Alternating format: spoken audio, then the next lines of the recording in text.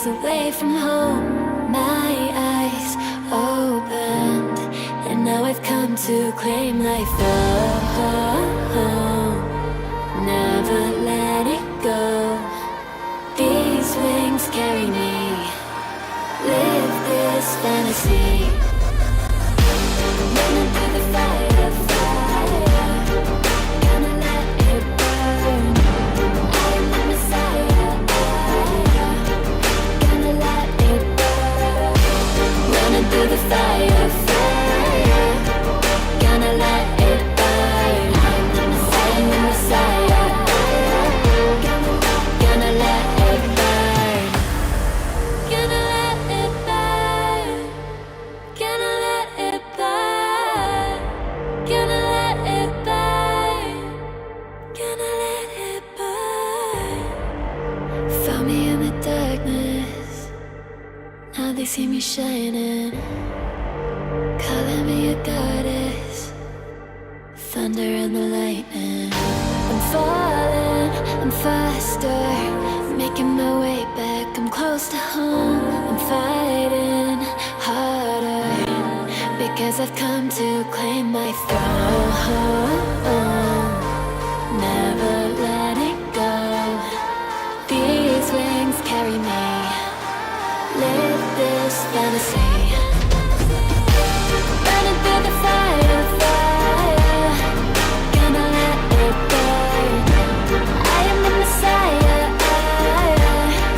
Gonna let it burn. I'm running through the fire. Gonna let it burn.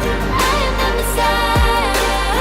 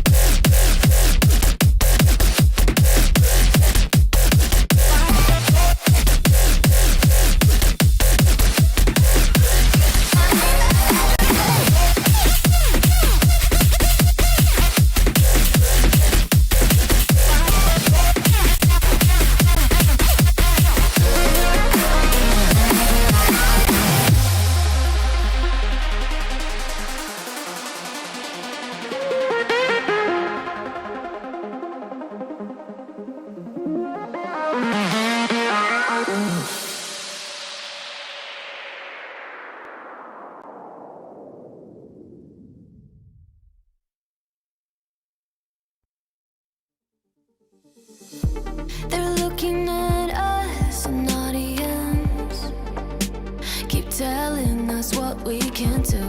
But here we are, showing them, making them wish they were you. We've heard the most when it comes to this.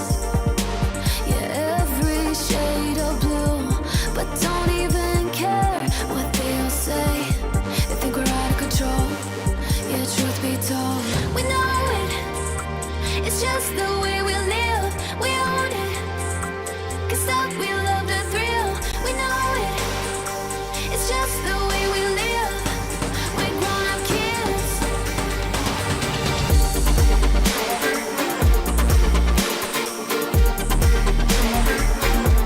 We love the thrill.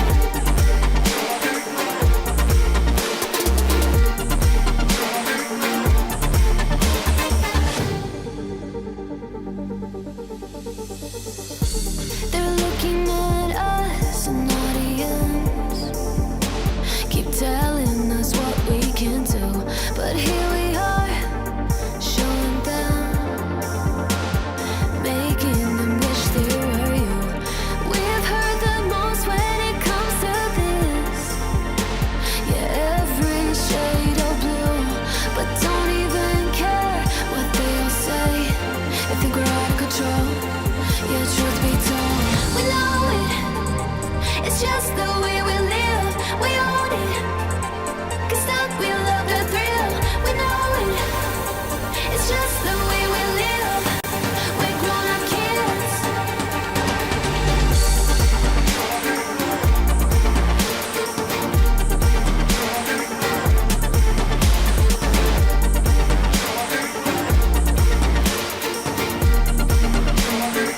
It's just the way we live. We know it. It's just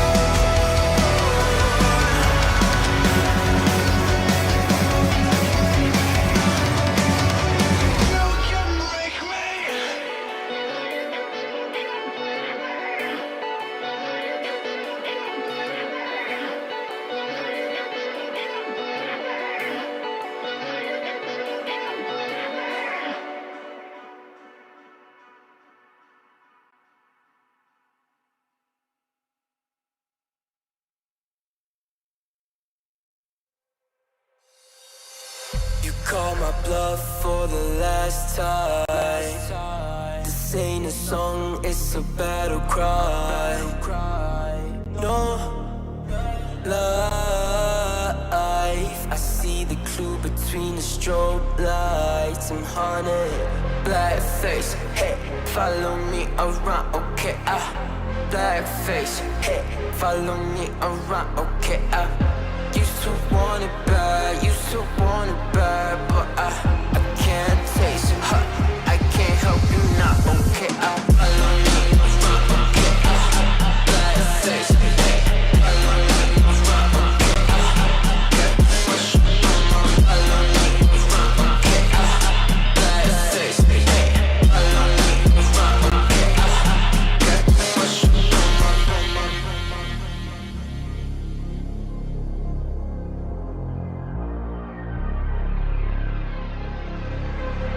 Got too much up on my plate, now I can't think. I said woke up to get extra, now I'm feeling this is it.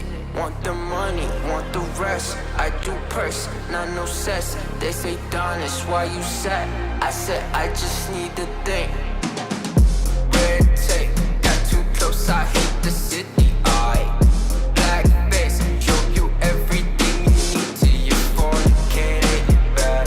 Someone said it's sad. I used to want it bad. I know it's in my head, keep seeing you too many times, yeah. I know it's in my head, keep seeing you. I know it's in my head.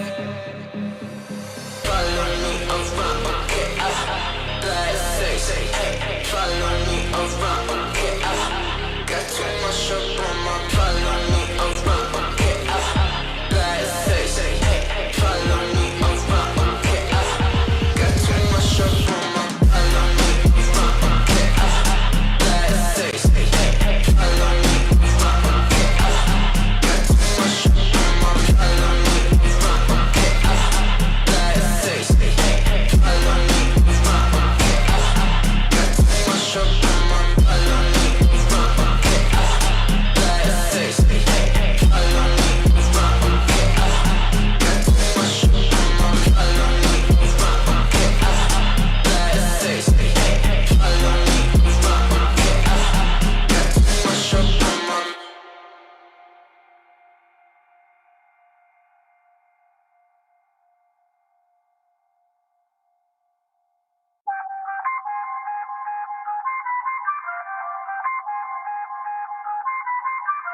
I feel on top of the world, I feel on top of the world right now. I feel on top of the world, I feel on top of the world right now. I always wanted the world, I wanna conquer the world right now. I feel on top of the world, I feel on top of the world right now. I call the shots in the man with the plot and we only go bombs away. Ain't no one protecting my mind as a weapon, that's why I'ma dominate. Taking advantage of every second, now I ain't got time to waste. They all tryna sign my name, they want me to sign my name. Counting your blessing while I count that in my winnings. We take 50s and 100s and throw them up to the ceiling. Everything I envision, now everybody gon' witness. Only difference between us is I ain't stop till I finish, yeah. I feel on top of the world, I feel on top of the world right now. I feel on top of the world, I feel on top of the world right now. I always wanted the world, I wanna conquer the world right now. I feel on top of the world, I feel on top of the world right now. Savage, you've been distracted, your best my average, there's a reason for that's a fact. So they snapping back, mad at the fact that I don't have a backup plan, I ain't need that. Outworking everybody when I relax, so I ain't tripping about none of y'all feedback. Heard that, wonder when I'm gonna peak at. And that's why you count your blessing while I count that in my winnings. We take 50s and 100s and throw them up to the ceiling. Everything I envision, now everybody gon' witness. Only difference between us is I ain't stop till I finish, yeah. I feel on top of the world, I feel on top of the world right now. I feel on top of the world, I feel on top of the world right now. I always wanted the world, I wanna conquer the world right now. I feel on top of the world, I feel on top of the world right now. I feel on top of the world, I feel on top of the world right now. I feel on top of the world, I feel on top of the world right now. I always wanted the world, I wanna conquer the world right now. I feel on top of the world, I feel on top of the world right now.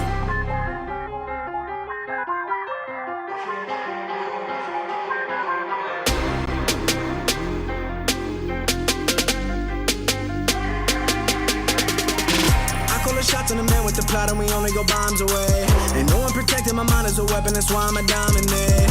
Taking advantage of every second, now I ain't got time to waste. They all tryna sign my name, they want me to sign my name. Counting a blessing while I count that in my winnings. We take 50s and 100s and throw them up to the ceiling. Everything I envision, not everybody gon' witness. Only difference between us is I ain't stop till I finish, yeah. I feel on top of the world, I feel on top of the world right now. I feel on top of the world, I feel on top of the world right now. I always wanted the world, I wanna conquer the world right now. I feel on top of the world, I feel on top of the world right now.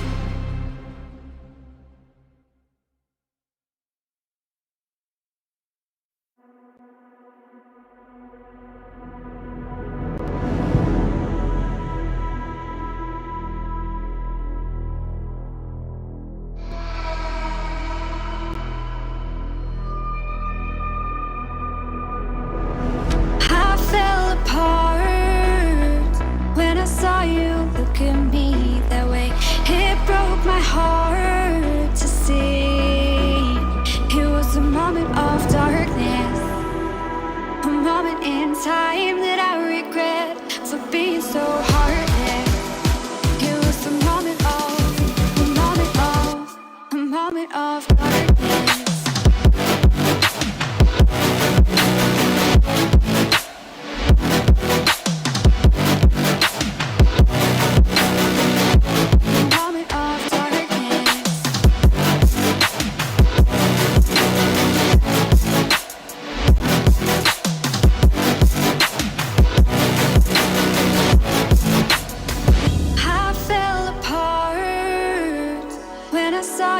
Look at me that way.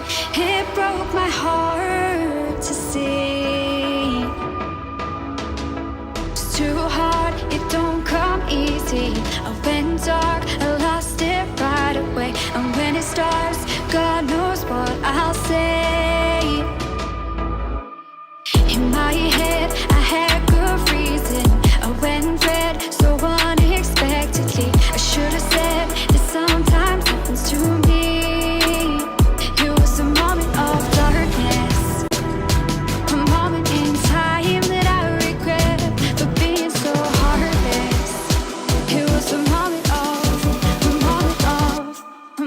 Of darkness.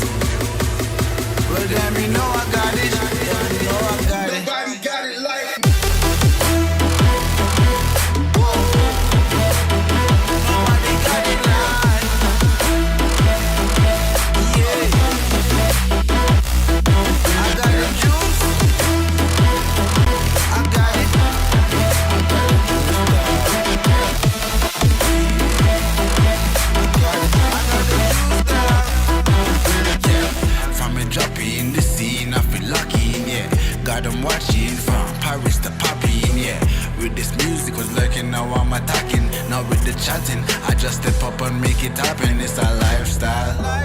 Living young and restless, yeah, we quite wild. If I want it, I'ma get it talking right now. And I ain't got no regrets, it's my time now. Lights out when you see us talking moves. You don't know that's the topic. And if you talking juice, well then you know I got it. Then you know I got it. Nobody got it like me.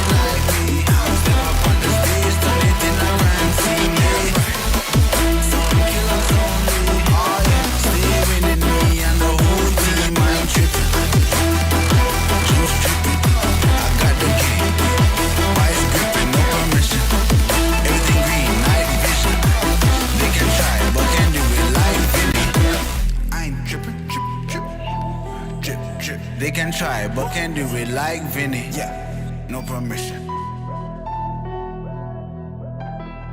I got it.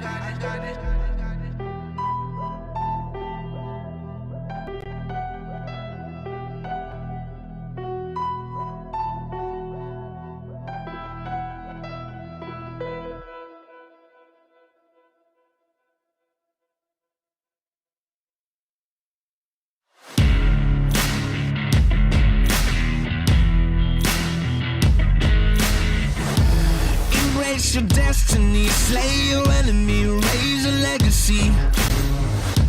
No more apologies, trust your abilities, gather the energies.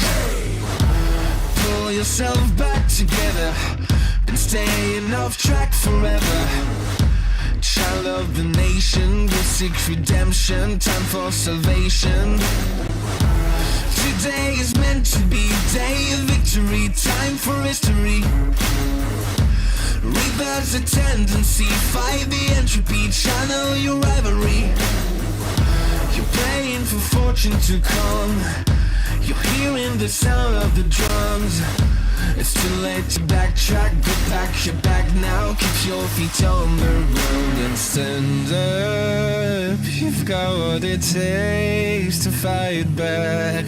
Don't stop until you black out, out, out. Stand up, up. You've got what it takes to fight back, back. Don't stop until you black out, out. Give all you got and show them how to make a miracle. Stand up, up. You've got what it takes to fight back, back. Don't stop until you black out, out. Give all you got and show them how to make a miracle. Go save your team, be a hero. Take home the cup, be a star. They're waiting for you, take aim, shoot your arrow. It's your time to shine, show them who you are. Stronger, gotta go faster, gotta get better, gotta work harder. It's fight or flight now, get up now. Go with the move, go for the goal, lead up the stadium, you know how it's done. Stand up, up, you've got what it takes to fight back, back. Don't stop until you back out, out. Give all you got and show them how to make a miracle. Stand up, up. You've got what it takes to fight back, back. Don't stop until you back out, out. Give all you got and show them how to make a miracle.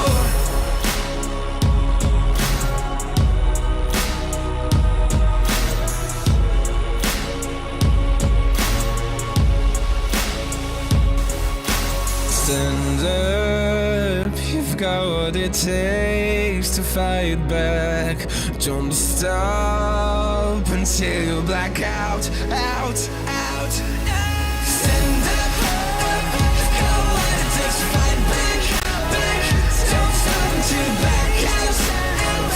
Give all you got and show them how to make a miracle. Stand up, up, you've got what it takes to fight back, back. Don't stop until you back out, out. Give all you got and show them how to make a miracle.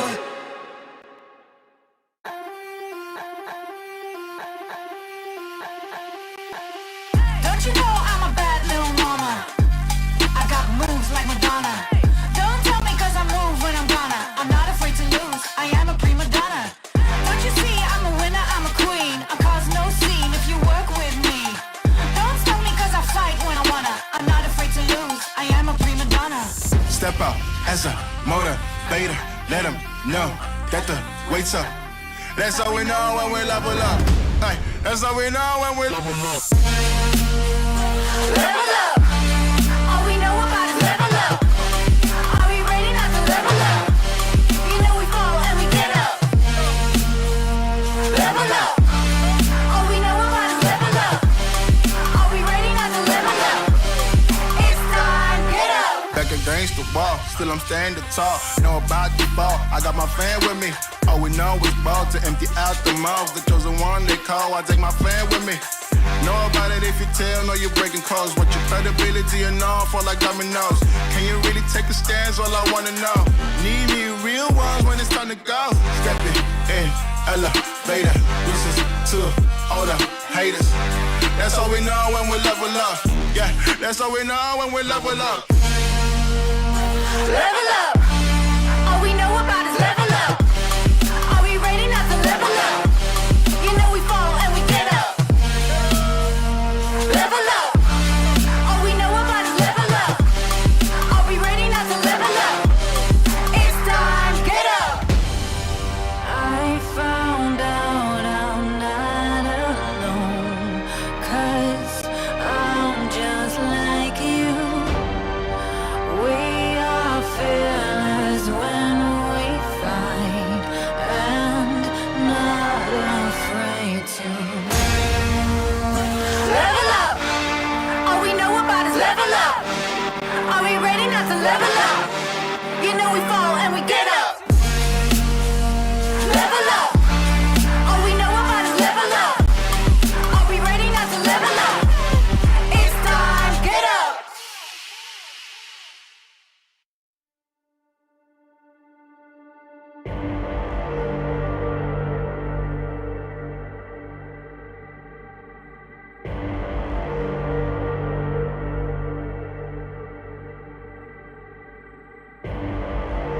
Rising out the ashes, coming from the ether. All I hear is static. Breathe a little deeper. Fallen, broken, a million light years away from home. My eyes opened, and now I've come to claim life. Oh, never let it go. These wings carry me. Live this fantasy. Running through the fire, fire. Gonna let it burn. I am the Messiah. Gonna let it burn. Running through the fire, fire. Gonna let it burn. I am the Messiah. Gonna let it burn. Gonna let it burn. Gonna let it burn. Gonna let it burn. Gonna let it burn. Found me in the darkness. Now they see me shining. Calling me a goddess.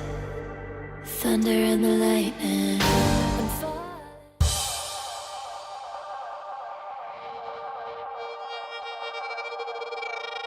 Came from the darkest regions, wrapped in a cloak of light. Minus the focus heights, I'm trying to get my opens right. Throw my doubts aside, I climb the mountainside. And when I reach the peak, the view I see will not be fly. Feel the pressure, but it's relative to the man I measured. No time for hesitation, finally time to step up. And when you're feeling deep in your bones and it's on you're fed up, you're close to the glass ceiling, keep your head up. See your dreams as a goal, that's how I'm seeing mine. Achieve my full potential, let the demons pre my shine. I hang on every word you say. Don't wanna crash and burn or drive you away. I hang on every word you say. Don't wanna crash and burn or drive you away. Don't wanna drive you don't wanna drive you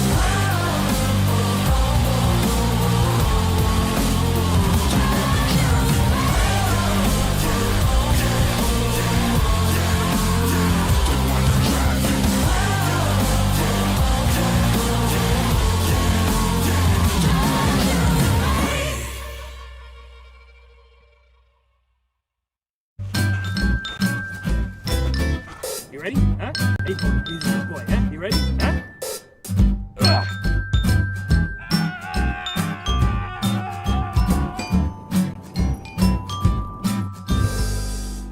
Start your esports career now at play.eslgaming.com.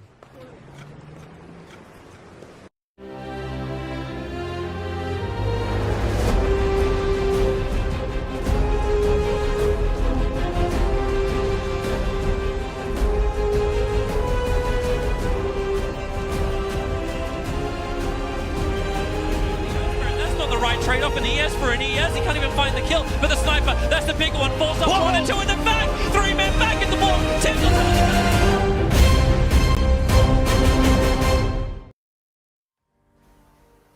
Hello again, a very good afternoon, and welcome down over to a stream yet again by ESL. It's the ESLC Championship, taken up from where we were yesterday in the Group B matchup. This time around, we're looking at Indonesia versus Thailand. It is Boom Esports against MS Chonburi, and to take you through it, it's myself, Keith, and Otomo. Hey Keith, how are you doing today? You watched both of the matches yesterday and saw them. Which team do you think comes in looking a bit stronger? Well, I see MS Chonburi seems to be the one that played a little bit more flawless when it comes to, playing like a giant, like a behemoth like Geek Fam, right? Like, who would have thought they would run through them 2-0? And it wasn't even like an even matchup. It feels like an absolute stomp. So, at that, judging by that, I'd say MS Chonburi looks like the stronger team in this too. But it is Dota too. We maybe Geek Fam's having a bad day. Maybe Boom Esports is somewhat better. We won't know until they actually play each other. But tell me what you have about them so far. Yeah, I mean, looking at both teams, I think that Boom Esports. I agree with you that Geek Fam yesterday looked a little shaky, but I go in thinking Boom Esports is probably would be more confident than MS Chonburi. I will say though that when you look at both the two teams, I look at the position 4s. And Hyde on Boom Esports, he can be a little inconsistent. Sometimes, he picks a tiny, has a really bad game. Sometimes he picks the puck and plays really well. But yesterday we saw Pong on both games. He was very impressive. So I do think that maybe MS Chonburi comes with a bit more consistent playmaking than Boom Esports. It actually seems that MS Chonburi has a different way of playing the lanes, but they really emphasize on sniping those couriers down, which then just gives that 2-minute downtime to all their cores and just instantaneously won the lane for them. But before we get in depth about the whole thing, let's just take a look at the tournament bracket for those who's just tuning in and want to see what's up. There you go. This is Group B. Take it off from where we were yesterday. Yesterday, we had match 1 with Geek Fam, MS Chonburi. Like I said, it was a stomp. 2-0. Moved on forward, MS Chonburi. Boom Esports, 2-0, Oracle.Youth. So which means down in the lower bracket, you've got Geek Fam and Oracle.Youth waiting. And today's series, the first series of the day, is going to be MS Chonburi versus Boom Esports, the champions. Yep, and if you win that match, you straight away qualify to the next stage. Whereas if you lose, you have to beat either Geek Fam or Oracle.Youth, which both of these teams might be confident doing anyway. But I think you just want to take the win and just advance as soon as you can. Yep.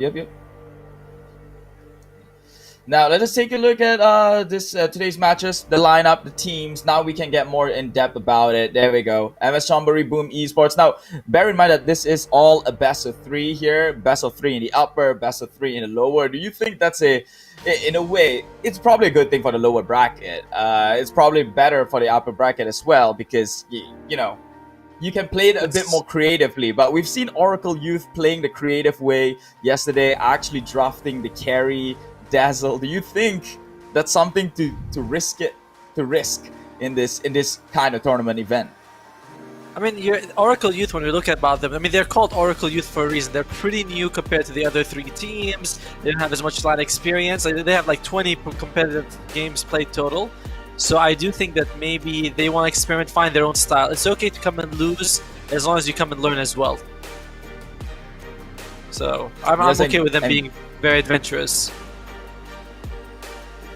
Okay, talking about like hero picks, man, what do you think about the Lycan, right? Like, I heard so many mixed opinions about it. I heard that it's been nerfed, especially by someone like No Tail, so you kind of take his word for it. I mean, no, he got buffed, not nerfed. He's got buffed lately. His Feral lasts for like 30 seconds, but a lot of other people are saying it's still not good. It's still not great.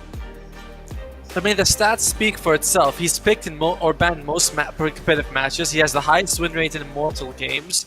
The hero is very difficult to deal with. You can see a lot of teams when they pick someone to play against, they're like, oh, we gotta pick a Mars. We've seen very creative kind of Mars being picked. We've seen Winter Wyvern and Tuskar being picked against him. So teams are always thinking, all right, if Lycan's picked, how do I counter, or do I take the Lycan myself? So I think that when the meta revolves so much around one hero, then yeah, the hero is pretty strong. I don't think he's. I mean, he may have been nerfed with the Necronomicon increase for the mana cost, but he's still a very strong hero.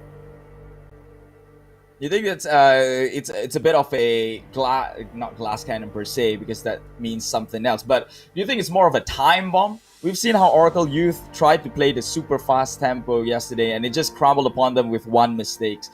As they try to push into mid lane and actually overstayed their welcome, and every engagement after that, they just lost the entire game. Do you think playing that, trying to rush things, still a valid meta right now?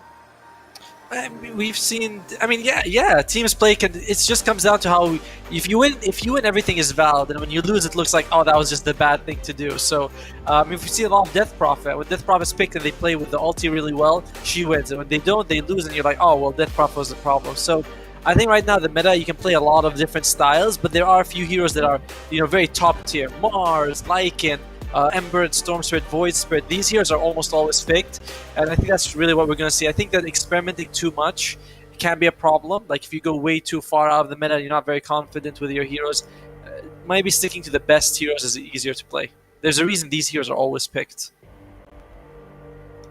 So Boom Esports, anyone in the lineup for Chonburi to look out for definitely is going to be Ponlo, right? I think Ponlo is the guy to look out for. But in case you're not familiar with who is in the team, it's Melm, Nico, Seri, Ponlo, TNT. We've seen how Ponlo could absolutely just win lanes from his for his cores just by playing in the back line, just being the annoying pest that he is. What do you think that MS Chonburi has figured out that like other teams have not, like Geek Fam per se, have not figured out? Especially Geek Fam actually being the more notoriously known with a reputation in the scene. What do you think MS Chonburi has figured out that Geek Fam didn't? I think the Geek Fam, Chonburi, when they're playing their styles very, it's obvious what they're playing. They go with a very tanky offlaner, Centaur, Timbersaw, something like that can take a lot of damage and just make space while their carry goes offline. Paulo's great at making space. They like giving Nico something that can move around very fast, like an Ember Spirit who can just join fights. And we also saw them pick, I think, the Arc Warden yesterday on Nico. Am I right? Mm-hmm. Yeah, so like both matches that they play against Geek Fam, they actually drafted some sort of a push. They have the Nature's Prophet in game 2. They have the Arc Warden in the first one.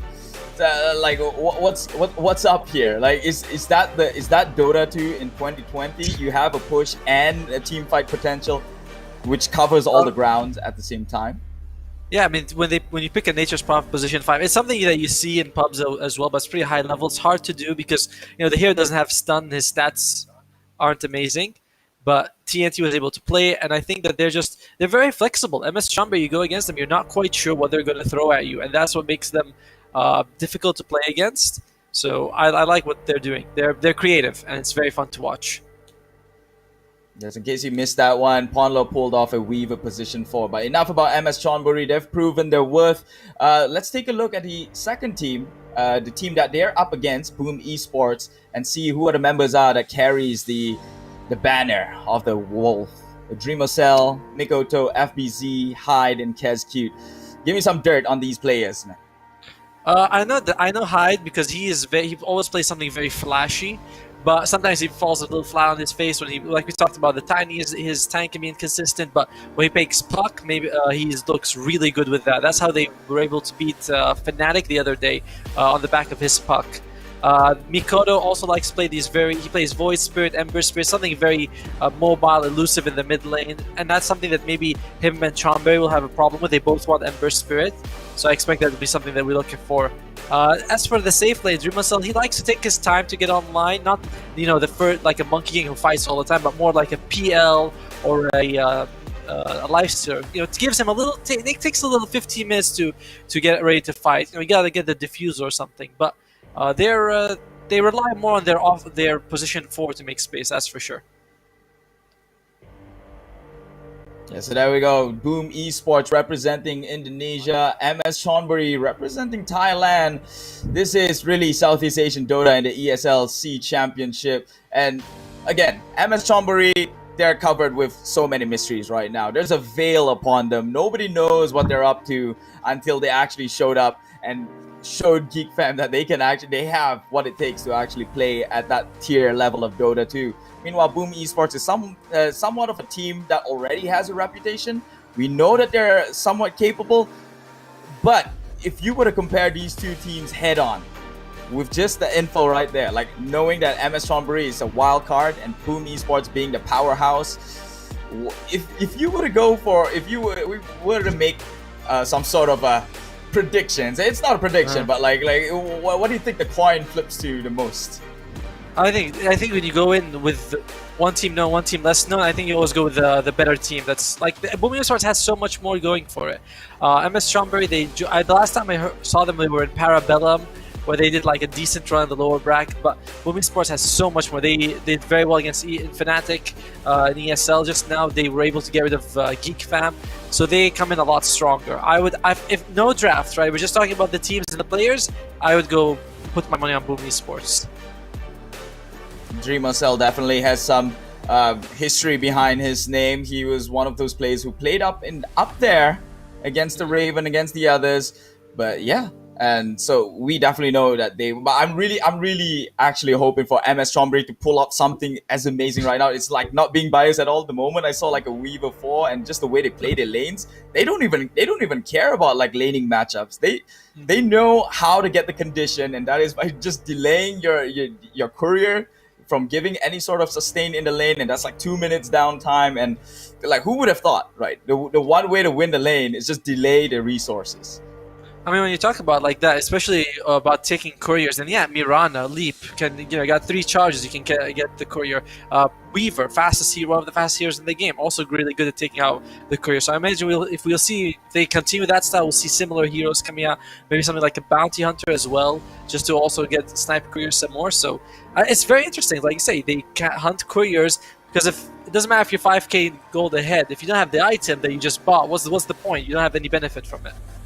So it's pretty cool how they play. So that's exactly how MS Chonburi likes to play. So, okay, recognizing that MS Chonburi is a threat in playing the fast game, what do you think is the best threat against it? I mean, we saw yesterday where Oracle.Youth were worried about the same thing, and they took like a coddle to delay the game and just didn't work out.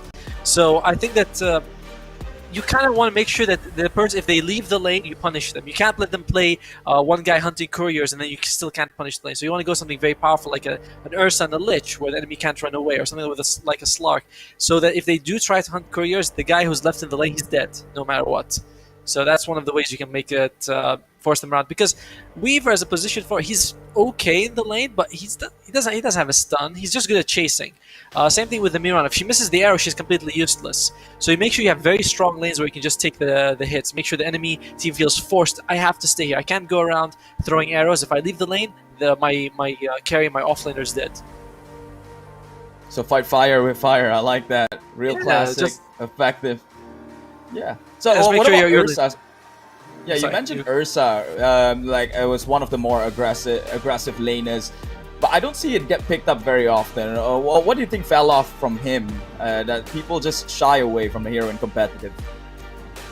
I swear to God, I was talking to Sugar Bear. He's like 7.2k MMR or something like that yesterday, and he was there was a like caster discussion.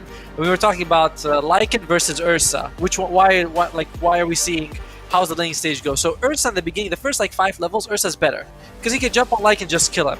But after a while, the moment he hit level 6, Ursa does nothing to Lycan. You can't chase him, you can't catch him, he's not gonna stand long enough to do the damage. And when you want to go late game, the enemy team is very elusive and hard to catch. Void Spirit, Ember Spirit, Storm Spirit, Lycan, Mars, who also brings a lot of control. And you got an Ursa, the guy he doesn't do anything. So it's very hard to play Ursa when everyone else is just running circles around you. Talking about the spirits though, those have been the more contested hot picks in every single draft. You'd either see a Void Spirit coming out, you'd either see a Storm, less likely, but it does come out. You'd see most definitely an Ember Spirit. We had I think at least 3 Ember games yesterday. What's with the whole meta around the Spirit brothers? They're just very dependable mids. They're all picked mids, I think. I think one of the Void Spirit was picked like off lane or something like that. But they're super hard to bring down. They're easy to play. They all come with like a defensive spell. Void Spirit has Dissimulate and Astral Step to run away. And Ember Spirit's hard to bring down. Storm Spirit's hard. They're just hard heroes to control, and they're useful throughout the whole match. You can see the Reddit post they made yesterday about Void Spirit being able to do everything. You know, they're like, he's always good, and that's the truth. All the spirits are just always good. So if you're not sure what you want to play against, you just pick one of them. And both these teams love Ember Spirit. Yeah, I think like out of all the spirits I've witnessed yesterday, at least, Ember somehow always strives in whatever lane he's put at it, as the safe lane, as the mid lane. But I can't say the same for like a Storm Spirit or a Void Spirit. They have conditions, right? Yeah. Like the Storm Spirit was suffering in a game I watched, and the Void Spirit on the off lane had a suffering lane as well. So what are the conditions these two spirit needs? I think those two are definitely more of the burst damage type, whereas they have to like get to the early level and then snowball from there. And if they don't snowball, they can be a bit weak, especially the Void Spirit. So I would definitely think like these do come with a bit more conditions, and they do mostly magic damage, not physical damage. So it's not a mixture. It's easier to counter them. All right, I think we've got a whole lot of an in-depth on what happened yesterday and probably what happens today, because hot picks happens almost every day. If that's the meta, that's the meta. So draft is already on the go. Let us just jump straight into it. There we have it. Boom Esports versus MS Chonburi in this best out of 3 first series of the day. Picking up from where we were. It's Group B. Boom Esports taking out the Timbersaw, taking out the Nature's Prophets, two heroes which MS Chonburi has seen so much success against Geek Fam yesterday. MS Chonburi, they ban the same heroes, Bat, Puck, Nyx, and ES every game they play. So they really dislike these heroes. And Boom Esports getting rid of that tankier offlaner that they don't want to play against the Timbersaw. And of course the Nature's Prophet. We saw like you said, TNT yesterday, right? Mm-hmm. Yeah. So you mentioned about you were talking about the Puck on Hyde. What damage does this guy bring on the Puck? So much control. Just he's absolutely amazing. Just going back to the back line, catching them all every time, keeping them silent, keeping them controlled. Not always getting kills, of course, because at late game he does fall off. He's a position for Puck, but always keeping them controlled and silenced. Very impressive performance coming out from him. And I think the last man that's going to come out from MS Chonburi is Nyx. Boom Esports going for a bit more, the Lich ban. Nothing really pushes coming out. Now it seems like MS Chonburi is banning out a lot of the heroes that make the ES and the Bat Rider. Do you think MS Chonburi actually wants to go it early once again, since they've seen so much success with it in their previous match series? They might make a run for it against Boom Esports? No, not really sure. I mean, sometimes when you play against one team, you play a very specific style. Then you go against another team, you're like, these guys are completely different. So we have to change up the whole thing completely differently. But yeah, MS Chonburi is sticking this exact same bans as every other game. And boom, starting off with a Pango. Without the Puck to control him, this guy should be able to do pretty well in this game. MS Chonburi, they might consider taking a Void Spirit or an Ember right now. Something that, again, if they leave them open, Boom will take themselves. What's it gonna be coming up from MS Chonburi? It should be a TNT pick, as per usual. They usually draft himself first. Centaur still in the pool as well. Oh, that's true. That's true. They could disengage, especially when he commits his Rolling Thunder, and it picks up the Disruptor. There we go, TNT. It's a TNT hero. Yeah, it keeps vision on Pango, and if he tries to run to swashbuckle away, you can always bring him back. But that takes a few levels until Disruptor is really active against the Pangolier, and you can catch him with a Static Storm if he tries to spin, force him to run out of the area that he's in. But once he starts spinning, Disruptor does nothing to Pango. So it's like I counter him before he spins, but he counters me right after. But it's a decent hero either way. And Ember Spirit, there you go. There you go. It's MS Chonburi likes to run the Ember onto the safe lane, so it's most likely Mel M's Ember. He's probably saving it for Nico for the last pick. They did that and came out with a surprise Arc Warden, which they won with. Thinking they might do that again. It seems like they're drafting the same way they did yesterday. I mean, if it's not broken, don't fix it, right? We get that. Yep, exactly. And Ember Spirit's also pretty good against Pango because he can do the Sleight of Fist and get the Searing Chains off, prevent him from spinning pretty easily. So it's a nice hero to have. Rubik coming out from Boom, which I don't know if it's really that amazing to steal right now. Ember Spirit, you know, the Searing Chains are pretty good, the Remnants are pretty good, Disruptor, everything from him is pretty good. But yeah, it's a bit fragile as well, so he's kind of susceptible to the Ember himself. And you already revealed like your lane. You have the 3 and the 4, so you know it's gonna be Pango and Rubik in one lane, which is, I don't know, you're revealing a whole lane early. It could be risky. That's true. Worth noting, Amber can go to the mid if he so chooses to. There goes the Centaur ban, by the way. Just like MS Chonburi, I guess they had to pick between the Ember Spirit or the Centaur, and they were like, yeah, we're gonna go with the Ember. We still have choices to go for the offlaner, but they were like, yeah, we have to get the Ember before they do. What do you think come in response for MS Chonburi at this point? What do you think Boom Esports want to go as their mid or the carry so far with what's revealed right now? Do you think they go fast and someone who comes online faster with, especially with a Pangolier? I mean, OD is pretty good. Anyone who gets glimpsed, you can save them. Static Field, you can save them. If someone's been seeing chained, you can save them. There's a lot of save there. Pure Damage doesn't care about Flame Guard. So I do think that maybe we can go with something like the OD might be a decent pick. But you don't want to take that too early, because if you do, then you're showing, oh, we have the OD mid, because that's the only lane that hero can play. That's one thing Boom Esports can think about. But I guess again my only issue is that they just revealed the off lane so early with the Rubik. I'd prefer if they took the 5 instead of the Rubik just now.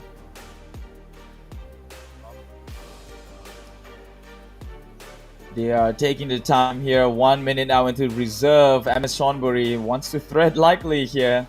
They're giving the opponent that much respect. That's commendable. So it's just a ban. They're really thinking like, what do we really want to go? What do we really want to not go up against? Boom. This does mean that they're not going to take the high Tiny, which I think is, you know, I don't want to say a good choice because I don't want to be rude to the player, but his Tiny can be very hit and miss, and especially against this game where you're up against an Ember Spirit, you really need the catch. So it's good that they have the Rubik. And Hyde did play a flawless Earthshaker, though, but unfortunately it's banned out respectfully by MS Chonburi. Picks up the Legion Commander, so you've got some decent lockdown there. Someone who can get decent damage as long as the duel goes off, stacks up. Do you think that they're thinking that Boom might go into someone more elusive, maybe like a PL or a Morph? Is that what they're expecting here? Well, Morphling was just banned, so yeah, that's it. But if they do go the PL, then you do have the Legion Commander overwhelming odds, which is really good against the PL. And it's just a good save as well. If any one of these heroes gets caught, you can just save them out. She's super hard to get rid of in the lane. So I like the LC pick. She's one of the 3 knights that we keep talking about that's played a lot the off lane, and she's probably the best of the 3. And Boom Esports, now they have to plan how are they going to play against LC, because she is not easy to play against. And Lycan doesn't feel like a hero you want this game, because you got duels, Searing Chains, and Glimpse. So many ways to control the Lycan. Yeah. So they're taking their time as well. Yeah, so, it's really. MS Chonburi, it's like Seri playing the offlaner, right? And do you think he's like as long as he gets the good lane, he can create the space for the others? How do they work here? Because if I'm not mistaken, Ponlo had to make the lane into a 1v1 against Gyro when he was the Timbersaw, just so he can wreak havoc around the map and actually force rotation upwards, and they commit down onto the offlaner. Is that their strategy? Is that MS Chonburi in a nutshell? Yeah, I think that it's going to be Ember and LC making space, while they pick a carry who's a bit slower pace, someone who can take his time to go online, and then they're just going to roll over them. Because you have LC, she wants to fight relatively early, same thing with Ember Spirit, you don't want these heroes farming. And I figured Boom would do something like this where they pick their support, because they want MS to show them a bit more of their lineup before they commit. Because right now you're just like, oh, I know I'm up against an LC. Will they show me their carry now? Will they show me their position 4? I want to know before I go some more, because Boom showed too much of their draft with the first 2 picks, but now they're like, all right, we'll just take out the Oracle. Good pick to have against LC with the can save anyone who gets dueled, removes the Flame Guard from Ember Spirit. A solid hero to have. And yep, there it goes, Ponlo's Mirana. Ponlo have been sticking some sick arrows yesterday. If you haven't checked that one out, stream, go check out the replay. It is MS Chonburi versus Geek Fam, and that one, he actually landed an arrow onto a midway diving Phoenix. So that's pretty hype to watch. But Oracle's pretty solid so far. I like the Oracle pick. I do think that the Oracle will have to be very careful with his positioning this game because you got Ember Spirit Legion Commander who can jump on you and just shred you in 2 seconds. But if the Oracle can play well, Boom Esports have a good shot because you can save people who've been arrowed, dueled, glimpsed, like so many things that he's good against. I still think Boom Esports might want to consider the OD. Feels like it's a solid hero to have right now, but right now they have to pick. Are we showing our carry? Our mid is Pango gonna be mid, and who's gonna be here? And they take the troll. Good. Alright. No one wants to man fight against the troll, and if you duel him, he'll just punch you in the face and kill you. He'll be happy. That'll be the ideal situation for the troll. Especially now they have the Oracle, it makes sense. He can just false promise when he does cast the ult, so some sort of survivability there. And it's a decent hero to have with the Oracle because then you have the like you said, false promise troll ulti. He's like immune to death for 12 seconds or so, so it's a decent combination to have. MS Chonburi now they're gonna ban a mid. Which kind of mid do they not want to go against for the Ember Spirit? I want to say, TA is kind of an option. There you go. They banned a slot instead, so they're thinking it might be Pango mid. Could be Pango mid. Okay. Pango's pretty decent against the LC because of the way dueling him is kind of annoying if he hits you and you can't attack him back because of the lucky shot. But other than that, I still think it was very early to show off the Pango. Oh, duel into arrow is actually pretty devastating too. Yep, that's a lot of damage. They have good combos with the arrow. Searing Chains, you can glimpse someone back and with the kinetic field, maybe hold them there. Not much time for MS Chonburi, but Boom also running a bit low on time. Boom, they're going to have to ban probably the carry, but MS Chonburi, they have a flexible lineup. We know Ember Spirit can be played mid and carry.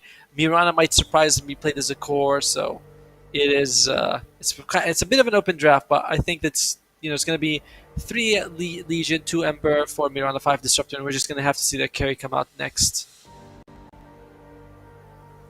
They're really thinking about it, though. Yep. 5 seconds in reserve. Will they seal the deal? They take out the OD, like you said. It's good on the side of MS Chonburi. No, it's good on the side of Boom Esports, though. That's what you said. Yeah, I was surprised. Wow. But they must know what they're like. They must have a plan for it. I would have gone for the OD if I was Boom, but then again, I'm not playing competitively, right? So they must have a good idea of what they're doing. Boom. If they have any sort of save, they might Arc Warden's an option. There's a good mixture of damage from MS Chonburi, but Arc Warden might work to save people who are being dueled. Who is it gonna be here? It's gonna be Mars coming out. So it's gonna be the mid Pango, or could be mid Mars. But yeah, it's a flexible pick either way. You've got 4 melee cores on the side of Boom Esports. Well, they do have an Oracle for the sustain, but surely False Promise would prioritize onto the Troll, right? Oh yeah, of course. Whoever's about to die, right? It's like you can have Troll World ulti and Mars about to die. You save him, he throws an ulti, suddenly you have a really good chance. I do think that for Mars, though, it's going to be a little hard to land your stun on people because Mirana, who can leap away, Ember Spirit can jump away, LC can just remove the stun from anyone who's got it. So it's a pretty tough Mars game. I don't think you can leap out of his ulti, but who is it going to be here? They're going to go for the PL. I believe you said the PL earlier, but also for Boom Esports. I guess the Legion Commander was more of a deny from them, so they don't have anything to handle the PL, and he can just doppelganger out of the Arena of Blood. Yeah, no problem. Probably the Rolling Thunder is the best control they have now against the PL, if it hits. So it's going to be mid Ember versus mid Pango, and it's going to be off lane Mars, who's pretty good against Phantom Lancer because of his God's Rebuke. Does pretty good damage. can clear out those illusions pretty fast early game. But looking at both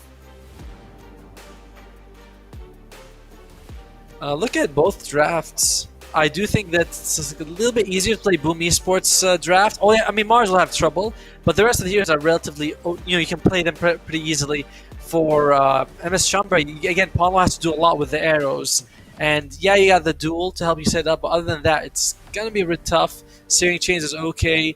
I mean, it's 50-50, honestly, but I think I'm gonna go a little bit with more on Boom side, just because they have the experience to maybe pull it off. Boom Esports does recognize the way MS Chonburi played it yesterday, and they're matching up tempo with tempo, like you said, fire with fire. They're playing it aggressive with the troll pickup, with the Pango. They are not looking to play it late, so I'm not sure if MS Chonburi is ready for that, because as far as we saw, Geek Fam was playing it late for both matches, hoping it, putting their eggs all into the Ravens basket. But this is going to be interesting. I'm not going to doubt MS Chonburi though, so I'm just going to take your side. Just to even the odds out here, and I just want to see something good happen. I know Ponlo has done remarkable things on the Mirana, and I think he could do it again, hands down. But yeah, at this point, I do like the Troll Warlord against the PL, because Troll Warlord's Whirling Spear, the mischance is always going to hit PL. Because either you're going to hit the illusions and knock them out, he's not going to go BKB, so he's not going to be able to sort of purge it off. So I do like that. I like both sides have a purge, by the way. Oracle as well as the LC. So both of them can purge each other off. It's a nice thing to have for good saves. Alright, so since we have a little bit of time here, time to acknowledge the chat. I'm so sorry we've been ignoring you, but Nuratif, we do see you, man. She says hi, Keith and Otomo. Very nice. And for some weird reason, the way I said metamorphosis yesterday, it's being spammed out right now. What's wrong with it? It's called metamorphosis, right? No idea. It's metamorphosis. Really? Metamorphosis. Yeah. Okay, whatever. American, British, doesn't matter. If you're watching this stream live on Twitch, Facebook, YouTube, do help share it around. It's ESL Asia. It's the ESLC Championship. Players are having a little bit of connection problem, so you've got both of us to read it by. Yeah. Any words you'd like to add up on the side of MS Chonburi though? Try and look at the draft again. Yeah, I mean MS Chonburi, their late game is pretty decent. They have LC Ember as well as PL, so they're okay. Boom Esports, they have the Troll Warlord, and who they picked? Mars is kind of falls off late game with his damage. Same thing with the Pango. They bring more control than damage late game. So it's only Troll Warlord who I think you can look at and be like, yeah, he's going to carry us in the late game. So Boom Esports might want to consider ending this around 30-35 minutes. Whereas MS Chonburi, they're like, alright, we can go later in the game if we actually absolutely have to. So I do think Boom Esports slightly a bit more on the timer than the other team is. What about Troll in the late? How well does he play in the late? Probably not better against a PL, but how good can he be in the late? I mean, he's devastating in the late game. He's one of the strongest carries you can have late game. One-on-one, he crushes people. You can't kill him because of his ulti. Once he gets BKB, he can and Abyssal can just jump on the PL and just kill him before he does anything. You can't. I believe you can't doppel when you've been netted. So he just needs to get there. But can he handle 3? Solid cores late game, PL, LC as well as Ember? I think that's a bit too much to ask for him, even unless his team can really provide the control. So that's why I'm thinking like, yeah, Troll is great late game, but I don't know if I want to go late game, but depending on the enemy's draft. And Oracle as well, it's like he brings save, but late game you might need a bit more than that. Save is great, but sometimes you're like, I wish we had a bit more damage to bring people down, especially against the PL, who, I mean, they don't really have as many counters to as they would like. It's God's Rebuke and kind of it, right? What else do they have? Yeah, they have God's Rebuke, they have Pango's okay, Rubik's okay. I'm trying to think about what Rubik can steal this game, and it's not that amazing stuff. You got Mirana's Arrow, you got a bunch of stuff, everything from Disturber's pretty good, Ember Spirit's okay, but there's nothing like amazing like the Fissure from Earthshake or the Ice Path from Jakiro. It's like decent spells only. So if you were to shut a lane down, if you're MS Chonburi, since we know that's what they do best, they shut a lane down. It's either the mid, it's either the enemy safe lane. Which is the lane you might want to prioritize here if you're MS Chonburi? Knowing that Troll is actually pretty dangerous in the early? Like, which lane do you go for? I think if you can run at the Troll and the Oracle, that might be your best lane to shut down. Mars is kind of tanky, a bit hard, and he's got Rubik to keep him safe, whereas Oracle, not really the same. It's like he doesn't have that. He has the Fortune's End, which is not as reliable to use. And, you know, Troll early game is fine, but he's not amazing. So I think I would focus on that. You know, Pango versus Ember, that one, however it goes, it will go. Both should have trouble killing each other. Especially the Ember, because you swashbuckling away, you can't catch him. By the way, Alright, let's go into the game and see how that's going to go out, though. I guess. So it is going to be the... Yep. It's going to be the bounty contesting thing. Already Dreamocell down at bottom with Mikoto. It's 3 in the area, 2 on top. Meanwhile, it's actually two on each side of the rune. So if Boom Esports actually know about this, they might actually come and, well, come in for the contest, but they do not know. They do not have the info. Yeah, Hyde. Rubik early game can't do as much as you'd like him to, but apart from controlling the lane. So I imagine he's just going to stay in the lane, different from the way he would play the Tiny or the Puck. And yeah, they're going to get the top bounties for Boom completely. And looks like they're going to go 3-4-1 in favor of Boom. That aggressive push in the top lane got them an extra bounty. Yep, something MS Chonburi is probably not willing that much to give away, since they like to play their early tempo. But it's the bounty room, probably not the end of it just yet. Top lane, it's the disruptor with the PL. Yes. Mid lane, Nico. Yeah, as you say, probably no kill potential here. Just pops the flame guard, just farm it all up. So just based on the draft itself, which lane do you think is gonna have like the most action? It's gonna be. I mean, it depends on the way the players play, but one of the side lanes for sure. I mean, maybe even both side lanes might have a lot of action. LC as well as Mirana can do a lot, and then you have the Rubik as well as the Mars. Maybe they can get a kill. The Troll and the Oracle, I imagine, might be a bit passive though, because I don't think that's not as much as you'd like. You know, as much power, sort of power and stun and controls as you'd like it to have early game. So that's the one I think would be a bit passive. Whereas Disruptor and PL are pretty strong. You know, a lot of slows. This can bring someone back down, and yeah, I guess Cute's already having a bit of trouble here, taking a lot of harass. Ponlo is in the area here. This time around, not looking to snipe couriers, unfortunately. It actually has to tend in the lane, especially up against a Troll Warlord. So you can tell by the way they're warding things, he's not warding to take any courier snipes. Yeah, you were mentioning, I was looking at it, I was like, oh, there's a very defensive Radiant ward around their jungle. So it's just trying to make sure that none of their couriers get sniped. They understand Ponlo. That guy strikes fear in the people's heart. Meanwhile, top lane seems to be just about even as down at bottom.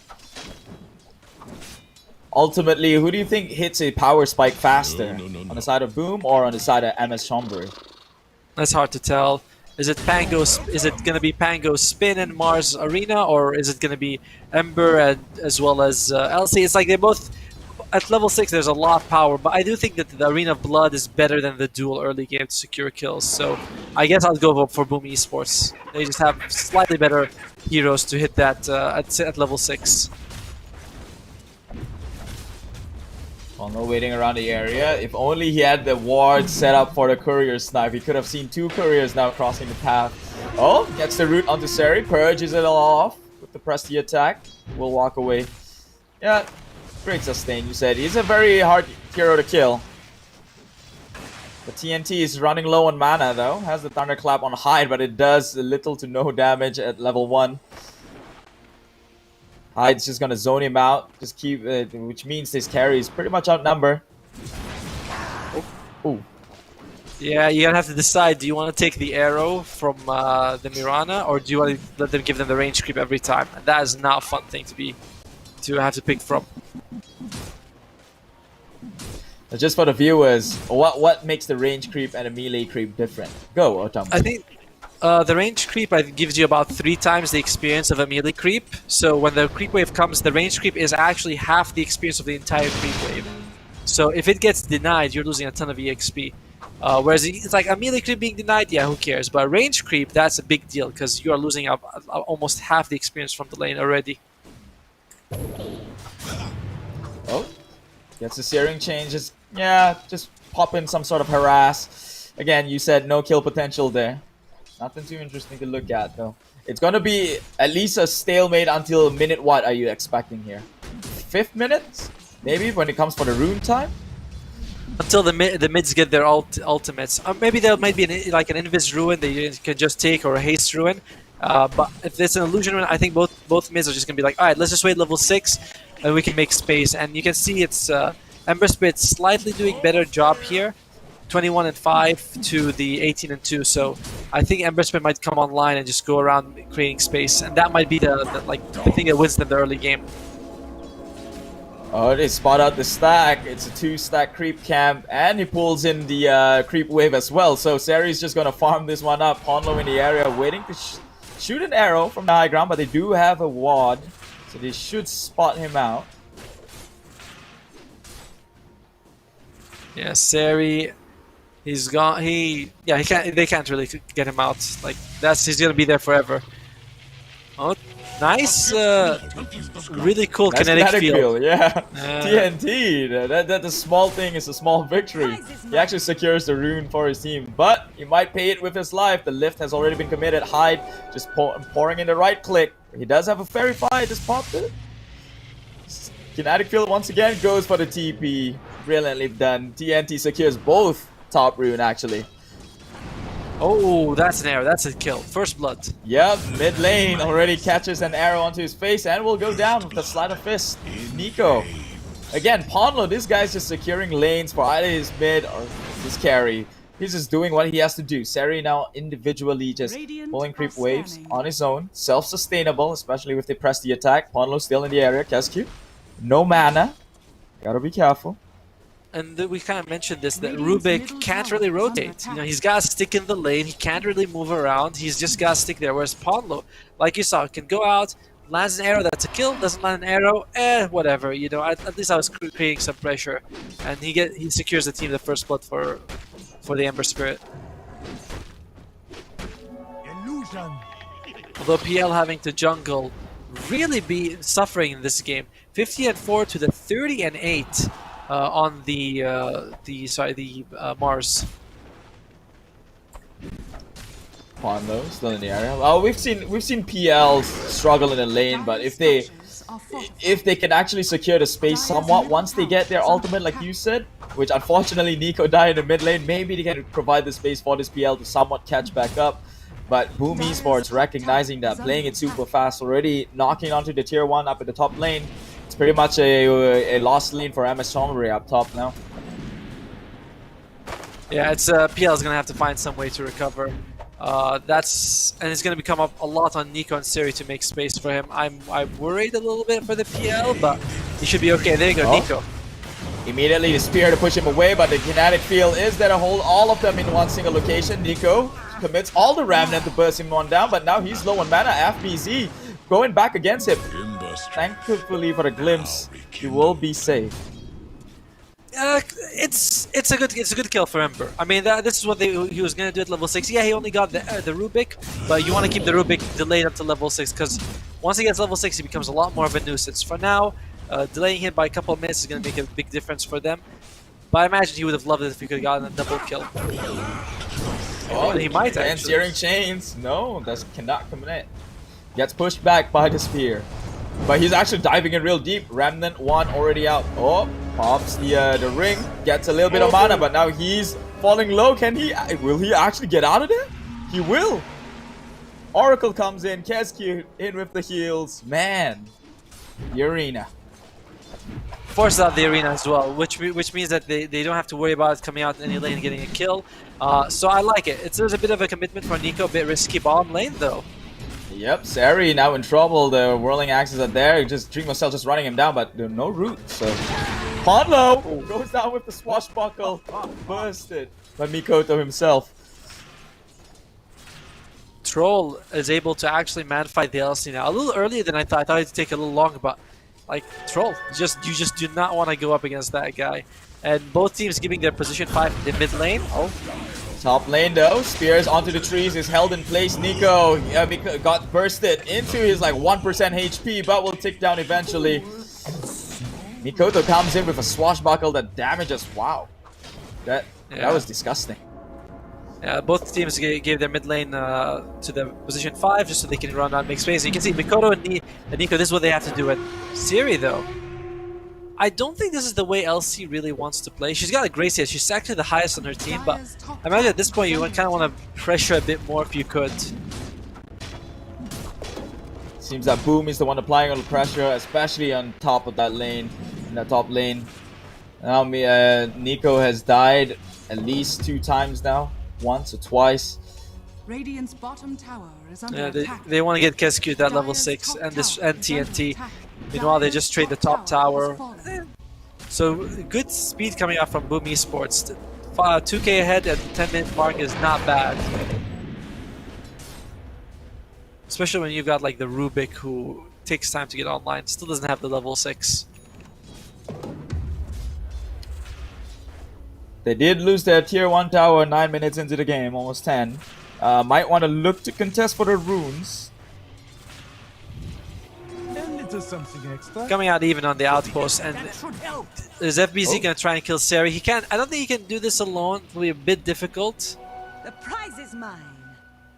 If they try to go like offlane to offlane right now. And I think at this point we can switch to the net worth graph and see who's really ahead actually.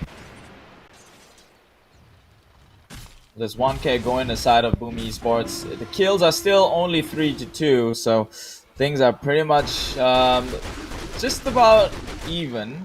Except for the fact that they did lose a structure tower, which means less space for this PL to farm. He still has access into his jungle, so that's something great. Mid lane is still standing. It is a troll lineup though, so if they want to look to commit, they can always go for the Roche if they wish to. The classic Chonburi courier sniping, alive and well, that tradition in this game. This time done by Seri himself, picking up after Ponlo. Yeah, Seri only level 7 right now, almost level 8, and we got pause. Looking at the game so far, I think both teams are okay with what's happening. Neither team is like, oh, this is really terrible for us. Maybe at Boom Esports a little happier with what they got the troll. I think that LC should try to move around a bit more, maybe get a kill. You can see FBZ is very active in like every lane you can find him. So, but Seri is still maintaining where he's in the bottom lane. Yo, take a look at the chat, man. They are on heat right now against Ponlo after those failed attempts. Yo, give a guy a break. It's not easy landing those arrows. I mean, he got the first blood. Yeah, he did. And they were saying one good arrow, that's it. Only Carl can take an arrow to the face from Geek Fam. I guess they were referring to that game. Yo, guys, chill out a bit here. Okay, he'll get his groove back. They always do. I think so. And also, a lot of the early arrows were just to get the creeps anyway, so it's fine. If, like that, he got what he's aiming for. He didn't miss. But it was just not the heroes. Yeah, I'm surprised that LC is gonna stay late bottom because he's not really stopping the troll from farming. He's not also making space. So it's like, what exactly is the job that you're accomplishing by staying bottom? But we'll find out if he can actually get a kill. So we have a player DC at the moment. In case you guys are wondering why you're staring at us instead of the magnificent game of Dota. So we've got time here. Again, if you're watching this on Twitch, YouTube, Facebook, whatever, just share it around. ESL, right? ESLC Championship. 2 teams from a group get seeded into a further tournament. Yeah, the LC gonna go for that, rushing the Blink Dagger. We don't see that as often as we used to for the offense rush the Blink Dagger, but LC is one of the heroes who can go for Smoke Top. Mikoto. Will he get caught out or no? Oh, he does finally commit the Searing Chains, yep, but unfortunately, he didn't catch on to anyone. The pause go ahead. Pause on level 5 when all the other sports are level 6, so you might want to stick in the lane and just get that level 6 so you can use the Moonlight. Melam though, so far hasn't gotten the items he needs to come into action. There is still time, but it's already 12 minutes in. Ideally, he didn't want to have a diffusal, but already action happening down at bottom. Great pinball by Mikoto with his rolling thunder. And it catches onto Seri, onto the walls of the arena. Will take him down with the God's Rebuke. Oh, but now nice they're clips. re-engaging. And Mel M has the DD room on him. So maybe he wants to... Whoa, actually, Mikoto dissuade him from taking that kill. With the spear as well, they have to back out. Surely they don't fight this, but this Nico, he's in pretty deep, low on mana as well. Mikoto just can't come in with the swashbuckle, dealing enough damage. FBZ tanking it all with the shield. And can they finish him off onto Nico? Unfortunately, he sidestepped it, but the swashbuckle comes in to finish it all off. And now Seri's finally in. But they cannot do anything. At least not much, not without the damage, the early damage coming out from this Ember. That was a little bad for MS Chonburi, right? I mean, they just lost LC and Ember and they didn't even get any kills in return, so definitely not what you want to happen. And Seri, lowest on the net worth in terms of the core, hasn't been able to accomplish much. PL can't fight at this stage. He cannot do anything. No diffusal blade, no nothing. You're really relying on your Ember and your LC. And your LC is just, she hasn't done anything yet, so it's all on Nico to carry his team. And I think that might be a bit too much right now for him to do. Whereas, oh, and I like the Oracle, when they jumped on him, he's like, yep, I'm just gonna ulti myself, and they were like, oh, we can't kill him. And generally the position 5 support is one of the people you can just, you know, if you can cast them out of position, you kill them, but not Oracle. Any sort of commitment wasted, his time wasted, his resources gone, efficiency loss, and MSC Chonburi paid the price with that one, losing 2 in that engagement down at bottom. They have 3 up on the jungle, the top jungle. They're probably trying to make a rotation, make some plays. Nico is in the area, Ponlo is here too, but they kind of need some sort of arrow to land for them to actually secure that one kill. They have a regen rune down up in the top river. FBZ might need to be careful here. He's got friends coming up. Oh, cannot close the gap in time. Surely, I don't think they commit. Yeah, Seri is still waiting for that Blink Dagger. Even when you get the Blink Dagger though, that gives you great initiation, but it won't help you secure the duels unless you have friends nearby. FBZ. Yeah, there was a glimpse backward, but little did he know the whole squad's there. Seri probably don't want to engage on that one. Dreamer Cell now playing on his own. I actually have no fear against Nico, despite the Flame Guard. The Searing Chains holds him there. Rolling axes forward. But he's the one, the hunter is being the hunted. Nico running away for his life. Slide of Fist, Remnant away immediately. Has his friends around. So he's got an arrow on the Mirana. Yep. Troll's a bit more comfortable. He pops the ult. So they know he can be killed now once the duration is over. Immediately, Kinetic Storm, Kinetic Field with the Static Storm. Arrow, Ponlo, there we go. The chat doubted him, but he finally hits that arrow, and it is a kill. Secures a bounty too. No, that's Hyde, actually. He's the one who he stole the arrow and used it. Oh, Ponlo. I guess I gave you credit way too soon. That was Hyde's arrow. Credit onto Hyde. Yeah, the Rubik arrow was pretty good. He was originally trying to land on the Emperor with the lift, but then he's like, no, I'll just be able to throw it on the Disruptor. He did not expect it at all, the Disruptor. And I think that MS Chonburi has a pretty significant damage problem. They have none. I mean, you got Ember doing some magic damage, that's great, but PL has no damage. Mirana has to land her arrow, and that's not happening. Disruptor has no damage. They really have a damage issue. How are you going to bring down a beefy target like Pango with damage reduction, or Mars who is going to go for the pipe? Oh, that thought immediately commits the Arena of Blood for 1. If they only saw Ponlo at the very edge, maybe they could have committed on him as well, but they will respect it. Play around the duration. And Dreamercell really trusts his team. He's actually going for the Battlefury. He's like, yeah, I'm going to farm. I trust you guys to make space. I'll just get the Battlefury. I'm going to be in the jungle. You know, catch you guys later. Call me if you need me. And I like it. You know, it's not that he's forced to be active, and he can't. He does have the Diffusal Blade now, though, so we might expect him to be able to actually join his team for a fight or two. Definitely struggling in terms of the net worth, already on 4th place. Overshadowed by all the calls coming out from Boom Esports.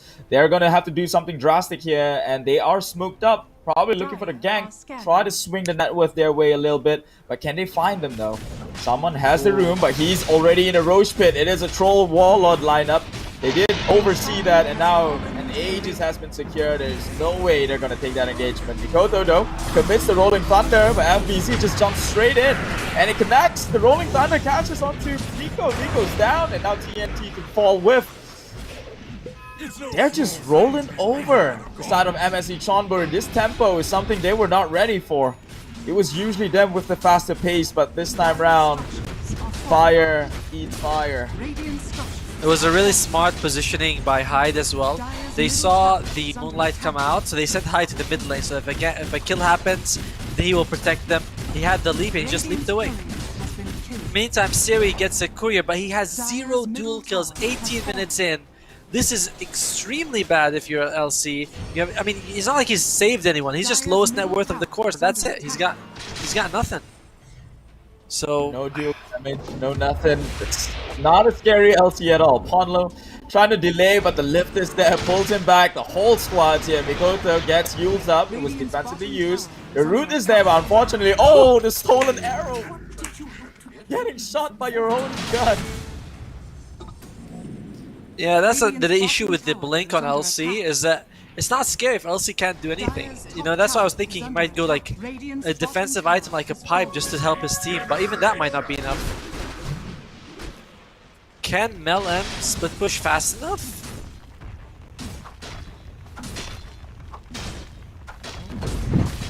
Well, it is 18 minutes in. If they do not secure any sort of space for Mel M, his farm is just going to slow down drastically when they lose the access to the top lane jungle.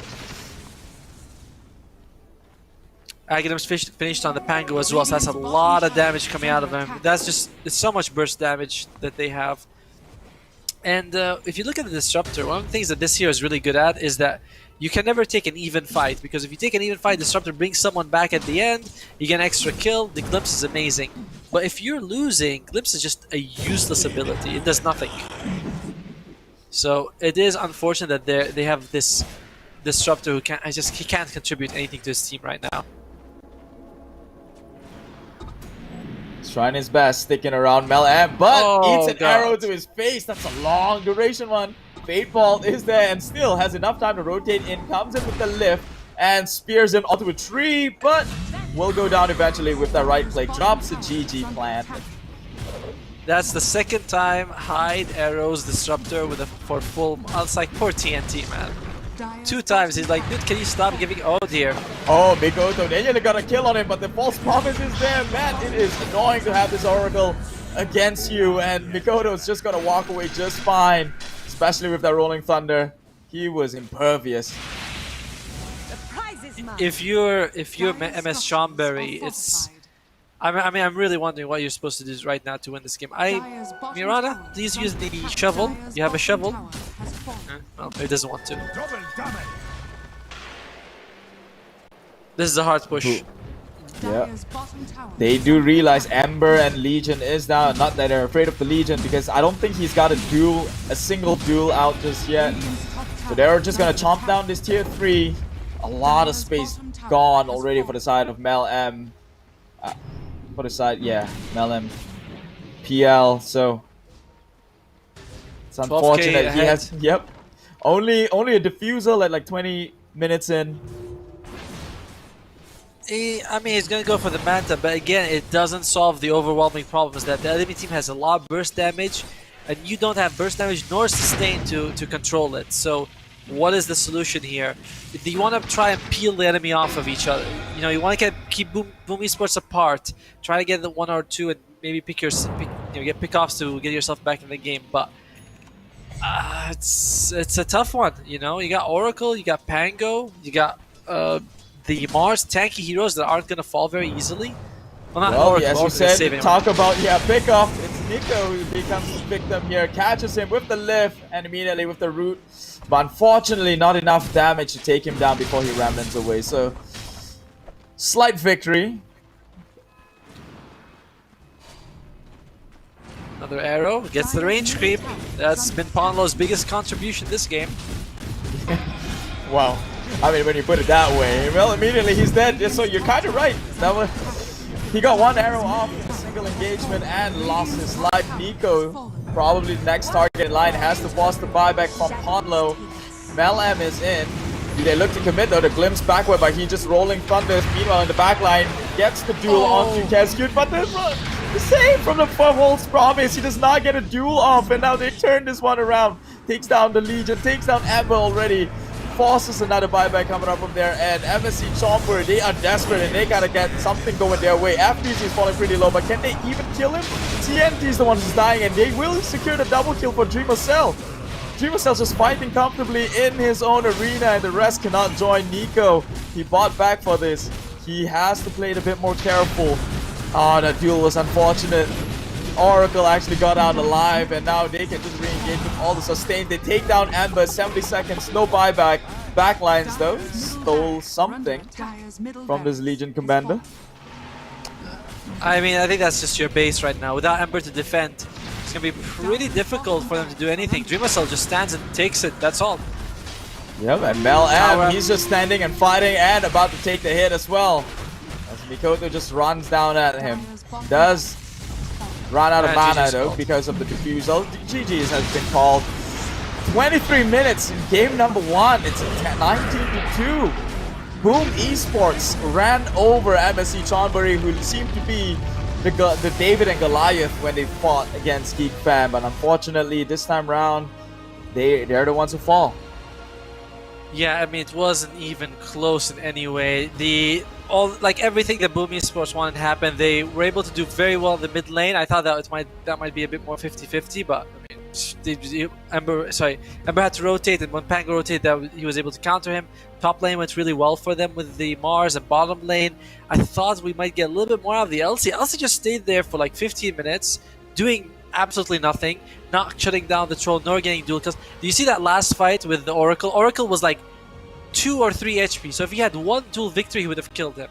And it's just no impact from the LC, no impact from the PL. Supports couldn't do anything. So Nico tried his best, but it was not enough. Like, Ember did well, everyone else didn't do anything in that game. That's just how it is. I mean, it's sad to say, but that's what happened.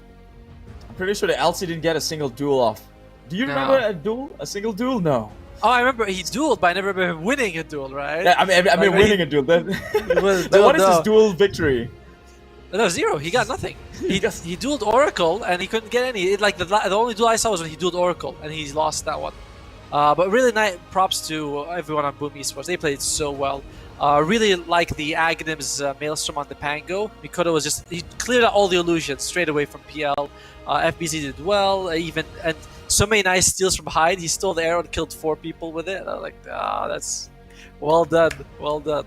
So yeah, very well played by Boom Esports. That was insane, really showing the discrepancy between the two teams. You did say Boom Esports is the more experienced team. MSC Chonburi is the underdogs here. But they have proven themselves that they can actually win games, as we've seen yesterday against Geek Fam. So can they pull that one off again? But before we get into that, let's just take a look at the stats in the previous game. We might have to wait up on that. Data collecting takes a while. We'll see it. We'll see when it's ready. All right, don't rush it. You know, these are big stats we're bringing you. There you go. Okay, let's see who's the most impactful player on the side of this whole game. Actually, generally, most likely on Boom Esports. There you go. Hyde, as you mentioned, the arrow steals, used it against them. They have the spear and the arrow and the lift to set up for both.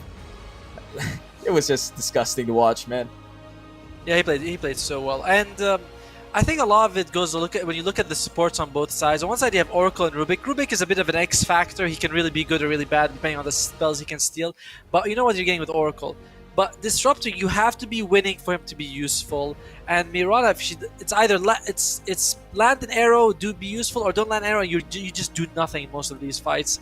And it was much easier to play the sports on Boom Esports side. And Rubik, you know, MVP, really well done. I was like, it's gonna be him or Panko, one or the other. But Rubik, yeah, congrats to support for getting it this time. Yeah, I find it nice to see a support going up on the screen. instead of a KDA favored MVP. So that's really nice to see because, again, like I think you mentioned this before during Group A, it's usually the most impactful positions are usually supports at the beginning of the match. And if a game ends at about 23 minutes in, there's really not too much time for the carry to shine as much, and it's well deserving that Hyde takes it. Yeah, I mean, Troll, like, he played well, obviously, but he really didn't need to do anything. It was everyone else just got him to that stage, and he's like, I'll just hit buildings, and he took them, that's it. Whereas everyone else on his team performed really well, particularly Hyde, Mikoto, like, as the standouts, but everyone did well. So, I'm trying to think about what MS Chonburi can do in Game 2. I think they need to draft stronger lanes, because you have, again, Mirana Disruptor. It's like Mirana... It's not really a hero who stays in the lane and does something useful the entire time. And Disruptor is fine, but he was nerfed a couple of patches ago. He doesn't feel as useful. Maybe something like a Lich would be better, especially with PL, who maybe doesn't have the greatest skill potential. So maybe a bit more fighting cores early on. No, it's too soon to generalize anything here, but like just from this bracket alone, it seems that the first time MSC Chonburi drafted something a little bit later, like a PL, they lost. Do you think they're just so geared into the fast pace? Yeah, I think that right now, if everyone's fighting, you gotta fight. You cannot take it 4 versus 5. So maybe we'll see a Monkey King come out. I do think that the thing is, PL is not that slow. It's just that game in particular, he was not able to get Diffusal. He was countered so well. So here are the stats. Take a look at it. Kezcute 1-0 in 11. Yeah, not even a single death. It could have been 1, but the duel could not even finish him off, especially with that false promise. Very clean coming around on the side of Boom Esports with a minimal of 1 death. Maximum of 1 death on Mikoto and Hyde. Meanwhile, MS Chonburi, yeah, it's looking bleak on their end. 0-0-0 on Mel M. So at least he didn't die, but he didn't get anything done either. He was shut down right? in the lane. Yeah. It's like your carry is 0-0. He's like, that guy played PvE. He's like, I don't care what's happening. I'm not involved in any of it. I'm not playing with this game. I'm not involved. Just don't count on me. Unfortunate for him though. But yeah, it's like this is just the nature of the draft. It really went to Boom Esports side. 23 minutes in, like it was a tough tempo to beat, especially when you're a PL. Trying to calm on that early and having a bad lane, losing the first tower up top actually. So MS Chonburi, maybe they come in something more aggressive here, like you said, beat fire with fire. Maybe they come back into their fast tempo drafts, or maybe they might want to try again for a slow pace on the PL. It is the upper bracket. It's a best out of 3. This one game isn't over for them yet in this series. They can, and even if it does, they still fall down to the lower bracket where they have another shot at it. So, nevertheless, the doors of opportunity is open for MS Chonburi and Boom Esports. We'll find out. We'll find out who's who. But that game alone, very convincingly Boom Esports for sure. The discrepancy, heaven and hell, man. Heaven and hell. Not even. Yeah, I mean, we've discussed the game as much as we can. I think that MS Chonburi will do a little bit better in Game 2 because that was just a disaster. They're going to come back a little stronger in Game 2, but that was Game 1 and it's over now. So we're just going to take a quick break before we get into the second game of this best of 3 series. Stick around. My name is Keith and this is Otomo. We'll see you in about 5.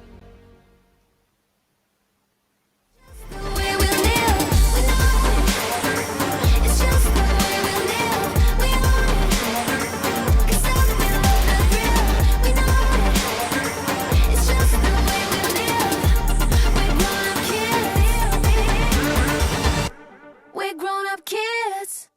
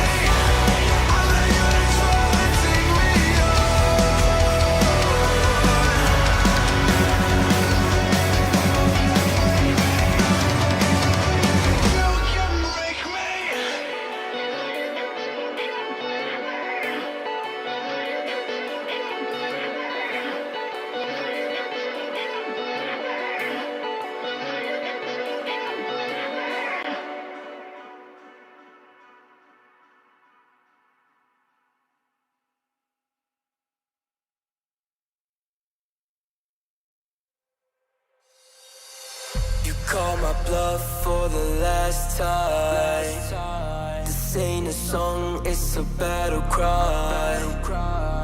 No life. I see the clue between the strobe lights. I'm haunted, black face. Hey, follow me around, okay?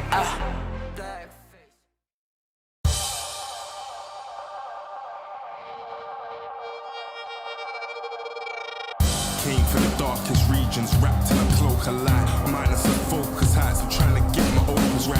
Throw my doubts aside, I climb the mountainside. And when I reach the peak, the view I see where I'll be fly. Feel the pressure, but it's relative to the man I measured. No time for hesitation, finally time to step up. And when you're feeling deep in your bones and your soul, you're fed up. You're close to the glass ceiling, keep your head up. See your dreams as a goal, that's how I'm seeing mine. Achieve my full potential, let all of the demons pre my shine.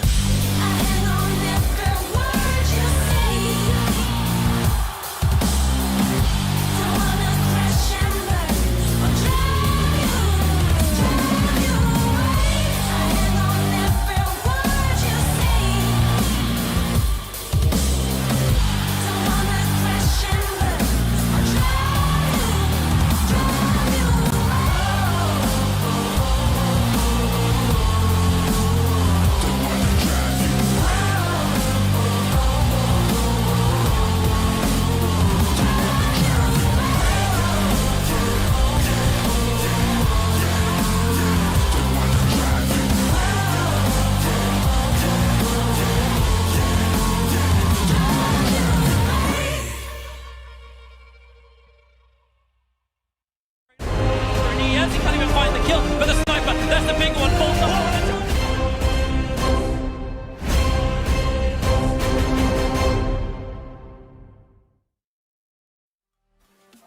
And we're finally back from a short break. It is the ESLC Championship 2020, and what a game just to bounce off from previously. If you missed that one out, you're only tuning in right now this afternoon. It is MS Chonburi versus Boom Esports. Boom Esports steamrolled MS Chonburi, but they have a second chance at it. It is a best out of 3. Will they even the odds, or will they, well, go down 2-0? We'll find out in this draft, but before we get into it, my name's Keith, and together with me, Otomo. Let's just jump straight into it. Let's go do it. Let's see what's happening. Ban. Oh, and MS Chonburi, by the way, the exact same bans as they do in every game. Same with Boom Esports, by the way. Timbersaw, Nature's Prophet, Lich. I forgot what was their last ban, but Nyx, MS Chonburi will ban Nyx. Not sure who Esports banned at this stage. I don't recall myself as well. Yeah, yes, the 3 bans are the staple. Yeah, it's a staple. 3 bans. Oh, I believe it was 5 seconds Timbersaw. No, wait, sorry, it was an offlaner, was it? Maybe Centaur? I'm not quite sure. Oh, there you go. Yeah, Centaur. Yeah. Centaur's out. Because MS Chonburi, they kind of rely on that tanky offlane. It's almost always either Timber or Centaur. Last time they were forced to take the LC, and I was like, yeah, that's not the same thing. And Nyx Assassin's coming out as well. So it's totally the same bans coming out from both sides of the team here. Boom Esports definitely can feel a bit more comfortable about that coming out from that game number 1. They know that nothing was broken on their end, but MS Chonburi, what do you think they're going to pick different here? I think they might want to really consider maybe, a Bloodseeker. If they're going to go for Pango, they're very confident. You might as well consider having a Bloodseeker. Winter Wyvern is a solid hero as well. Super solid. Yeah. All right. Holds him with the Winter's Curse, right? When he's a Rolling Thunder. Yeah, and interesting support like this. This is probably going to be your 1 and 5. Again, we're revealing it. Pretty good. Winter Wyvern has a lot of slows. Ricky brings a lot of damage. I think we see Ricky more with the Grimstroke because it's just impossible to dodge the Inkswell. But this is a solid, active duo to have in your safe lane. Much better than the last game where we had the Peon Disruptor, where it was like a lot less killing power than this. So I like the start. They're also both pretty solid in stopping the Pango from doing his spin. MS Chonburi does have the at least more decent initiation with the Ricky's blink into the smoke screen. Does silence them up for a bit. So maybe they're trying to be the initiator this time around. Yeah, and Ricky can jump from a big distance. Who are they going to go with? They go for the Phoenix. Firebird versus Icebird. Well, I Dragons mean, and Phoenix is not. rolling thunder and the egg that secures some time for the egg to actually pop and go off. And another thing is that Phoenix can heal anyone who has been Winter Cursed. Later on, you can get the Aghanims for the Phoenix. You can save someone who's been Winter Cursed. So it comes with a lot of like really good counters here. But Winter Wyvern at the same time has a lot of extra attack range thanks to the Arctic Burn, so you can hit the egg from pretty far away. So so far I'd say the draft is relatively even, but Boom Esports has a lot of team fights with the egg as well as the Pango Spin. It's like hard to focus on either one while the other ones are around. Boom Esports take away the Mirana though, despite of the chat saying how impactless Ponlong that Mirana was. They do respect it. They still take it out. MS Chonburi, what would they pick into play into out of the game instead? Bloodseeker, as you were saying. Yep, the hardest counter for the Pangolier taken out. Although MS Chonburi, I mean, I'm guessing that they are not gonna take it, so they're like, why are we leaving in the pool? I'm surprised that a little surprised they banned, but he is not bad hero against both the Winter Wyvern and the Ricky. The way with the his Blood Right works, so it's a little interesting that they banned it though. But they do have their next pick here. Grimstroke is in the pool, but I don't imagine you go Grim and Winter Wyvern. That seems like a bit of a random combo. Even though he is pretty decent if he soul binds the pan. Grimstroke might not be that bad of a hero, actually. Snapfire's in the pool, really good against the Phoenix. I'll be kind of surprised if Chonburi chooses to ignore him completely. She's just Grandma's amazing, against the Phoenix. Can she actually use her Shredder onto the egg? You can use it for exactly. power. Can you use it on the egg? Yeah, that's what makes her so good, because Little Shredder has 6 attacks, Phoenix egg level 1, 6 attacks to die. It's just perfect counter. So it is one of the best heroes you can one of the best counters you can basically see in the game. But MS Chonburi taking their time wondering about it.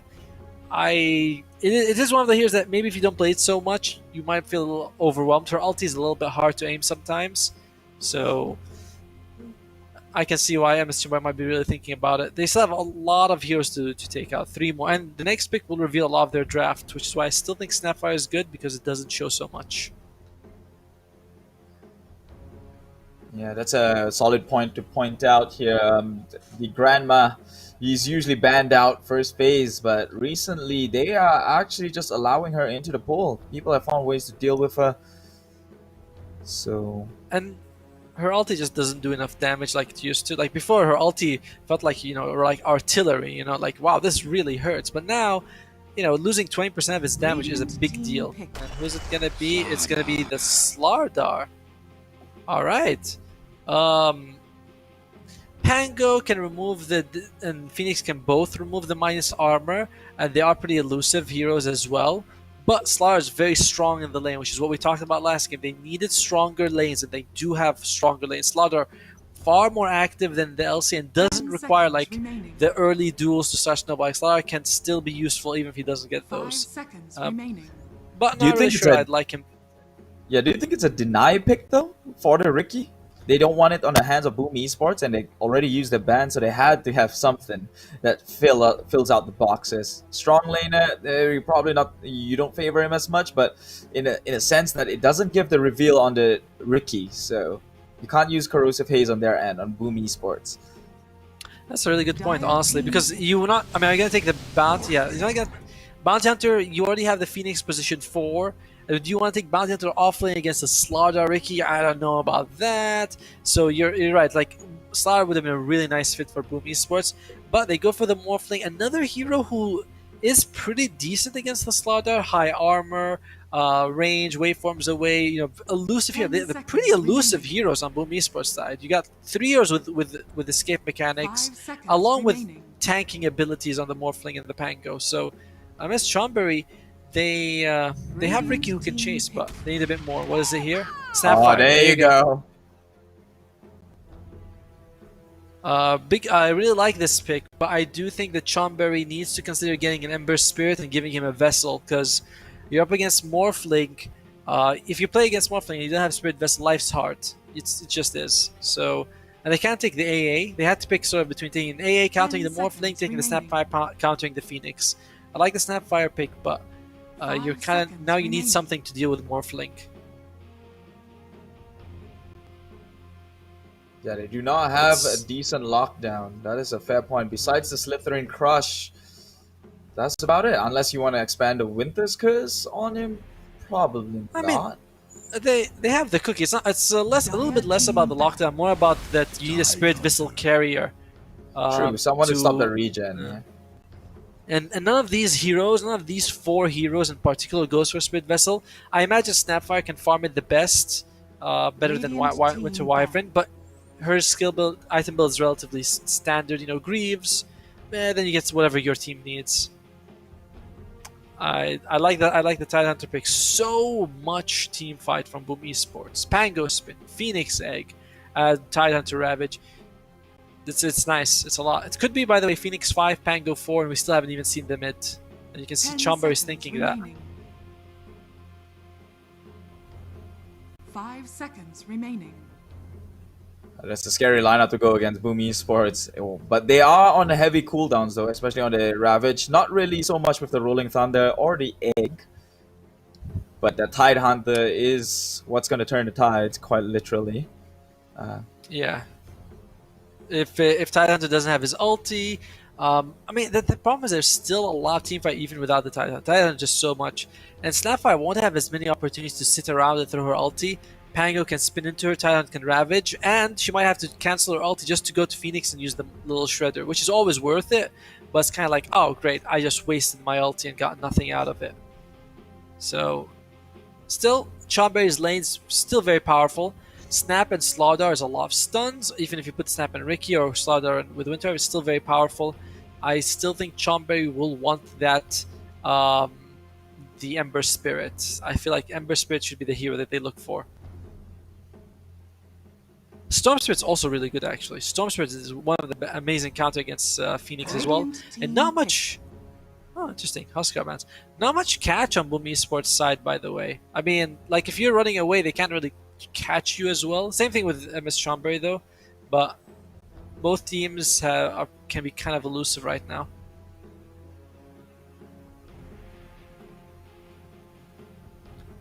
Last pick for Boom. 10 seconds remaining. Is it gonna be a support and Pango mid, or is it gonna be Pango 4 and we are gonna get our actual mid laner now? Find out in like 7 seconds. I kind of like the Pango core and Mikoto, but there you go, Ember Spirit. Man, MS Chonburi could have really used that hero. There's still the Storm Spirit. I kind of think the Storm Spirit would be a really good pick this game. Again, very elusive hero, although Ember Spirit can catch him. We talked about catch. Great catch now on Boom's Esports with the Ember. But Storm is really good against Phoenix. You avoid all his slows. You zip in from far away. You hit him the egg. You can take him down if Snapfire is not available. What's it going to be? Oh, Meepo! Wow. Into like a Ravage? And well, I mean, it solves the whole egg problem, but Rolling Thunder and Ravage? Yeah, it's so much. I mean, there's so much control that it should be like catching 1 or 2 Meepos. It's very likely. I don't know. It's a risky pick, but if they go and end the game fast, like you said, they have Tidehunter has so much. It's so cooldown dependent. So if Nico can play around the Tidehunter, it's risky, but they might be able to do it. Chonburi might want to go very fast, just end the game very quickly. Well, we're gonna have to see MS Chonburi try as they crawl their way out from the grave, which they dug earlier on today. Maybe even the scores, or well, drop a 2-0. Nevertheless, I am super curious on why the Meepo pick in the last minute. How's the Meepo against a Morph? You can lock him down. So you can't waveform, but Morph can do the strength gain just the same. The Meepo does come with tons of burst damage, so you might be able to burst him a little before. Maybe you can get that Hex, but that's way later in game. I mean, I wouldn't say Meepo is a perfect counter to Morph, honestly. I think the Meepo does really good against Ember, who has no HP, Phoenix, and Pango actually is pretty good against Meepo because when he does the shield crash, he gets like 60% damage mitigation just from that. So it's, yeah, like Pango is pretty fun to play against Meepo. Like, I mean, it's risky, but Chonburi, they feel like this is the hero, so I hope they just go in feeling confident. I'm gonna take your word for it, man. At this point, I mean, we've seen a carry Dazzle pulled off in this bracket so far. I'm not gonna dismiss a Meepo against a Tide and a Phoenix and a Pangolier. All the control and team fight abilities in the world. I guess we'll see in this game number 2 of a best of 3 series. It's Boom Esports versus MSC Chonburi. Game number 2.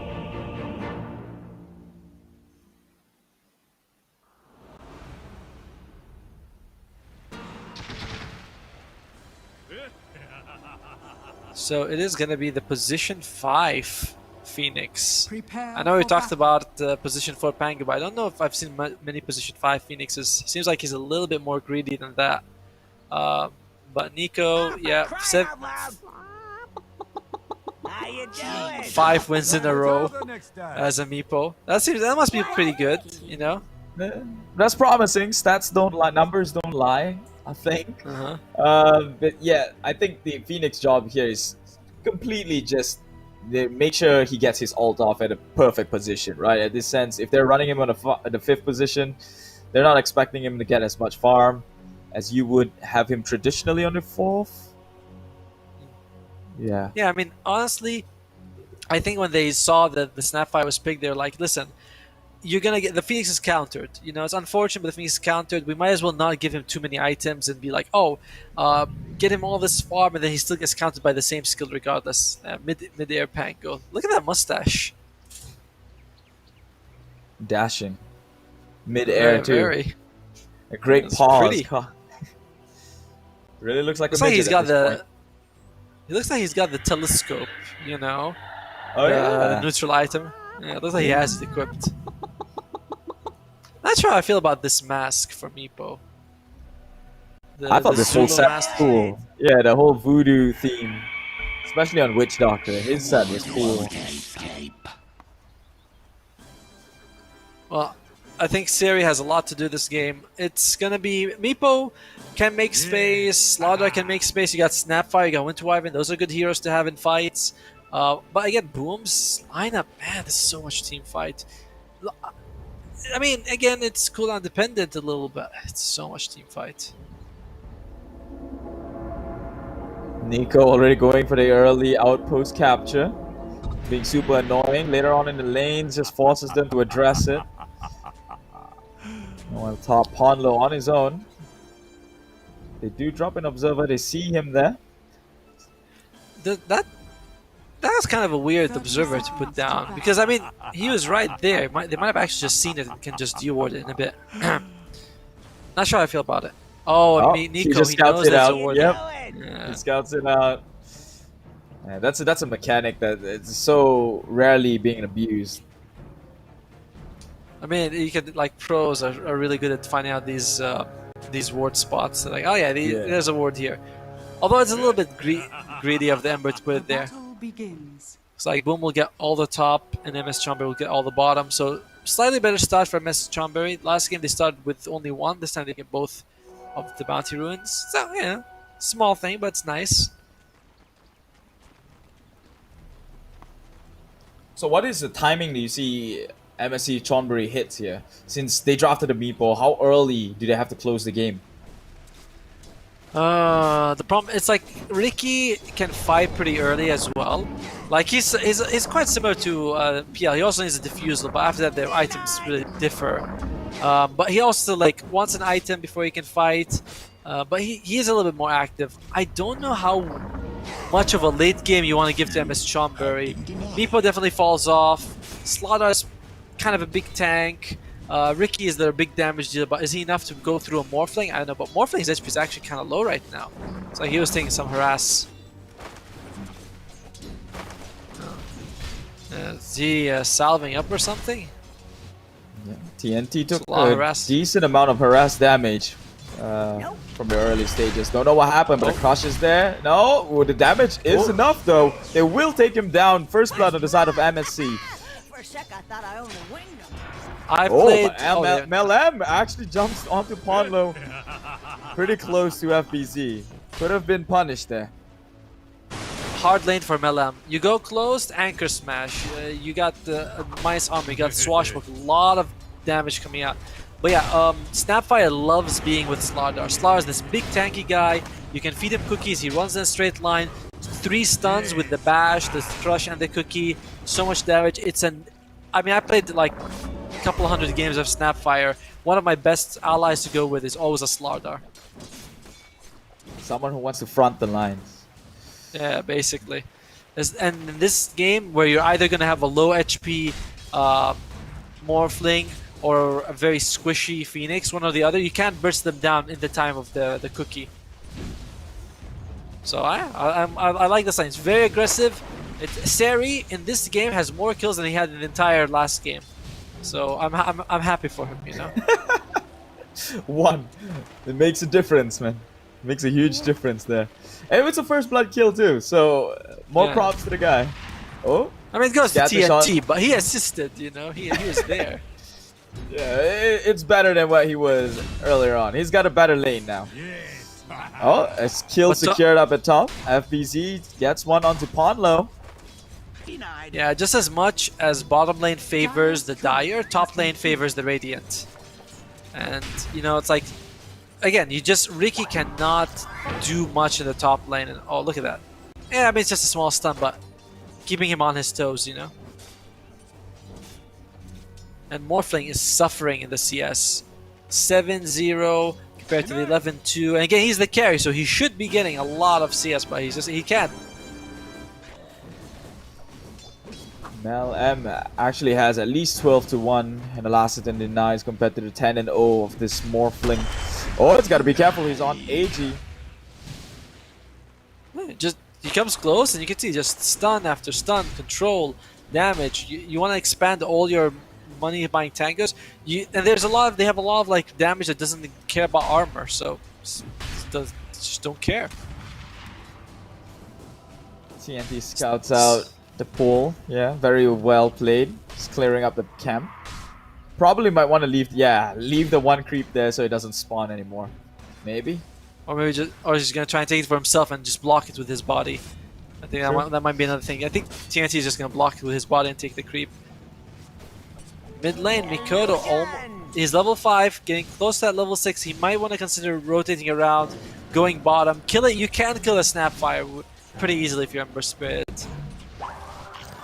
Oh, but the cookie stun is there. Seri immediately follows out with the crush, but unfortunately has to run away. He was under fire by the tower. So. Yeah, and plus the Phoenix got the slow on him with the fire spirits, so he couldn't even attack him to get the bash off. Oh, Nico might want to be a bit careful. He's only level 4. Miko's almost level 6 actually. 5 for the oh dear. He's actually committing in. He's got the flame guard. He can take some sort of damage. Will tick down. Unfortunately, Nico goes down on that Meepo, and that was his solo kill. Going out on the side of Mikoto. TNT now contesting for the runes. Yep. He does a lot of damage, so Cascade's got to be careful though. Ooh. Yeah, Snapfire has pretty solid damage. I mean, not really solid, but she got decent animation. A lot of damage from the Scatter Blast, and no armor on the Phoenix, meaning that she will suffer. But that kill for Nico mid lane, I don't know if that really should have happened. Like, I feel like maybe that could have been a bit more defensive. And you almost always see the Meepo far ahead in terms of levels of everyone else, but this game he's actually behind the Ember. 5 to Ember 6.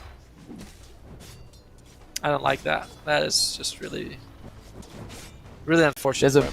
There's a meme going on in the chat saying that right now MS Chonburi is letting the juniors play instead. Apparently so. Giving them experience in a pro match, maybe. Yeah. Could be. Oh, look at that. TNT, he is a glass cannon. He does a lot of damage, but he takes a lot of harass as well. He does not have the best of health pool. Yeah, I'm not liking how MS Chonburi is sort of bringing back the offense down the bottom lane. They're like, oh, we're not gonna go too hard on the Morph. I kind of feel like they have to. Hyde is here. He's only level 4, I believe, so he doesn't have the Rolling Thunder yet, but might still be able to do a good amount of damage to Nico. Oh, Mikoto, he's here ready with his ally. Hyde comes in with the disarm swashbuckle. He's trying to go for the poof away, but immediately Remnants forward, catches 2 with the chains. Immediately the rotation is in. Nico's falling low. They will take him down with the Sleight of Fist. Ponlo came in, but he is only a Wyvern without a Winter's Curse, so what can he do? LM tricks at the trade, doing decent. Actually did not do a single damage, or at least negligible at that point.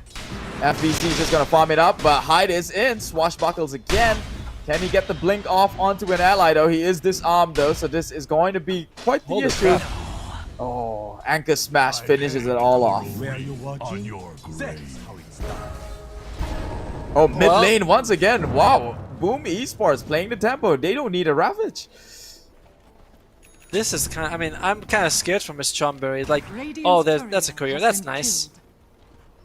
I mean, again, a Chonburi thing, right? Yeah, the Chonburi thing, but Chonburi thing should be also to win games, you know? You can't just lose all the lanes like this. Well, they're doing okay bottom lane, but Morphling is actually recovering solidly. Well, TNT looks like he's about to fall next. If they could only dish out the damage, no, they won't. But Mel M, they left him all alone, and now they're just going to dive down. FBZ, he can tank the towers, but the towers is not even hitting onto him, so they don't even care.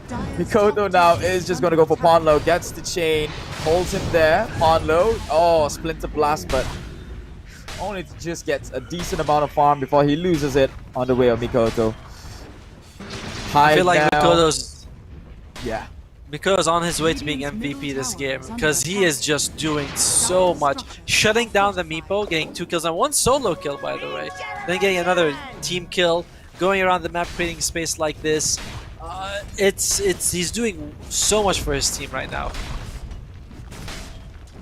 How does Melem even play this? He's just staying for the EXP at this point, right? Oh, he shows himself immediately, commits the Ravage, and the Remnant to burst him down. Oh, that was a mistake. Trying to get in for the last hit. And again, another kill from Mikoto. I mean, of course, FBZ helped a lot with that fight, that kill, but I love FBZ. He sees the Ricky show himself. He's like, yeah, immediately, Ravage, Gush, everything. They just kill him. They don't care. And this is one of the ways you really want to play in this aggressive Dota. Is like, you don't care too much about your ulti cooldown if you can secure a core kill like that. So worth it. And Hyde, almost level 6 in the mid lane. He's actually just reached it. There you go. Oh, cancels the Rolling Thunder. But it doesn't cancel the usage. Yeah. Only the animation. So he still has it if he wants to in the next fight. Mel M, lowest last. Can we actually switch to net worth in a bit? Because I think his net worth is probably not looking too hot either. At the very least, Dreamercell only has 1 death, whereas you can see that. Well, it's not that bad actually. Mel M has. He's okay. He's alright. But look at Mikoto. Yeah, I mean, it's pretty bad. It's pretty bad, but he's still ahead of the Morphling. Oh, there you go. There you go. He still has the Rolling Thunder. Immediately just bounce onto the wall and back on Mikoto. Mikoto sends all of his Meepos in, his Geomancers, but now they're the ones who's surrounded. They're turning this one around. Splinter Blast is there. Can they end him before it's all over? Mikoto. Hyde actually going after Nico. Will take the kill onto Nico. Nico's down. FBZ's in the area. They know they don't have the Ravage, but it doesn't seem like they need it. FBZ come in with the Anchor Smash if they could close the gap, but they can't. And now they take Hyde down with the Mortimer's Kisses. Yeah, some sort of victory coming on the side of MSC Chonburi. It looks like they might be able to take FBZ down too. He does get out the Gush, but will go down to the Scatter. Huge win for MSC right now, getting 2 cores and the position 4. Yes, they lose Nico. That's really something you don't want to happen. He's your highest net worth hero, but everyone else getting involved and killing Mikoto, who is way ahead in terms of everyone else. So I think that big win for Chonburi. Of course, they didn't have Ravage in that fight, which was a big deal, and Morphling was able to get us some farm, but overall, good job for MS Chonburi in that fight. So double kill for TNT. Yeah, the chat has got a mechanical question. Can the Meepo poof onto his own illusions? Yeah, he can. If you take an illusion ruin, Meepo can go to them. even like Manta style illusions or anything like that. He can just jump to any illusion. Oh, Sari comes in, already have Corrosive Haze. FBZ actually falling pretty low. They might just bait him forward. He should have the Ravage and he will go off. Catches onto all three of them in the backline, followed up with the Rolling Thunder. Bouncing back and forth. MLM finally makes a rotation, but to what avail? They took down the Snapfire. Snapfire's gone. Ponlo has to buy back on his Winter Wyvern. Nico is now going for the Constellation Prize. Does get the kill, but they got baited in hard with that one. It's a 2 for 2. 2 for 3. The buyback came out of the Wyvern. That's I mean, true. and that's actually kind of the worst buyback you can get, because a buyback that doesn't get you anything. He bought back, but he doesn't actually join the fight in time to do anything. So, really awful to have that kind of buyback. But hey, it is what it is. Can't complain too much about it. They are taking okay fights on Chonburi's side. They're not being completely like knocked out. Remember, they have tripled the amount of kills they got since game 1. That's big improvement. That's improved. Wow, how sarcastic can you be with these boys? It's the truth. I mean, it's all facts. Looks like it's gonna be the shotgun build from Morphling. So anyone who gets the save from the Winter Wyvern, I forgot what's name, but it's not gonna be enough. Oh, immediately nice a stun. cookie. Yep, out from the blue, nowhere. They didn't expect that one immediately. They're trying to disengage, hide, falling low, but he just rolling thunders away and goes straight for TNT. In the backline, will cancel his Mortimer's Kisses at the very least, but ML, risky. MLM actually going for Mikoto. He will not, actually he remnants away, and now the egg is there. Will it pop onto MLM? They do have sentries now, but decided not to pursue. Yeah, Miko, really good engage from Messi, but not able to bring down anyone. Oh my, maybe they can now. Yeah, they recognize that the egg is down, but it looks like they might just get him though. The burn from the fire off this Phoenix, will it actually take him down? It will. The Fire Spirits does the job. I imagine that right now MS Chonburi feels like they have to fight and make space for the Meepo, because that jump by the Ricky was a very high-risk jump. You know, like there's a good chance he was going to die by doing it. He decided to go for it. They must be thinking, listen, Meepo, you got to come back in like the 15-minute mark or something and carry us through the game, because we're sacrificing the Ricky right now. You know, he's behind the Tidehunter in terms of net worth. He's not doing well. Nico's just going back to the farm game now. What do you think it should be on the side of this Meepo at the very least for him to take these engagement and probably push into objectives?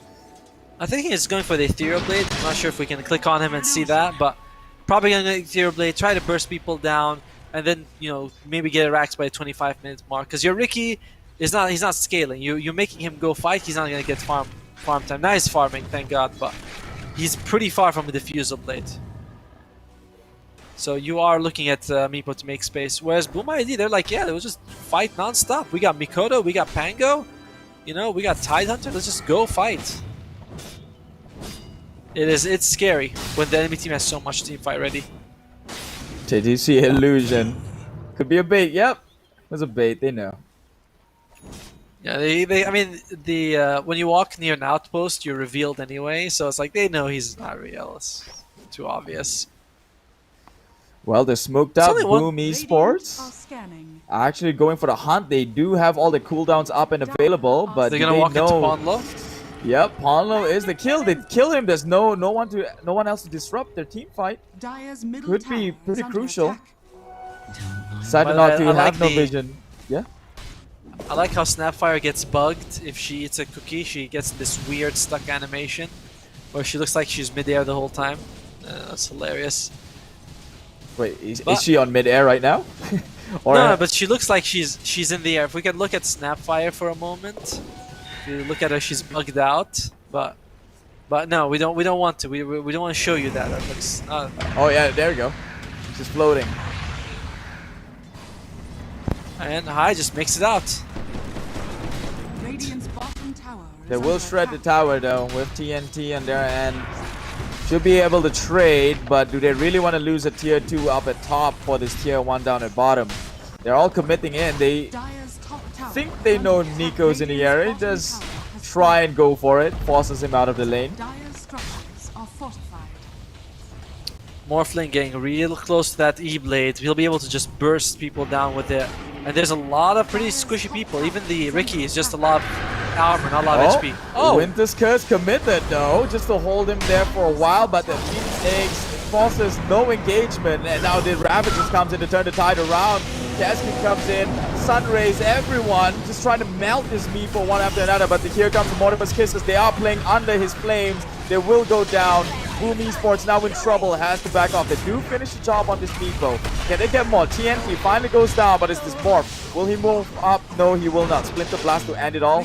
Hyde next in line. They do see him. Oh, Rolling Thunders forward immediately. It was a bait to back off, and Mikoto and Hyde just gonna do damage right now with all the... They have enough magical though. They do not. Sari will live. And now Mel M comes in back with the initiation. Tricks of the trade. Tags him a little bit with the smoke screen and the slow. They will finish the job. Not quite sure why Boom grouped up. They're up against Ricky with his Tricks of the Trade. They're up against Slardar, up against a Snapfire, but they all grouped up sort of right just then. But still, props to FBZ. Great Ravage. You're able to catch all of them at the very edge of his ultimate, so very nicely done by him. But it wasn't enough. They just...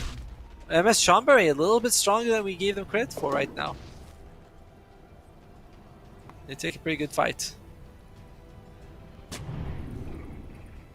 So it's gonna be them. They kind of what are the MSC Chonburi waiting? What kind of window are they waiting here for? Like, do the Phoenix Eggs get committed and then they re-engage? Do they not care about the Ravage, or which one has priorities here? They gotta make sure. I mean, the thing is, you can't really burst down the Tide Hunter before he gets the Ravage off. That's it's like, so the egg is the one that if you can stop it, that's great.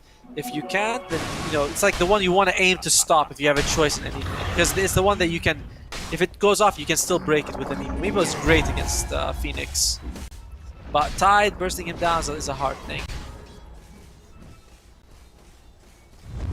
Oh, looks like they're trying to play the tempo.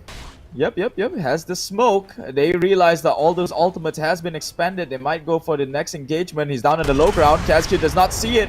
Immediately comes in with the smoke screen. Will at least secure one kill onto Cascade. I was actually gonna say Snapfire also has the mech right now, so that's a little bit, helps to remove a lot of the damage coming out from Boom Esports. Like, oh, we took some damage from a sleight of fist. There we go. He's a heal, so it'll help out quite a bit. Can we see the net worth graph maybe? Radiant are Damn, scanning. I'm looking at the kills and death, and Meepo's actually doing the worst. 0, 4, and 5. Oof, most deaths in the game. That's something we should have known. We gotta know. Very helpful. Oh, gets the dust off, and he lacks the catch, I guess. Ravage is up though, but the rotation's only coming in. They might just meet. They might just intercede down here. They had the low ground. They would have seen him, I reckon. I think they already know. MSC Chonburi, they saw them. Trying to bait out those big ultimates before they make the engagement. They did it before, and they won that one. I like the item coming out from Slardar. He's got the pipe. Oh, this will be two outposts. They might want to do something here. Here comes the Winter's Curse. Can they do anything? No, purely just to make sure they don't take the outpost down, but they still do nevertheless. It's barely 2 seconds left. Way. And they know that Winter's Curse is gone, can immediately go in for the initiation. The Remnant in. Sleight of Fist takes him down, especially with that Flame Guard on. Sari just runs away with the sprint. Yeah, if you can catch the Snapfire, make your life easier for yourself. Just go for it every time. And 2 outposts going in their favor. At least Chonburi is getting the bottom bounties. That's nice, but it's going to be outposts and Roche. A little bit unfortunate here. They scanned it, they know, but without the Winter's Curse, I don't think they can look to commit though. Finally got it, but Sari is in the area. They see him. Oh, but again, Nico, the bigger kill. just moves away just in time. Mel M now actually focusing onto Hyde. Hyde pretty low, but the Ravage comes in just in time. Will he actually get the Rolling Thunder? He will. Hold Seri there for a while. He's being killed up with the Cold Embrace, but they're going straight for TNT. Once again, the priority kill goes on to this guy with the Mortimer's Kisses, despite already using it. And immediately, they pick off the back line, they win the war. And they kind of really played their timings oddly. You really want the Ricky late game and the Meepo mid game to, you know, like Ricky fights late game, Meepo fights mid game, but they switched around. Ricky fought middle in the mid game, didn't have a defusal blade, and Meepo was farming when you kind of really needed him to make space for the Ricky. And we talked about how good Pango is versus Snapfire. She throws her ulti and Pango's like, yeah, I don't care, I'll just spin straight at you, and he counters her every time. So really well played by him. And the Ethereal Blade is also great, because anyone caught in the tricks of the trade can be saved by it. So I am a big fan of the way so far Boom has been playing, with their items especially. I'm a big fan of this engagement that's about to happen right now. It seems like they think they got Mikoto covered, but, well, he's got a BKB and Ramdon's forward. Will they actually finish the job? They will not. Oh my god, this guy actually thinking of re-engaging with all his friends coming in. He's got the regen up, gets the chain onto 2, forces this type to just tank it all on the front line. But in the back line gets the Winter's Curse, hits onto Hyde. Hyde is gone. That's a Rolling Thunder. One of the big problems. Finally resolved on that issue, but they don't care. They think they can take this war even without him. Actually gets him with the Sleight of Fist, takes TNT down. Nico's left in the area, Mel M as well. So he might just come in for the damage if he needs to. Gets the rooted up by this Meepo, but it's Meepo who's melting down forward. The Sun Rays that keep the sustain going. They don't have to go back. Force 2 buybacks on the side of MSC. Lots of buybacks being spent. So again, these buybacks are not getting you anything because you're not fighting after them. And are they going to use the Meepo buyback? No. And Boom Esports like, yeah, we got the buybacks. They're just we're gonna make sure they waste it. That's 3 buybacks this game that have been wasted. And I like what Meepo tried to do, chasing the Ember. He was standing next to his Remnant, but just didn't make any difference. And like the timing that we're looking at, look at Ricky's farm, look at Slardar's farm. They're nothing compared to Ember as well as Tidehunter. It's looking rough, yeah, very rough for MSC. I mean, right now they still have the Aegis as well as Dreamercell. You can just send him forward, have him hit the towers, and there's nothing that Chonburi can really do about it unless they commit. Radiant's middle tower is under attack. I'm Gene. It's like you're looking at like maybe there's a neutral item that can switch the game around. All right, this might be something. Might want to go for the pickoff, but even that they hesitated to go for the kill. Yeah, you know, and yeah. You know what's crazy? Mel M is level 15 as the carry. Hyde level 14 on the position for you. Like that tells you so much about this game right now. So they are back down there. You can't carry the game being behind, or at least can't carry the game from a position 4 standpoint at this point. This Ricky needs something to go his way. Maybe they go for the pickoff, but even right now the rotations are in. They spot him out. Seri has to back off. They get nothing with that rotation. He's still up here though. Cascute notices Sunray just to keep the vision on, but oh, he gets the crush. Just delaying the inevitable as Mikoto and Hyde and the other just comes in to finish it all off. Boom Dreamercell gets it with the killing spree, just to KS it all. And they got the courier in return, and that's actually quite a bit of gold, but I mean, it's another person. And was that the buyback? He bought back and died, right, for the Slardar? So that you can see his death time is actually quite long. So it was almost a minute when he died, so they do have a little bit of time, but they're just going to decide to get all the bounty ruins. That's 4 bounty ruins. Net worth lead goes from 8,000 to 10, maybe 11 in a couple of seconds. There you go, 11k net worth ahead. From a lineup that drafted a Meepo, this is probably going to taste bad in their tongues. It's just not the way they would like to see this game going. Yeah, it's just... everything's going in Boom's favor right now. I mean, Nico losing mid that badly it's a disaster.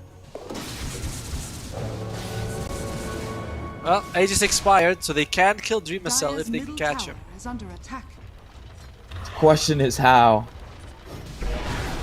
I mean, just catch him, you know, just kill him, get his life to 0. It's so easy, right? It's super easy, man. Yeah. It's super easy. Just it's like just win. It seems they have a problem just catching Hyde himself. So Mel M, Nico still in the area though. Mel M just transitioned down to his support just by the way he's playing. He's like just going in for the info, feeds it for his team, and they make a rotation around that information. And the problem is that this is not the game for you to put all your eggs in the Meepo basket, because Ravage, you know, oh the god. He tried to catch Regina. Dreamer. He tried it. He tried it. Maybe. So it's looking like it's over. Yep. Maybe Going up to the going tier high 3. ground. As you see it, they're knocking down to it already. The barracks being ticked on. They're just going straight for it. TNT's on his own. Can they look to hold this? They are trying to cut the creep waves with Sari waiting down in the middle lane. So they're going for that one, trying to delay as much as possible, but I don't think with a Meepo, delaying is going to benefit you any further than it would be to the Morph. Morph sends one illusion forward, TNT has to respect it and go back. That's how bad it is. And Morph, I mean, Meepo's not even fighting, they just gave away a Rax. They're like, yeah, we're not going to do anything on this one. I'm honestly not sure what MS Chonburi is waiting for exactly. Are they going to find a pick-off? Oh, there's a huge fight going on. Sari will go down with a sleight of fist. Catches onto all of them, but look at that. Remnant moves on forward. He's 2 steps ahead, throws one and the other, and sees TNT, gets him with the chain. Holding there under tier 3. They don't even care just how fat he is. They don't have to go back just yet. It is starting to tickle a little, but Mikoto, he's going in as a one-man army. Oh, Melem comes in. Smoke screen will, okay, silence him up for a bit, but he will have the BKB and just Remnant his way out. Melem got 2 couriers in the back line, so it's like, you know, the MSC special. We got the couriers again, but I don't know how much of a difference that's going to make.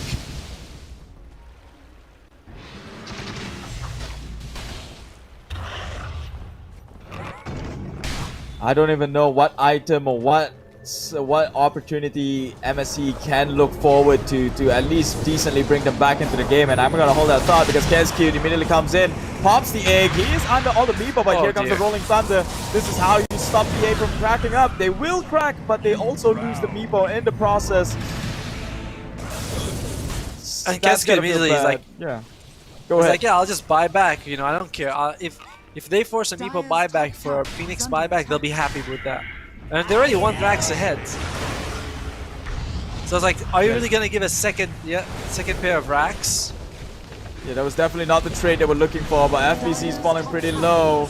But what can they do? He must probably just be baiting them forward, the shotguns onto Sari, but they do have the Cold Embrace to heal him back up. Dream Cell feeling pretty tanky at this point of time. He has the smoke screen, so maybe he can't get the waveform out of there.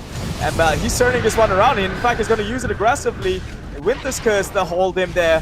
But unfortunately, nobody else is in the area to deal the damage against their own ally. Mikoto gets rooted up. It's a big Ravage. Catches everyone. Sari gets saved up with the Cold Embrace. Fortunately, Nico actually turns this one around, took down the Ember, but now that's only in a matter of time as this Firebird comes in with the dive and with the Fire Spirits. Will eventually take him down with the shield crash, and they can look for more seconds. GG has been called. Spare them some mercy. MSC, they're bleeding as they crawl into the fountain, and it's Pondlo left alive. It's over. 2-0 on the side of Boom Esports. I mean, it was looking like it was going to be in favor of Boom from basically like minute 3 or 4. Once the Ember Spirit got a solo kill on Meepo, then they got a kill on him again. It was like, yep, this is looking really horrible. Mikoto, I mean, I was going to say he's going to be the MVP because the way he played that game was just so well. MS Chonburi, they adjusted their lanes a little bit. I like what they did in the bottom lane. They had Siri on the Slaron. He did a lot better with the Snapfire than they did in the game 1, but the other 2 lanes just really went badly. Ricky and Wyvern couldn't handle the top lane at all. The mid lane was just a disaster. So props to Boom Esports. They really played well. MS Chonburi, they're gonna go to the loser bracket though. They still have a chance. Would you go as far as to say that this was kind of an outdraft on the side of MSC Chonburi? I think both games were, right? I mean, when you look at it, I feel like both games were really outdrafted. But this game even more so, because just why they had last pick, they had last pick and they went with the Meepo and just didn't go. You see Tidehunter, you see Pango, you see Ember Spin, and you think Meepo, it's like it doesn't work that way. It just I was just surprised they went with that. Well, good news for them. At least they secured at least more than 2 kills this game. I think it was around the lower 20s or something. 15 16, maybe. I think 16. I think it was like 29 to 16. I don't know. So definitely a huge improvement from the first one.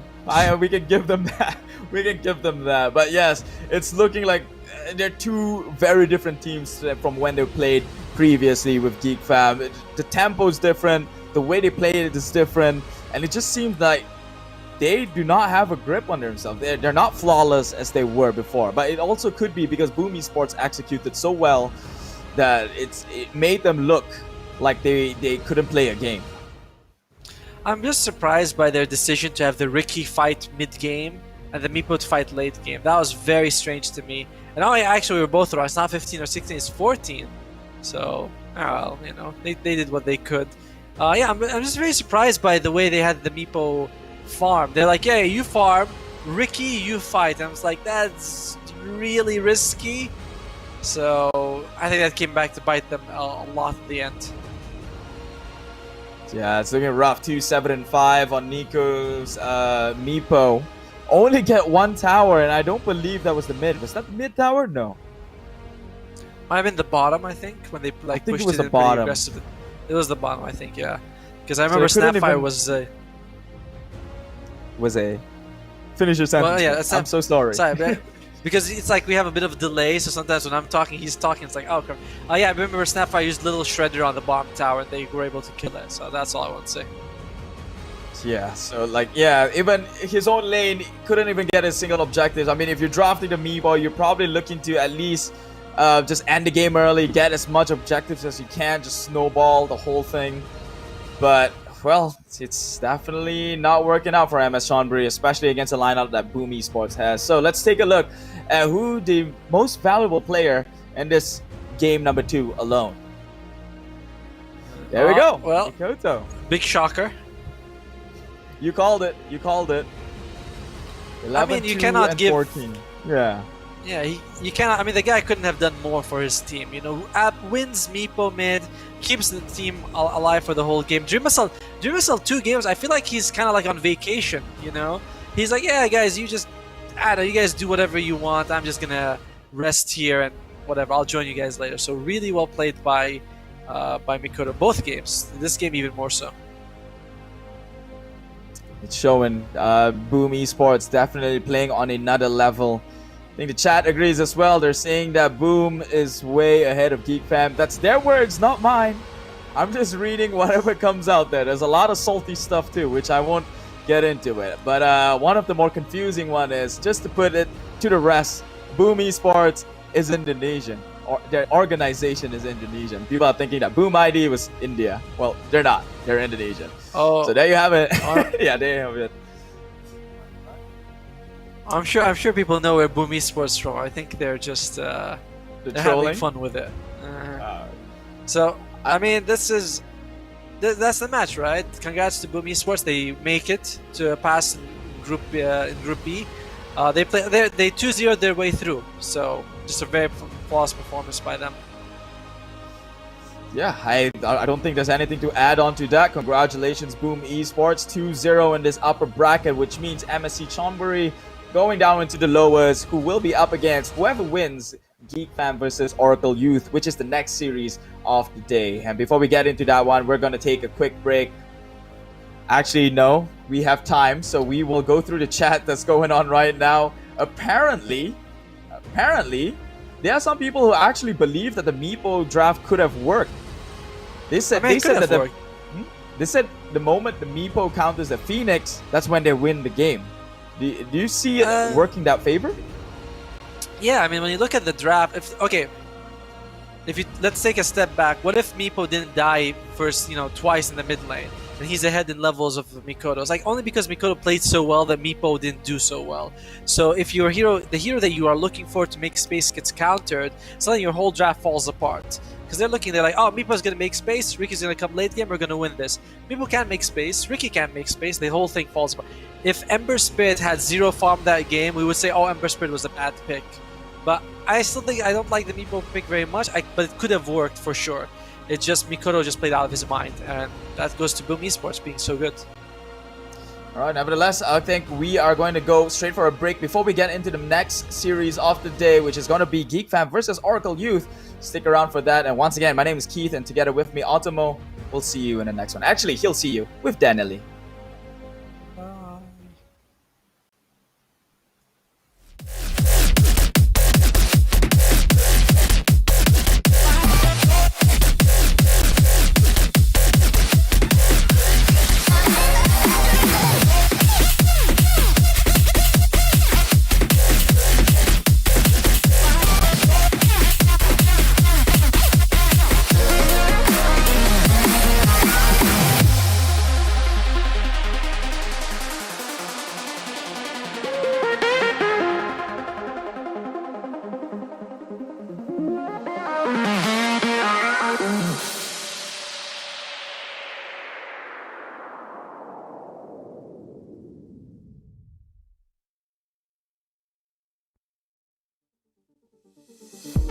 They're looking at us, an audience.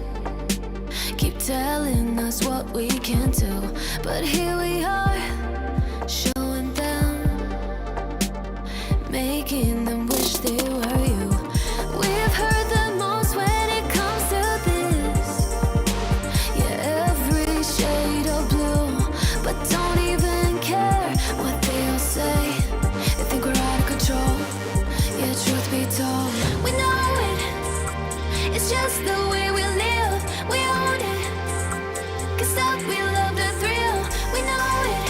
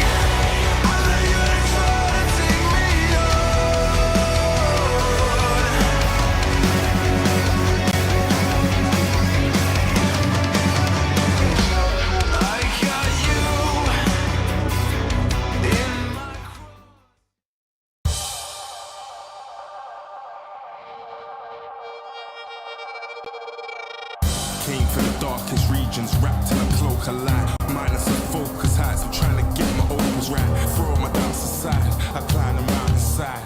And when I reach the peak, the view I see will help me fly. Feel the pressure, but it's relative to the man I measured. No time for hesitation, finally time to step up. And when you're feeling deep in your bones and your soul, you're fed up. You're close to the glass ceiling, keep your head up. See your dreams as a goal, that's how I'm seeing mine. Achieve my full potential, let all of the demons pre my shine.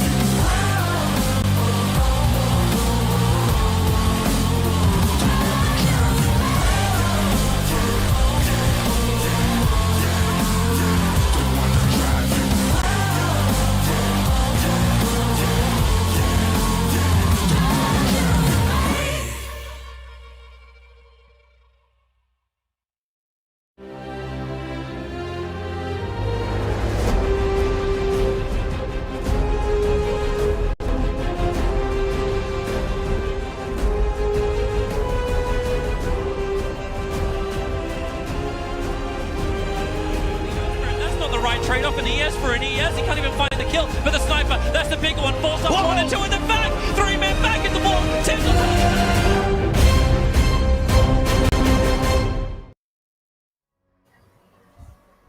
Hello everyone and welcome back to the ESL Southeast Asian Championships. Keith is going to have a small break, so I'll be taking over for him. I'm going to be here with Otomo. Hey Otomo, good afternoon. Hi. I was about to say good morning for some reason.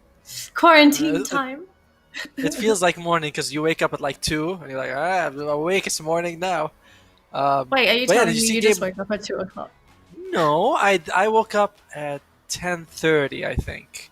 You know? So you're accusing me of waking up at 2 o'clock. Excuse me, I was here for the You said entire good game. morning. I didn't say anything. You said good morning. Anyway, did you see game 1 just now? I saw half of it. I didn't get to see the whole thing because I was making lunch. Because I remember we were talking about before the stream started. You said that this was the match like this. You were like, "I'm hyped up for this match. You guys are so lucky you got it." And I watched it. And I was like, "Well, this is kind of boring. I mean, this is not the most exciting match ever." So I saw game 2, and game 2 was, I would say, a little bit of a disaster, but it wasn't something that I was expecting. Maybe something closer. Maybe it could have still been a 2-0, but yeah, game 2 was absolute stomp. A lot of problems happened. It really didn't feel like the Chonburi that I saw yesterday, because yesterday their coordination was on point. They sort of knew what they were doing. I know in the second game, a lot of people questioned the Ricky pick. The reason why I kind of saw this coming actually is that Chonburi runs a lot of this Ricky, and the whole purpose of that Ricky is to cut into the backlines, be very annoying with that smoke, give the team a lot of vision, but I feel like that kind of strategy only really works when you're playing up against a team that's not prepared for that invisibility, or a team that can't afford to buy all the dusts, the sentries, just to give that vision for Ricky. So Boom knows what to do with the Ricky. They know that they need to buy vision. They have to understand roughly where the Ricky would be. And then unfortunately for Chonburi, they couldn't utilize the Ricky to its full potential because Boom far too experienced to sort of get bamboozled by a Ricky pick. And they also knew how to deal with Meepo because Ricky couldn't function, Meepo couldn't function because Ricky's job was actually to shut down Phoenix. And I also like that they even banned the Huskar because it was like bamboozle. I was like, yeah, they didn't want to go through the Huskar, but that's the previous series. This series is going to be Geek Fam versus Oracle. I think we have the lineups ready, so maybe we can go and see what they're up to. And yeah, this is the Geek Fam squad, which I think we can both agree maybe comes in as the favorite in this match. Would you agree? I'd say if you're talking about names, then yes. If you've followed Dota, a lot of these names are going to be very familiar with you. if you watched the games yesterday, you would definitely be second guessing Geek Fam's performance. I'm not sure if it may have been a drafting issue yesterday, if it could be a team coordination issue. It seemed like there were a lot of things going on and maybe some miscommunication because some of the movements from Geek Fam yesterday didn't really seem like the normal Geek Fam that we're used to seeing, right? Because Geek Fam is typically a very strong team, they're very solid, but we saw some very strange things happening yesterday. So maybe we're going to be looking at a more solid team. Yeah, I'm honestly expecting Geek Fam to at least take this series. No shame or anything to Oracle, but I think if you just look at the two teams in general, Geek Fam's still the favorite here. Another thing I want to talk about is that Geek Fam has been in a bit of a slump lately. The We Play, they got second place. They got 3-2'd by Adroid. Then they got removed from the they lost in the ESL Los Angeles C qualifier, getting last in their group in the top 4 teams. And now they're coming in here. They lose this match. They're out. They win. They still have to beat MS Chonburi. So I feel like Geek Fam, they could really use the success here. But yeah, the team itself, Cuckoo, Raven, very well known.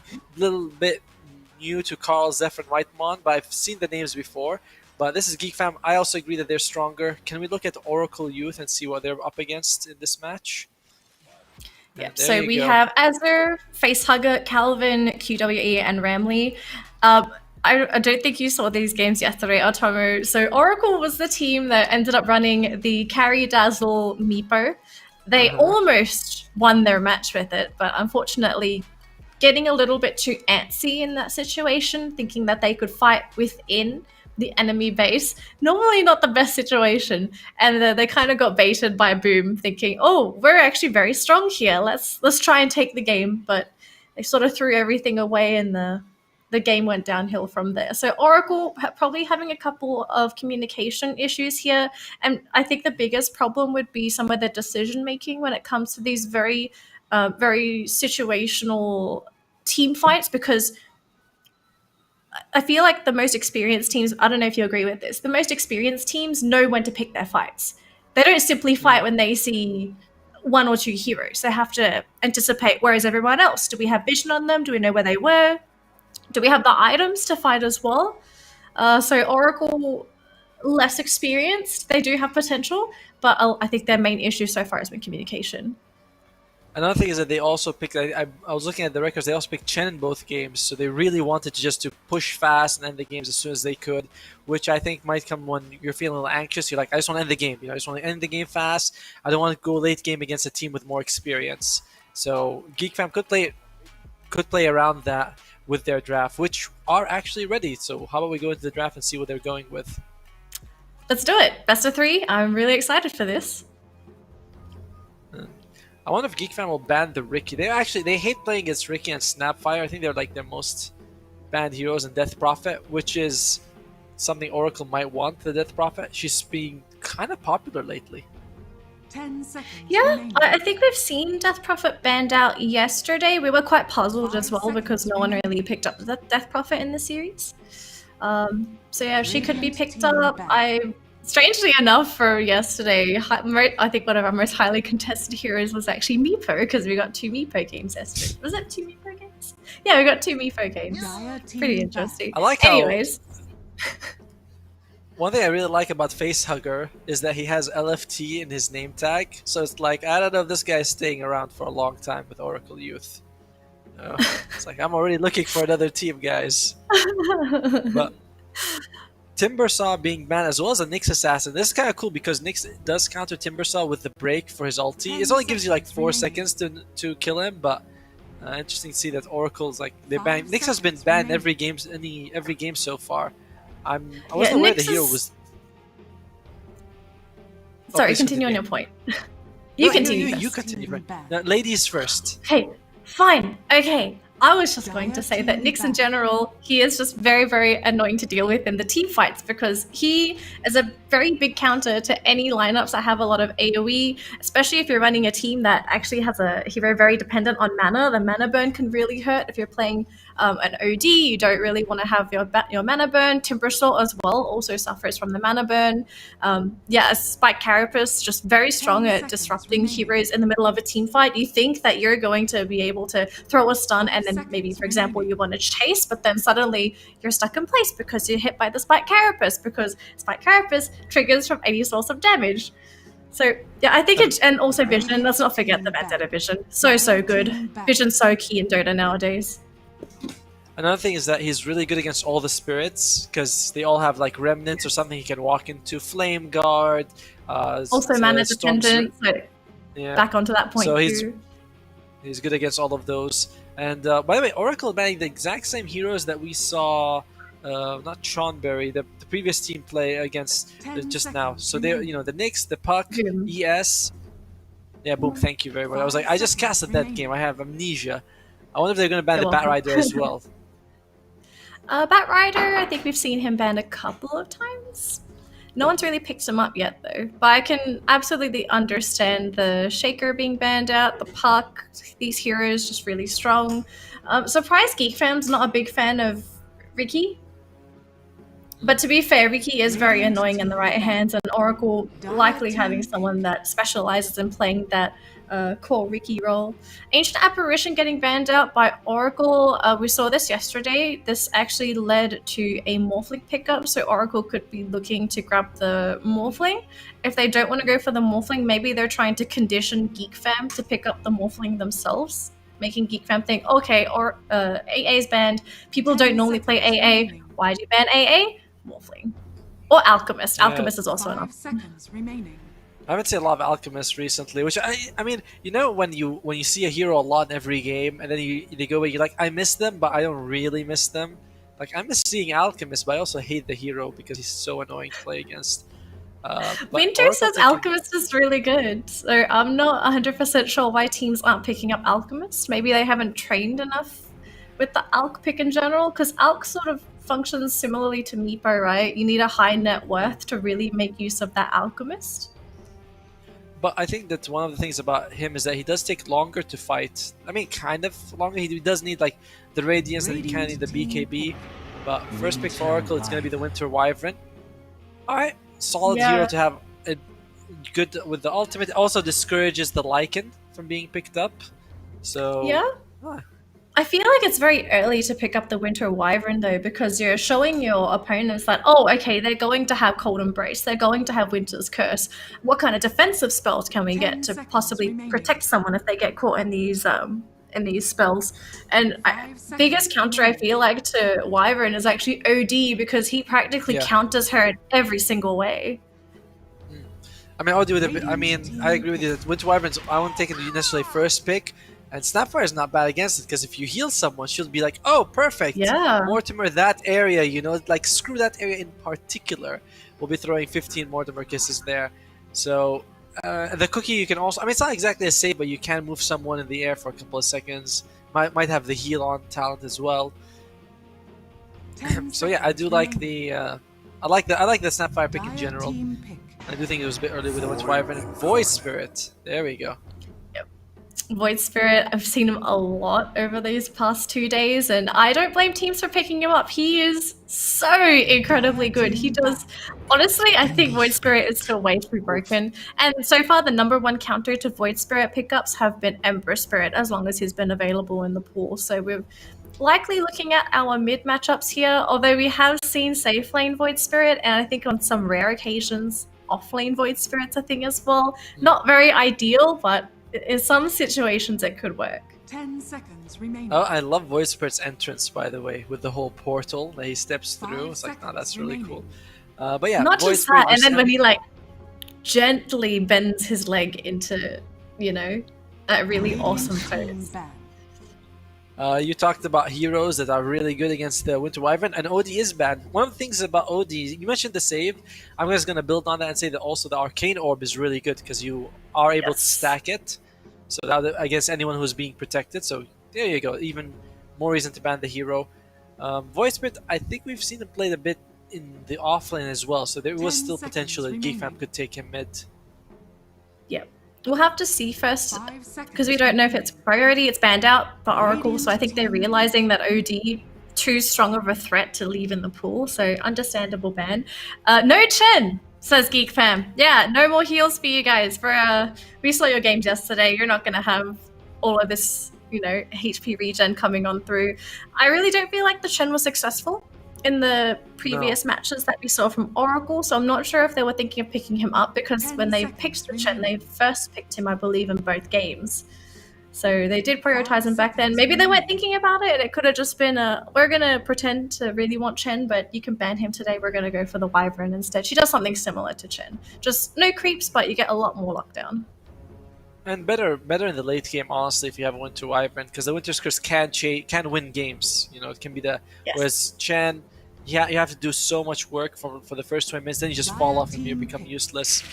Well, what are we going to go with? Dark Willow. Ooh, we haven't seen her. Yeah, so I'm actually pretty happy with the Dark Willow. Very aggressive support. She's probably one of the most aggressive supports you can get so far. She does a lot of damage by herself, and she has a lot of utility on top of that as well. She's got a stun, she's got plenty of damage. So, in all of her spells, they've got pretty decent range on them too. My only issue with Dark Willow is that it's going to be hard to catch the Ember with the two supports. Void Spirit will have to get used up to, you use the Ember, you put down an Aether Remnant, you wait for him to come down, you catch him then.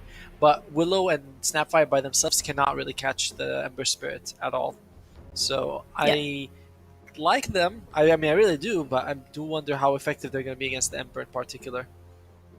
Yeah, I want to see what other heroes we're going to be seeing from Geek Fam, if they get someone else that has that hard lockdown. And Earth Spirit finally making an appearance. Now we've got all 4 spirits in the tournament.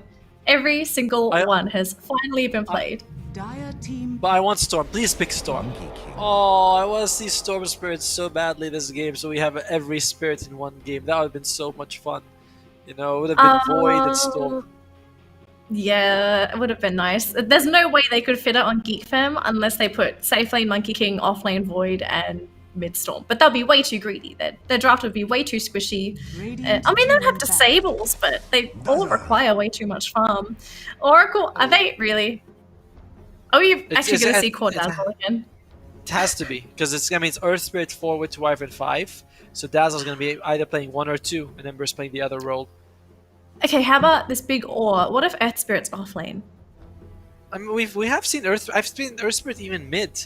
Like, the heroes can be played that way. It's just not really the conventional way. I don't know if teams are willing to experiment with that so much. Especially with Oracle, who, like you said, they lost yesterday. They might come in here want to go with something a bit more standard. Like a Dazzle carry. You're very standard. I'm just thinking, okay, so you've got a I have to say here, it's very defensive if you are running this Dazzle as a core, because basically what we saw yesterday, the Dazzle was a over-glorified support. He just had a lot of items. And he didn't hit hard himself. He went for defensive items as well. No Deso on the Dazzle, so he wasn't really hitting hard for anybody. So if you're running a defensive lineup like this, what carry is going to be able to carry you with all this support?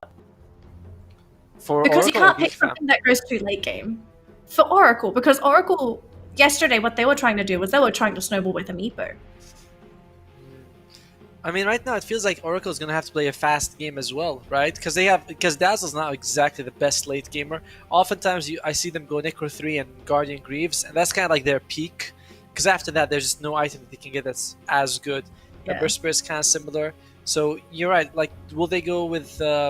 We talked about Raven having Terrorblade. Would they consider taking Terrorblade just to deny it? And that's a Shadow Fiend ban, so it could be.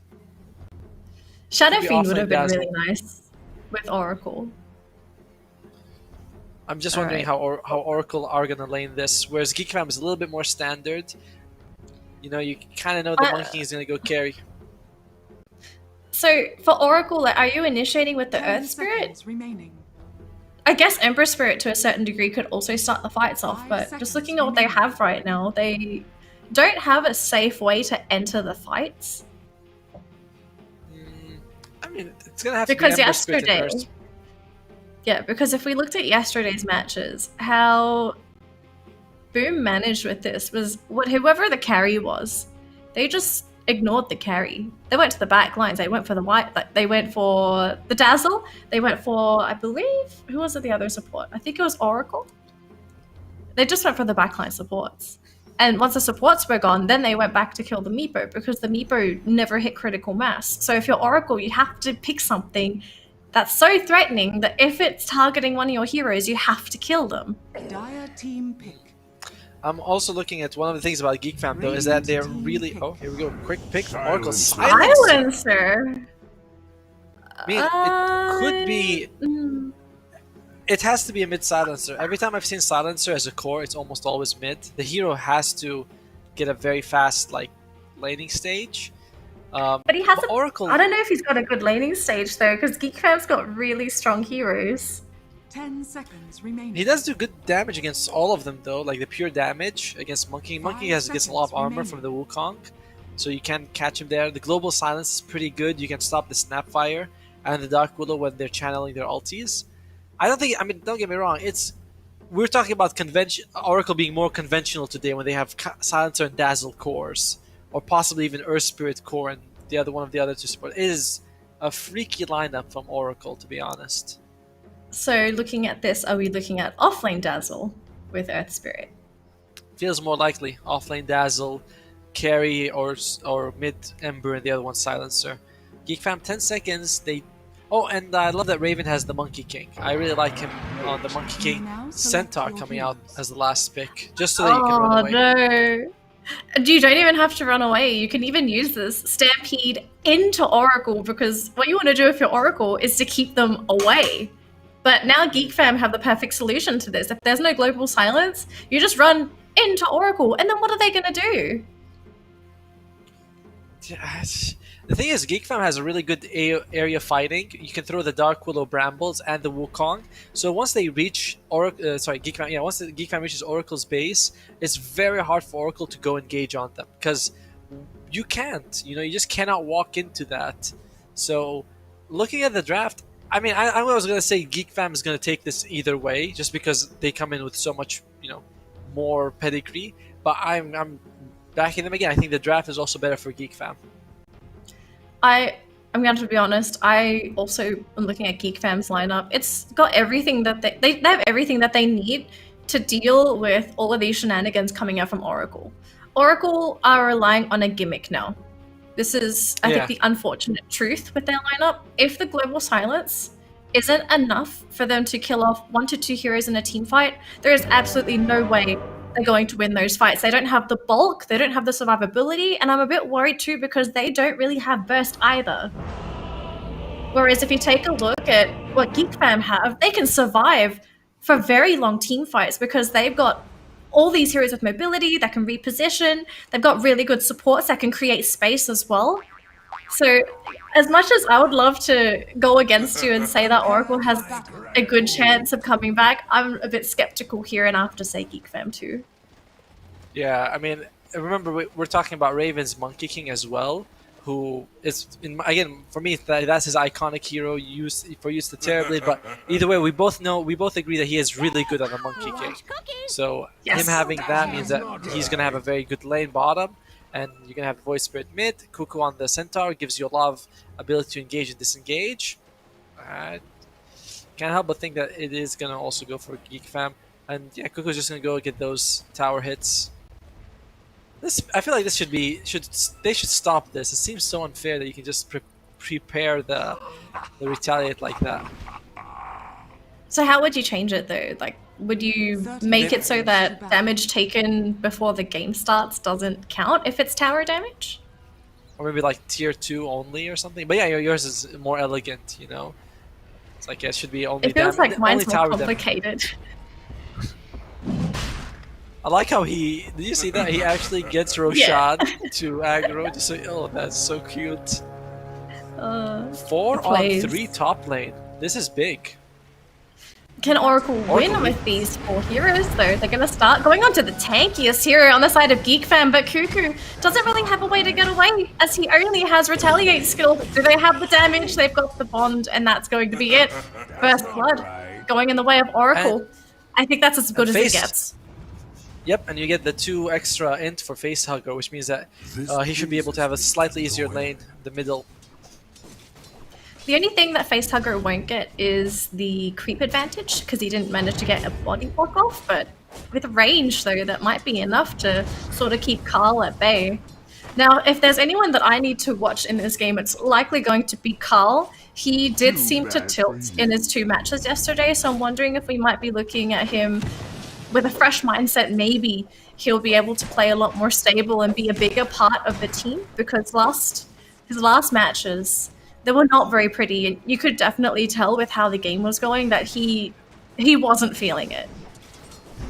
Yeah, I mean, we talked about this a little bit when we said that Geek Fam just has had a string of losses, you know, so they could come in with their morale a bit low, especially now that they're playing lower bracket, and they have to play lower bracket finals to advance. It's a lot. It's 2-3 best of 3s back to back, and they're starting this game with first blood against them, so. Feels pretty awkward. So, but top lane Willow and Centaur against Ember, as well as the Winterwife. I give this to the to Geek Fam's side. I do think that the Willow and the Centaur has a lot of control and a lot of damage, quite tanky. Even the Dark Willow, when she goes to the Shadow Realm, is really hard to bring down. Do they need to do this dual lane? Is it maybe at the cost of the other 2 lanes, or do you feel like this is something that they have to do? I think both teams. I mean, right now we're seeing the Embers.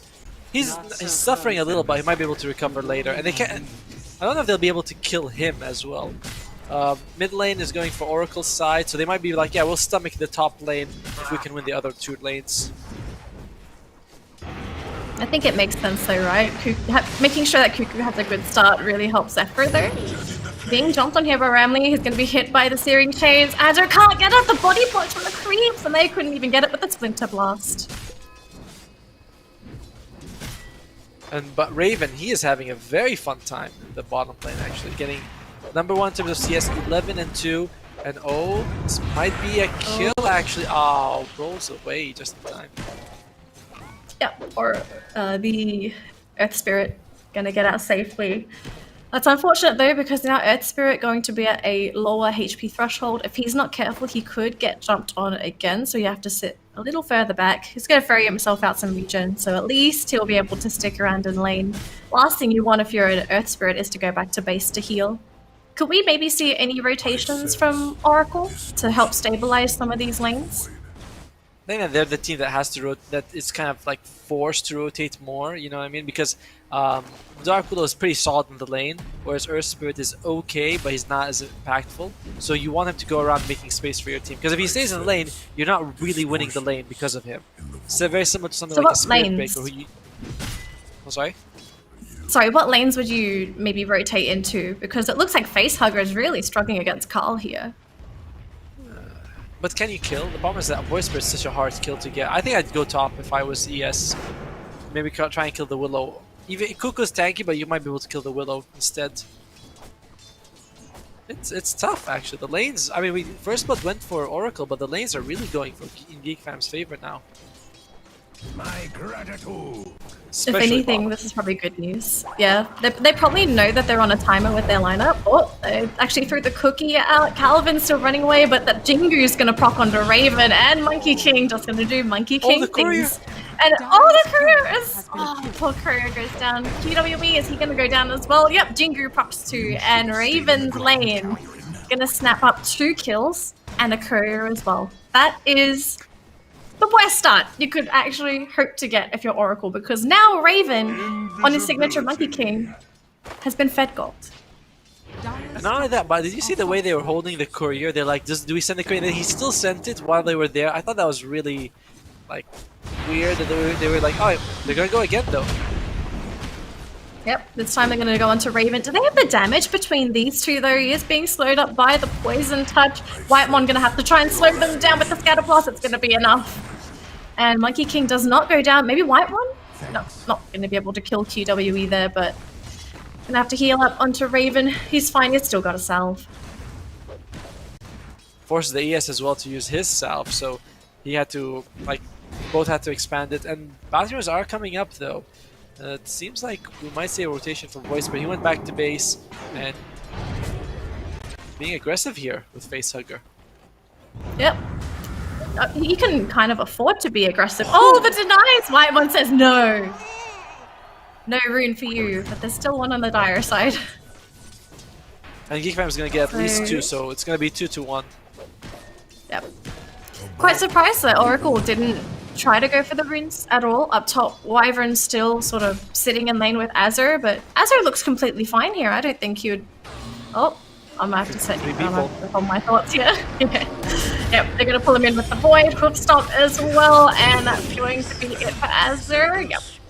No way to get out. I kind of disagree. I don't think Azur looks very fine. He looks kind of dead to me, actually.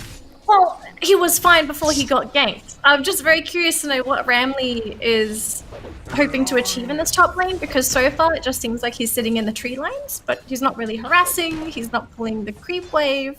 So, yeah, so far the Wyvern seems idle. Is this anything you could really do if you're Ramley? I mean, that must be what they're thinking is the best use. I mean, they're really like struggling in the lanes. Like, yeah, mid lane, Facehugger's got decent CS, but bottom. Yep, gonna try and go onto Calvin. This Dazzle unfortunately does not have Shallow Grave, and he's just gonna get snapped up there by Whitemod, and now QWE all alone. Oh, unfortunately body block there for Raven, but he still gets the last hit. More kills going in the way of Geek Fam, more money in their pocket. Now leading by 3k net worth. Oh, that might be attempt mid lane. Yep, not even an attempt. That's a guaranteed kill onto Facehugger. When you're too close to Carl, that's it. You know you're dead. Will they be able to get a redemption kill here onto Cuckoo, though? He's all alone. Should be able to get Spectre Blast, won't connect. I don't think Cuckoo's out of here. Ramley just doesn't do enough right-click damage, and the Tango healing himself. And Zephyr comes in. The Bramble is going to hold in the Wyvern, and they've lost vision on that Centaur. No redemption kill for you. Instead, they might even go for Ramley. Oh, Azur coming in right under the tree line, and he sees Zephyr. He's got a backup TP coming through as well. Snapfire wanting to join in on this action. Oh, Azur. He got so greedy. They even global silence for this, but can Azur even escape? Slide of Fist not going to kill off Cuckoo, and this Ember Spirit, he's not long for this world. Oh my god, world's longest chase. But there still continues. They're going for Ramley this time, and even Ramley goes down. Yeah, the misfortune continues. I mean, they used everything they had for the top lane, and only Silencer's level 6 for his team, and you throw out the global, doesn't do anything. And it's like, what if Silencer's just gonna stay mid and farm? That's a pretty bad hero to have. Like, he's not explosive. He won't be able to go and like win a lane straight away. And you're giving the Void Spirit time to just roam around, get kills. It's really bad for Oracle to play this way. Yeah, and your Emperor Spirit and your Winter Wyvern are dying left, right, and center up top. Oh, the jump from Raven gets himself out of there. Oh, it's going to be a tough game for Oracle. They know as well that when there's no global silence, it's a pretty big opening for Geek Fam just to run all over Oracle. Because what's your counter initiation? It's Winter's Curse, but your Wyvern doesn't even have level 6. Actually, can we switch to the net worth graph? There's bottom lane, Raven. Is there a disable? There's no disable. Yeah, there's just no gas in the tank. The thing is, do you want Ember Spirit to run around and get kills, or do you want him to sort of farm? Because if he's farming, he's not the best carry to farm when you have like a Silencer and an Oracle. Because a Silencer and a Dazzle. Because your late game is not that secure. But yeah, that's absolutely true. Raven's here, level 5. Yep. The TP, if it gets cancelled, they know that they can't save this Ember Spirit. That's 2 TPs. I'm very sure. That's all. Yeah. I think Azur at this point, he's just feeling like he's being focused. And Facehugger thinking that maybe he was going to be the one that's being targeted, but can we say that Geek Fam, they just understand who the real threat is? It's the Ember Spirit? Because Facehugger at this rate, he's not going to do anything. Oh, definitely. They've been focusing on the exact person that they need to, keeping the Ember Spirit controlled. He's got lowest of the core network, barely ahead of the Willow. Dead again, maybe. He just TP'd back into lane. It's really baffling to see, you know, you just saw the Wyvern die in the river and he still TP's mid. You would think that, you know, maybe he would go down bottom, join his team. At least if he's gripped up with his teammates, they might be able to try and protect him, or maybe even shift off into the jungle. But yeah, dying the moment you teleport back, you've wasted gold on a TP, and now you're in the fountain again. You're not accumulating gold, you're losing gold. The thing is, it's like, what does Oracle do at this point? Do they team fight when you have level 5 Ember and level, what, 7 Dazzle? Oh, Dazzle here. He's all alone too. He has no points in Shallow Grave. He's just dead. I'm really trying to see what's the timing. The light. What's the plan? Yeah. Looks like Cuckoo is finally going to go down. He didn't die previously, but he does die now. But look, we've got some retaliation. 2 heroes down, actually. The Dazzle down bottom. Unfortunately, Wyvern just gets kicked to death there by Carl. And Carl gonna come in, jump onto Azur. Azur, can you get away? Oh, this is the Void Global Silence. Now they're gonna turn onto Carl. There's nothing the Snapfire can do, but they don't have any lockdown for this Void Spirit. Will they be able to find him? Still silenced up. Oh, wait. Be able to just walk out, but no, finally goes down. QWE, redemption kill, but that's not enough to bring them back, but it is a glimmer of hope for the team. Yeah, I mean, they need these, you know. At least Centaur is gonna, it sounds like he's gonna go for that early pipe, just to reduce whatever magic damage they have. Calvin, is he? Yeah, he just runs back in time. Oh! That's a lot of commitment. Oh, yeah. Oh, look at the damage it's doing to Calvin. Whew. That was pretty close. And that's your offlane. That's your offlane Dazzle, and he almost dies to Snapfire's ultimate. That's not good news. It just goes to show how squishy their team is in general. Who's the tankiest? Earth Spirit? Maybe Silencer? I mean, look at the net worth on Earth Spirit, though. Him and Wyvern, like sorry, not Snapfire, but Willow's basically the net worth of 2 heroes. Oh. Yep. Bramble's not going to connect onto Ramley, but look, yep, no ulti. They're just going to finish off the Wyvern, thinking maybe she has her ultimate, but I think that gotta have to check right now. She's not even level 6. Earth Spirit all by himself. 3 heroes down for Oracle. And what can Azur do? He can only sit on the sidelines. If he shows himself, he's dead. And now Raven gonna have to solo facehugger? No?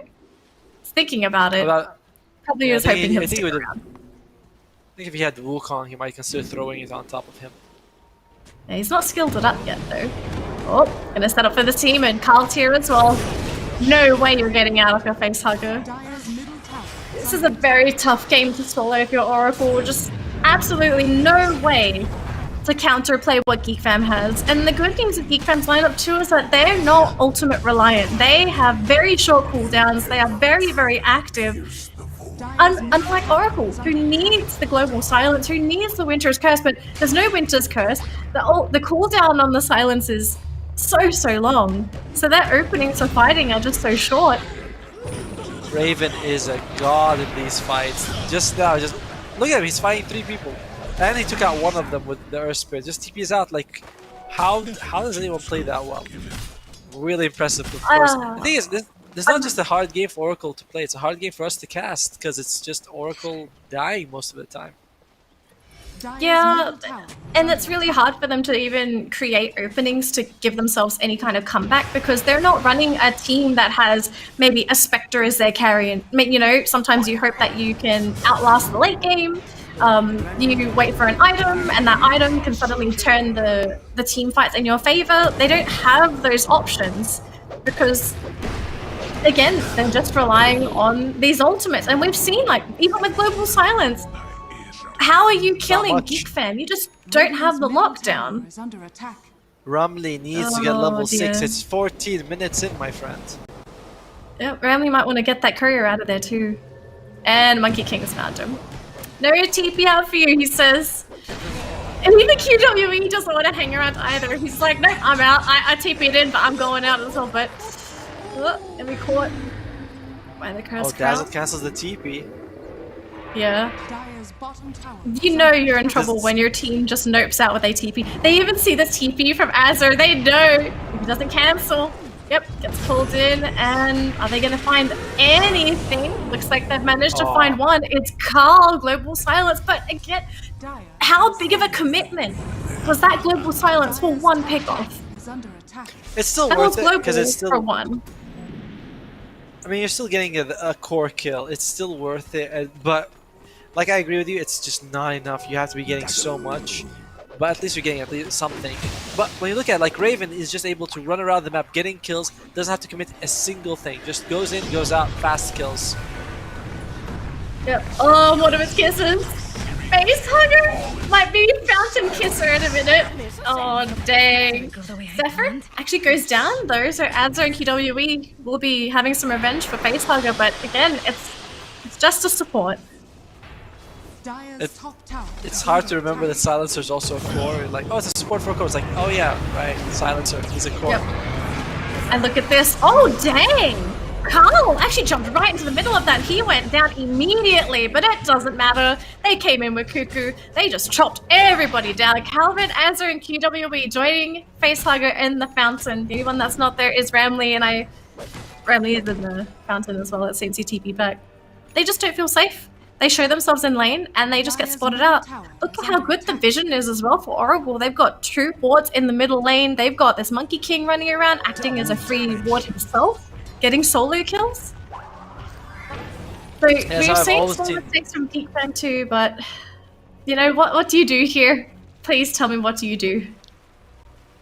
I mean, the thing is, you want to be able to like sort of separate the team. Like, you know that Raven's playing kind of solo a little sometimes, but even then, you're not gonna get a pick off. It just doesn't seem like they can get a pick off. They can't seem to go in on anyone. Global Silence has been at best 1 pick off per global. This is an attempt. Is it enough though? Wow. Like, Cookie and Raven's out of there. I think if Raven turns around, he's got a DD. He could probably just kill them all by himself. So here we go. He'll jump onto the Void Spirit. Has to step himself out of there. Got no way to initiate.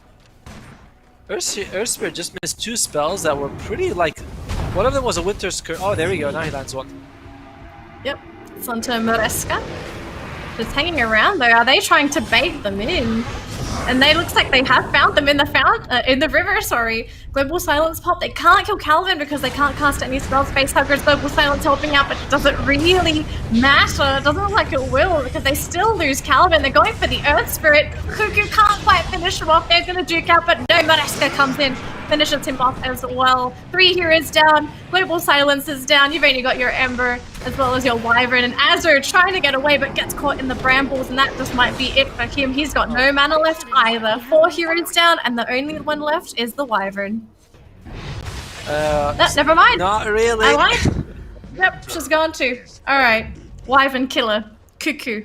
Just call him if you have a Wyvern problem. It was a solid attempt on Raven. They almost got him down. He was actually ticking to the Dazzle Poison, but he already had the Jingu Master. He's used his staff and just got half his HP back, and you're like, oh, yeah, I forgot. He has lifesteal along with insane damage.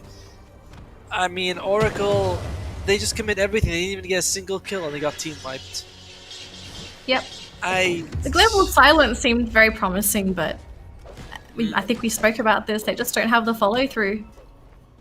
Because the thing about Silencer is that whether he's a core or a support, the Global Silence is the exact same thing. You know, it doesn't change much. It's no it's not damage. It's not like this big wombo combo. It's not a lot of control because it's not stuns. It's just silences. So it's something that doesn't scale. Except Moreska gonna get dumped on. Dark Willow seems pretty okay though. Has the heals, is very fast, but there you go. Poison Touch from Calvin. It's gonna hit Zephyr. Zephyr's still running, but they've got backup here. Raven throwing out the Wukong's command. They've got the stun. Cursed Crown connects onto that Earth Spirit. He's gonna be hit with the Grave, but Calvin, he may have just stuck around for way too long. Even Cold Embracing to keep him alive, but QWE, he still goes down and the chase continues. Everyone's still running away. Stampede committed as well. Mortimer kisses too, flying around all over the place. This Wyvern melts, and so does Calvin. No matter what Oracle does, they still die. And I'm wondering, like, what are they thinking is they're going to be their comeback? Because right now, Dark Willow is going to overtake Silencer in terms of net worth. The top 4 will all be Geek Fam. Like, I can't imagine this is good for their mentality to continue playing this game and just, like, lose. And I was like, at what point do you say, you know what, guys, this game's not going for us, let's just go to the next game, because I see no way for Oracle to somehow come back. Well, maybe they're using this time, even though they're dying, maybe they know that they're going to lose. Maybe they're talking to each other while this game is happening, trying to figure out, okay, guys, what's happening? We have to fix this. Maybe they're going to try and fix it during this game, so that when they go into the next game, they have a better mentality. We kind of don't have this information, but mentality, do you feel like mentality plays a big role when it comes to these kinds of matches? Oh, global silence. They're trying to kill Ramley, but he is not going to survive. Unfortunately, he just gets smacked down by Raven. Raven's still going. Both supports dead on the side of Oracle. You're talking about mentality, and you can see the Earth Spirit is messing up a lot of his spells. Oh, interesting. Oh, is that a good game? Is that a GG? Calvin has called it. He's just standing there. Graves dead. I mean, we've seen the Earth Spirit miss a lot of his spells because he just seems to be like a little nervous. I'm not sure that he would play this way if he was, you know, feeling comfortable. So maybe they're just taking this match and being like, guys, let's just, you know, take as many hits as we can and come back game 2 fresh or something. It's the draft, you know, like carry Ember with a silencer for mid just feels so sluggish. Because Ember does not want to be played as a carry. You want to play more as a mid who can... Or even, if you play a carry, you gotta play him tempo. But Roche goes for Geek Fam. How long are they gonna keep killing until they decide to go for the high ground?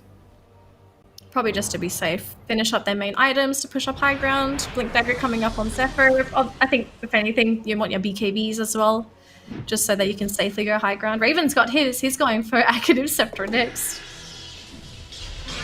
I've always seen him go with the early Echo Saber into Diffusal or into BKB because he just loves getting that double hit off. And he uses the Jinko Mastery so well. Yeah, it's showing it off this game. I think they're probably showing Oracle that, yeah, don't give Raven Monkey King. That's got to be banned out. You can't leave that in the pool for him. So we've got some Ward Wars going on. They did catch Ramley with the Brambles, and here comes Carl with the double damage. And we're going to try and fly away with Ramley. The Grave is there. Calvin just going to try and keep himself alive. He gets pulled in by the Void Spirit. He's going to go down without a doubt. Winter's Curse gets used on 1 just to lock them in place, but Ramley still goes down regardless. Poor old QWE running home all alone. Unless he gets chased down by Raven. They are so nervous on Oracle's side because they just throw their spells like that Winter's Curse. They were not going to get anything out of it. He might have come back to life and be able to use it in a better situation, but he's like, nope, I'll just throw it, maybe something will happen. I got Lotus all picked up on the Centaur as well, so they're going to start... If they manage to send back a Winter's Curse with Cuckoo's Lotus, that might just be it. Because if you looked at how Oracle's played... Yeah, mentally, but maybe even, you know, the game in general, because Oracle's been playing very close to each other. It's gonna stampede. Oh, they're going in. Okay, they fake back instead. They're just gonna go into the silence. So where's the sustain? Cold of Grace Grave as well. That was a very early grave. Global Silence gets used, but where's the damage? Are they gonna kill anybody? That was the Aegis popped on the Carl. He wanted to die. He wanted to die. Cuckoo, in the meantime, doesn't have that regen.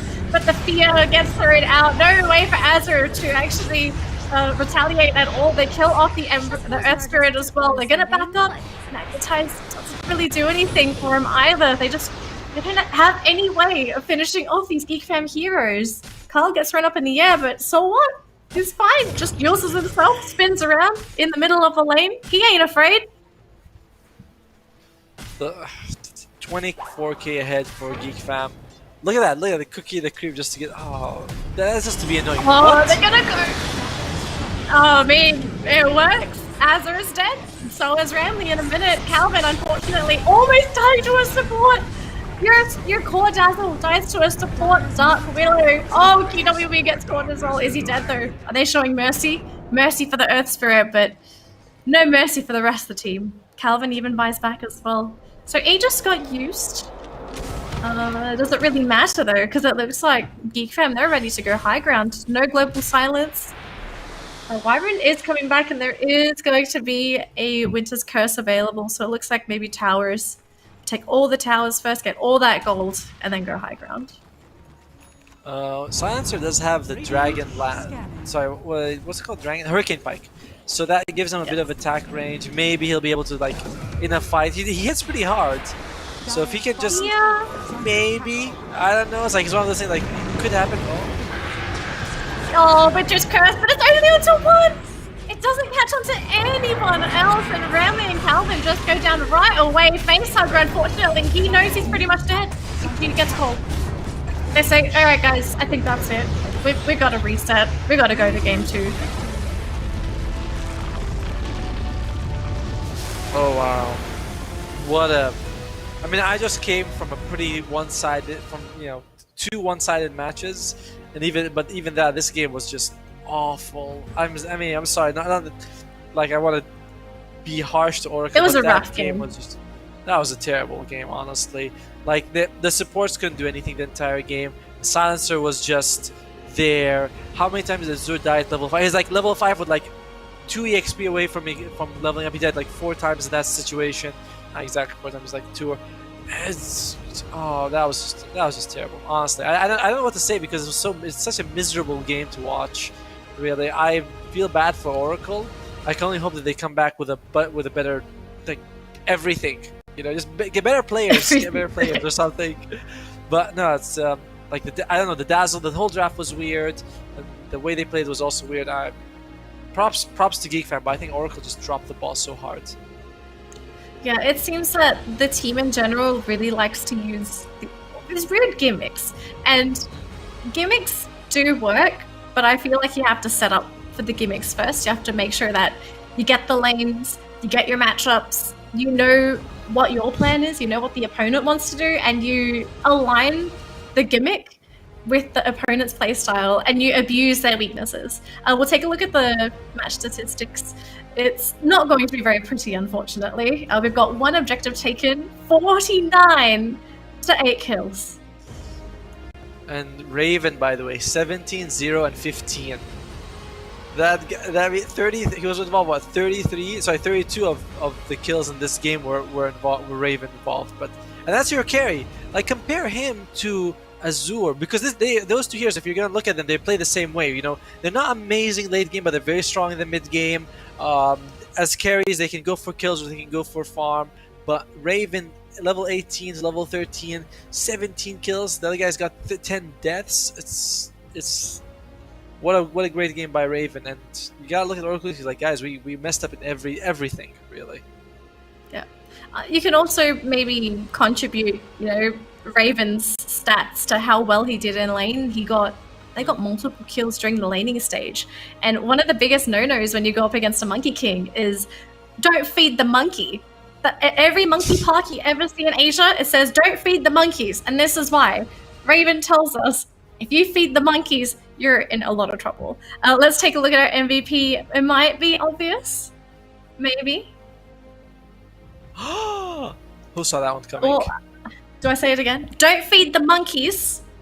You're going to regret it. Yeah, just a great game. I mean, a lot of it goes also to the Snapfire enabling him in the lane. She took a couple of hits from him so that he was able to go all the way, just go ham the entire game. They had no way of dealing, no detection. I mean, not detection, but no flying vision, no way to catch him. He's amazing, one of the best Monkey King players in the world, as is. So, giving him that free lane and no one to counter, what a performance! Yeah, we can't say any more than we can't praise him more than we already have.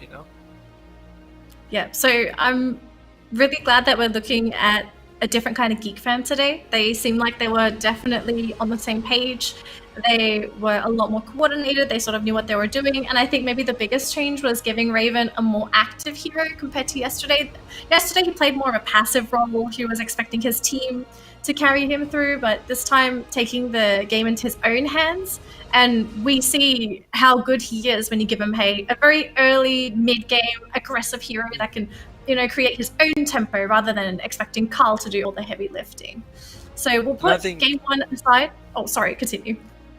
Another thing you mentioned to me before the draft was that yesterday they didn't have heroes that can jump in with Raven, like he would be if he was there solo. But here today we have the Void Spirit to go with him, so he's never all by himself there. Then you've got the Snapfire throwing the Mortimer skill, so you have support when he's jumping in, which makes a big difference if you're playing very aggressive. Yeah. So game one, done and dusted. Geek Fam, convincing victory. Remember, this is still a best of 3. We're going to jump into game 2 very soon, but we'll let the players have a break and we'll let you guys have a break. We are going to go for a quick commercial break, and once we're back, we'll jump right into game 2. So stick around. We'll have some more Dota action for you in a moment.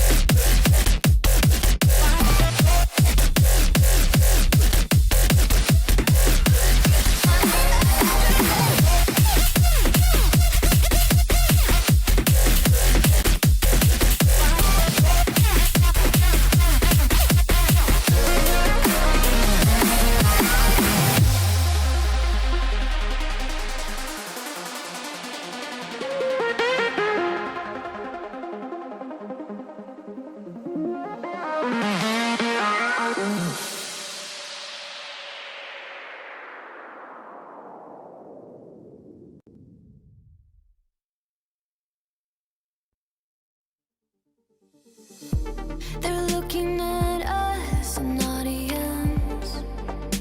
Keep telling us what we can do, but here we are, showing them, making them wish they were you. We've heard the most when it comes to this. Yeah, every shade of blue, but don't even care what they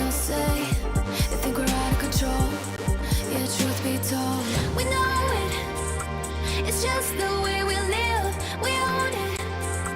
Can't stop, we love the thrill, we know it. It's just the way we live, we're grown-up kids.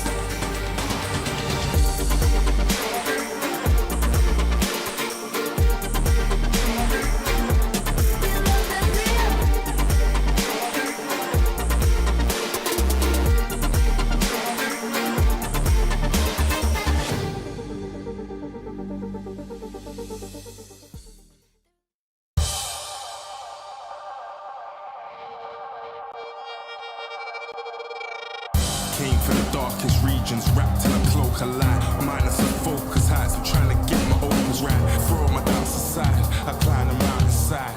And when I reach the peak, the view I see will not be fly. Feel the pressure, but it's relative to the man I measure. No time for hesitation, finally time to step up. And when you're feeling deep in your bones and your soul, you're fed up. You're close to the glass ceiling, keep your head up. See your dreams as a goal, that's how I'm seeing mine. Achieve my full potential, let all of the demons pre my shine.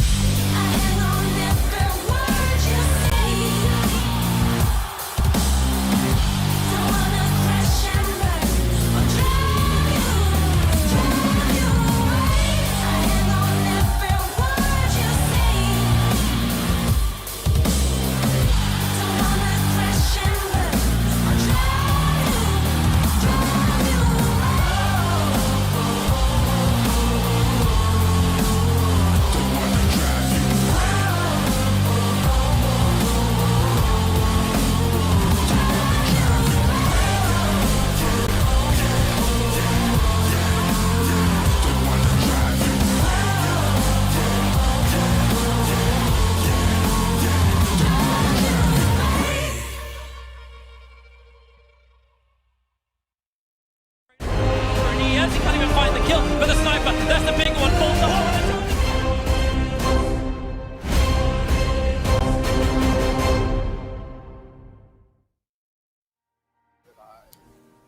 Hi everyone, welcome back to the ESL C Championships. We're about to jump into game 2 of our lower bracket match of the day, Oracle versus Geek Fam. If you were here during the first game, not the best opening show for Oracle. They've got a really tough match ahead of them because if they want to make it through, they need to win the next 2 matches. Otherwise, if they lose this next one, they are unfortunately going to be knocked out of the tournament, and Geek Fam will be moving on to the next match of the day, which will be our lower bracket final. Otomo, do you have anything you want to say before we jump into the draft? I just hope that Oracle can bring more this game. But no, we're gonna jump in the draft. I don't have anything to say. We're just gonna go straight to the draft. And Oracle, are they gonna ban Monkey King first? Do you think it's worth a first ban? Kinda. I mean, considering how badly game 1 went, maybe you can ban it and it's gonna be Nyx instead. Yeah, I mean, Nyx is still a pretty big threat in general, so... Team ban. Geek Fam always bans the Ricky as well as, I think I said this in game 1, they banned the Ricky, Death Prophet, and Snapfire, but last game they were able to take it, so that looks pretty good for them. Team ban. Yep. Puck going to be eliminated from the pool as well. First pick is going to be going in the way of Oracle. So I wonder what Oracle wants to go for this game. What's something that is just so good that you're always going to want to first pick? Mars seems to be the hero, the flavor, you know, like Mars almost always picked, discourages you from taking Lycan. I think that hero's pretty good. Centaur, like some sort of offlaner or a very flexible hero like an Ember Spirit. Those are the heroes I would imagine. If you're gonna pick something first pick, you want to take one of these. Yep. So Oracle, Puck, Nyx Assassin, Ricky, Timbersaw, and Batrider so far. We're still waiting for our last 2 bans. Any gimmicks you want to ban here? I'm not sure. If again, I still would go Oracle and tell them, guys, just ban the Monkey King. I mean, if Raven takes it again and you suffer, you'll feel pretty horrible. And yeah, there you go. The Death Prophet as well as the Ricky being banned. You can also get rid of the Timbersaw, who's just a flexible hero. Oracle, I would start with something flexible and see the Voice Spirit's still in the pool. Ember Spirit, you said the Voice Spirit's like one of the best heroes you can have, and they go with Enchantress. A jungler, okay. kind of does something similar to Chen, but more aggressive. Yeah, scales a bit better into the late game. Geek Fam, yep, there you go, Snapfire. If you don't ban it and you can have the chance to pick it, they take it. They go, oh, Void Spirit, very similar. Two of Ember the same Spirit? heroes that they had last time.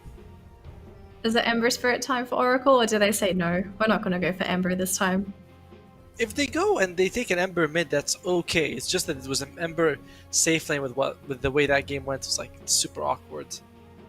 Yeah. I'm almost inclined to think that Facehugger can't play the Ember Spirit, since a lot of teams, they've been putting a lot of emphasis on the hero. It's just, we've seen a lot of success because of how flexible Ember Spirit can be, especially in the right hands. Instead, they're going to pick up their other support, which is going to be the Dark Willow for Oracle. Is this offlane Enchantress? I mean, It's offlane Enchantress, right? It's been a while since we've seen like Enchantress. 10 seconds remaining. I think she's played more as a support, but you're right. I know the team Adroit likes to pick Enchantress as a offlaner, so it can be that.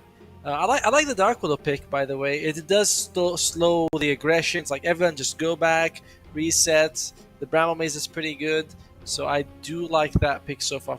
Unless it's gonna be something like, you know, carry Dark Willow because it's Oracle. You never know. Like, oh yeah, she's position one. You go, oh. That's true, to be fair. I mean, Oracle has played some pretty crazy stuff for the past 2 days, so yeah, carry Dark Willow could be on the horizon. Geek Fam's pretty standard though, so we can kind of see what's happening with their lineup. It's an interesting decision here. The Centaur is going to be banned out for Oracle, so they're more concerned about the offlane situation for Geek Fam, not so worried about Monkey King, which I find peculiar. Although Monkey King's not the best in every situation, I suppose, so they don't really need to worry about Monkey King if they pick up the right heroes to deal with him. It's only Enchantress and Dark Willow though, it's not really anything else. You want hard lockdown for something like a Monkey King. Radiant team. Interestingly, the Mars gets banned out and we get the Tusk added here. Tusk and Snapfire, I really like this because Little Shredder level 1 plus Tag Team level 1 is just insane damage. You don't really have to upgrade them too much because, I mean, Tag Team will always be maxed out first for Tusk, but Little Shredder can stay level 1 and still be incredibly useful with the Tusk. Discourages the Phoenix pick, which I'm not sure. When you look at the Oracle draft, they're actually pretty weak to the Snapfire Shredder because of Enchantress. Her slow is useless against it. So, and there's kind of low HP heroes as well, so you can catch them. Very squishy so far. Who are they gonna go with? They go, okay, I like that. Something tanky that can. So this gives them a bit of front line. I like this. I like the Slardar pick because of that. Also, picking Monkey King, you were saying it's not good in every situation. This is one of the situations where you don't really want the Monkey King because trading the Monkey King doesn't really trade very well against the Slardar. Yeah, you get 4 hits and you get the Jinga Master, but he gets 4 hits and he bashes you, which can sometimes kill you with the Slithering Crush. So it's something you need to be a bit careful with. Radiant team pick. And PL going to be making an appearance here for Geek Fam. One of the strongest carries we've seen to date. Has illusions, very mobile, hard to lock down, hits very hard, especially when he gets items. And what's the solution to a PL? Because typically it's lockdown, nukes, shut him down before he hits critical mass. Does Oracle maybe have potential with their current lineup to maybe stop the PL in his tracks? With these heroes, not really. But you can adjust. You can take. I mean, Ember Spirit's still in the pool. Magnus is still in the pool. Meepo is still in the pool. Leshrac is still in the pool. There are heroes you can consider taking to sort of get rid of the Phantom Lancer. I imagine that maybe the Ember might be the best. You have Ember and Slardar. You have some pretty good chasing heroes. Decent in the lane. Ember versus the Void Spirit. We'll have to wait and see what they go with, but. Yeah, I mean, you have the PL is a 4th pick, and you have 2 picks to deal with him. It's going to be the another good hero to go with. Yes, Maelstrom, Aghanims, our combo is really good. So how are these lanes going to pan out then? Who's a support and who's a core? Because so far, Pangu, an ideal core, Enchantress, a potential core, Slardar, probably going to be a main core as well. So support duo, Dark Willow, Enchantress, core, Slardar, Pangu. Like, what lanes are we looking at? That's probably going to be a mid 5 Pango and seconds offlane remaining. Slardar. Willow and Enchanters will play 4 and 5, and that's, I mean, there's just the carry left for Oracle. Again, it's Oracle, so there's always a big question mark to, like, I think that's how they're gonna go. It could be Willow 1 and Slardar 5, you know? They might just do that, and you're like, well. But that's how I imagine the lanes would go. I imagine Geek Fam that would be the optimum way for Oracle to play, I think. Because you have to get Pango active early to shut down the PL. Alright, Sven, the last Sven here. Sven would have been perfect for Oracle. Gives them bonus armor, combos very well with the Slaughter because you can do bonus damage with the armor reduction coming in. So no Sven. Sven was actually perfect versus PL too. Yeah, and one of the nice things that you could consider always going for the Aghanims with him and chasing the PL around when he makes illusions. So he would have been able to just keep on top of him. We are down to the last set of bans and picks. Oracle, they have their pick coming out, which means Geek Fam can counter whatever carry they go with here. For Oracle, they're looking very strong in the mid game. You know, they got the Pango, they got the Slaughter, they got Willow. These are all solid heroes in the mid game. But what do they have for late game? Troll Warlord is an option. Now that your mid is sort of out, I think Troll Warlord is a pretty good carry to have. What else is there? Gyrocopter is solid. I don't know if Gyrocopters is trending right now though, as a carry. 10 seconds remaining. Could be maybe. I'm not sure if Morphling fits here though. Like historically, Morphling has been one of the best heroes to deal with the PL as well. Could we maybe go late, pick up a Spectre? But I feel like Spectre would take way too long to wind up and actually be relevant. Yeah, I mean, I don't know if you really want to play that slow tempo against Geek Fam, who, like last game, we saw how fast Geek Fam can play. Obviously, this draft is a little different. PL takes a little bit more time. We still have Tusk, Void Spirit, and Snapfire. These are the heroes ready to fight. Not waiting for this 1 minute timer. Oracle, what are they going to pick up here? Geek Fam. Looking at their lineup, they've got maybe got one real hero with lockdown. It's mainly the Tusk. They've got lots of chase though. Whereas you look at Oracle, they've got a lot of lockdown, which is something that I'm actually really happy to see since Oracle has been very light on disables for the past 2 days. Since they've got now Pango Rolling Thunder, Crush from the Slaughter, you've got the Brambles coming in from the Willow, last pick going to be okay, PA. Is this Battle Fury PA? Cut through all the illusions with Battle Fury Cleave? Yeah, I mean it's definitely something we haven't seen a lot of, but I kind of like it. I mean, she has. I was gonna say she's kind of a little similar to this Sven, that she can also fight a little early. She usually goes for a cleave item. Sven has natural cleave, and I mean, she's not bad late game. You throw a dagger, you crit the snap, she's dead. I think it's okay from Oracle. I don't love their draft completely, but like the Enchantress 5 is very, very strange to me. I'd rather they have something else, like even Ogre would have felt a lot better. But it's okay. It's better than last game if it goes the way I'm thinking of. Geek Fam though, they can see the draft. They're gonna go with either an offlane or a mid. Omniknight's in the pool and Abaddon as well. I think Omniknight might not be the bad pick for them actually. What else could they go for? Would Beastmaster be a pretty good fit here as well? I think Beastmaster is almost always good, isn't he? I'm trying to think if there's anything about Oracle that stops them. I mean, Pango doesn't really care about the summons, but yeah, apart from that, I mean, I think I still prefer the Omni over the Beastmaster, but Beastmaster would be a solid pick as well, especially with a lot of the offlaners being gone. Centaur, Mars, Timber, LC, all of these are good offlaners that are just banned. Alright, we'll have to see. We've got 10 seconds left for Geek Fam. What's their final option? It could be offlane Void Spirit. Might be seeing a mid pickup here. Really dead set on this Omni. 3 seconds left. Geek Fam, last second. They grab. Ooh. Okay, the Underlord. Very tanky. So how does good the Underlord? How does he round out the draft? What's the role for the Underlord here for Geek Fam? For one, he can catch Facehugger before he starts spinning with the Pit of Malice. He's also super. He also has that arm damage reduction, which means that PA won't be able to get those big crits that we see. I mean, she will get crits, of course, but they'll be a little bit less impactful than usual thanks to the Underlord.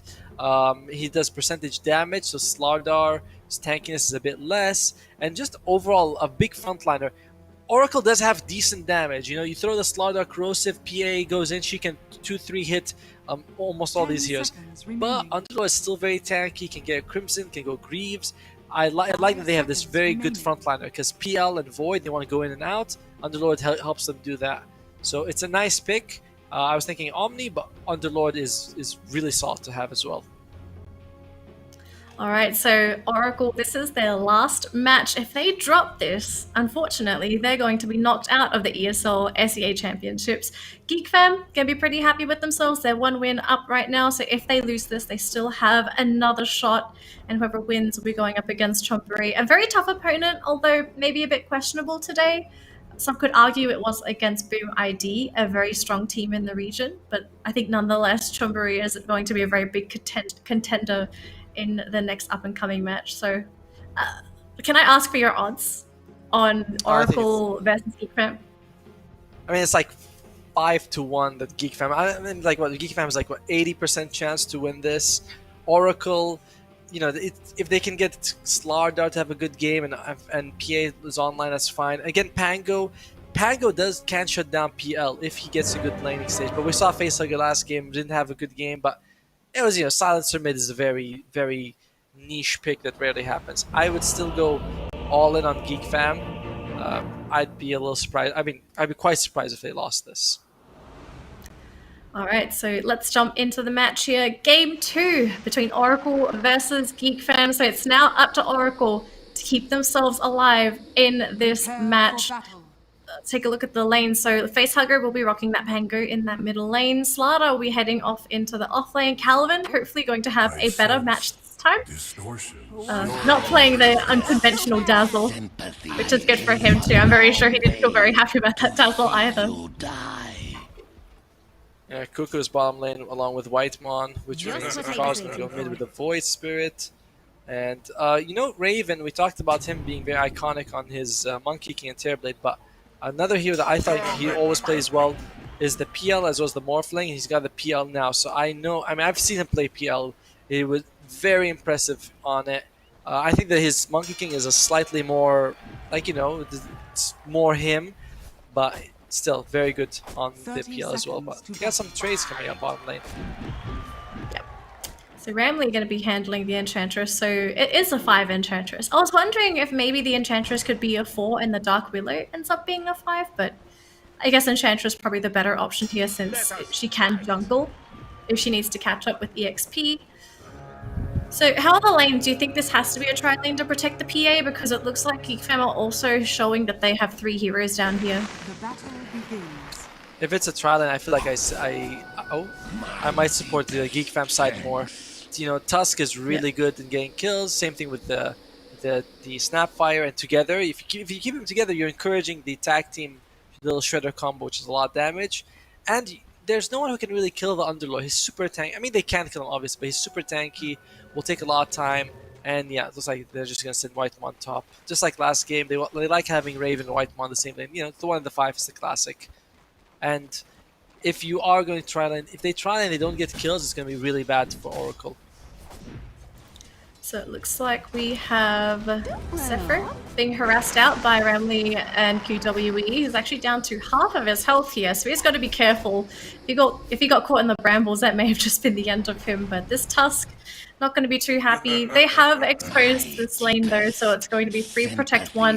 The other 2 lanes will be 1-1 matchups. How do you feel Slardar and Pango will do in their lanes? Do you feel that they will have enough support by themselves to sustain and potentially keep up in CS? Slardar solo. It's solo against both the Snap and I don't know. It's kind of, I feel like it's gonna be a little tough for the Slardar to have a good lane. He's up against 2 people. Snapfire is just one of the better heroes to zone people out. She's just a very good support to have. So be a little bit tough. He is tanky, so he has that advantage. Mid lane, I saw today a Pango beat an Ember, so I'm not averse to the idea that Pango can probably play the mid lane very well. So I think mid will be a trading and farm. I don't think either one really has much of an advantage over the other, but top lane Slar is going to suffer a bit. Yeah. Or so I imagine. Right, To go, you know. And unpause going to happen, and the match continues. So Calvin will have to check up on him a little bit later. He's just going to be on the receiving end of some pressure. Whitemon actually going to cookie the creep just so they can get extra pressure on the Calvin. Cuckoo though being ganked up by Azo, QW, and Ramley. Is this going to be enough? He's got a stick and he will survive, but now Snowball tower damage onto the Stark Willow, taking a lot of damage. And Zephyr, does he try and grab this kill? No, he's actually being jumped on himself, and he's got no spells left. The Snowball on cooldown, enchant for a Rambling, so they have the nuking power to finish him off, and they do. First blood going into Oracle's pocket. So they had first blood last game. They're gonna have it again this time, but how much will that first blood benefit them?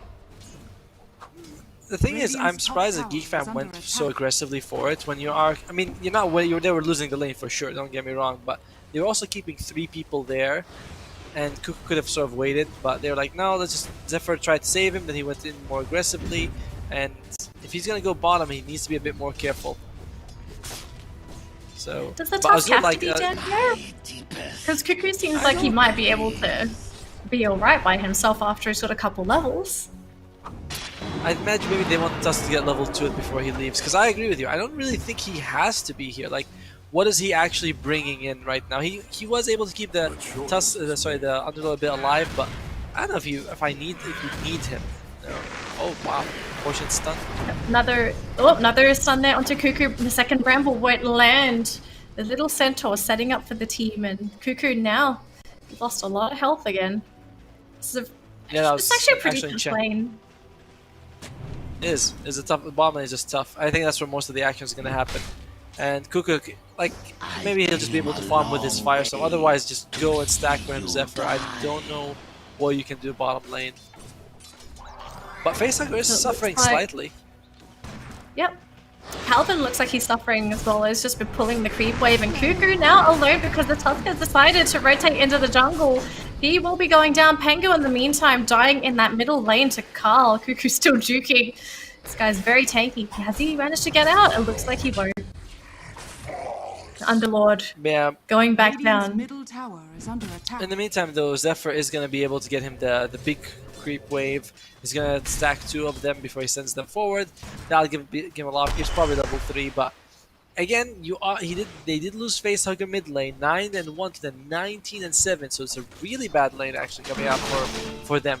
So they're crushing mid, and top lane is also going pretty well. PL is 24 to the 6-1.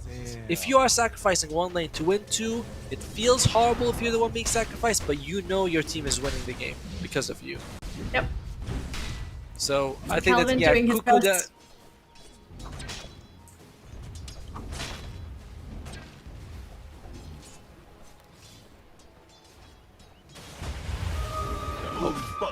Oh.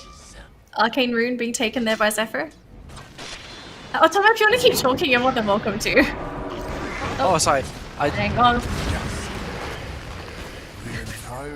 Well, either way, they do get Facehugger again, and they're going to go for more here. Trying to catch the... Oh! Oh, that's not a good pause. That seems... Well, that's awkward time. I guess that the only thing QWE can do is like ponder his life decisions, you know, like this is what led me to this situation. Well, does have the Shadow Realm. It does. He does. It should be. I don't think there's any AoE between Zephyr and Carl, right? Do they have any AoE? No, everything's on cooldown. They could try and snowball, like, you know, snowball to a creep, and then the passing stun gets him. Maybe, but I don't think there's anything nearby. No, I mean all the enemy creeps you can go to. Maybe try that. But even QW will be interesting to see if he can make it out. That'll be like the great escape. But Facehugger dying twice on the tempo mid. Oh, here we go. All right, let's see. QW, can you make it? Shadow Realm? Alright. Yep, they're just gonna leave her alone. Instead doing damage to Carl. Oh, Kido, you better not be greedy there, because the snowball is available on Zephyr if he wants to use it. Looks like they won't have that commitment though. A bit too healthy, and they'll have to dive under the tower to get it. Cuckoo pulling the creep wave again. Ramley trying to harass him with that Storm Harpy. Doesn't quite hurt as much as it used to. It's still spamming, but yeah, that thing used to hurt a lot more back in the day.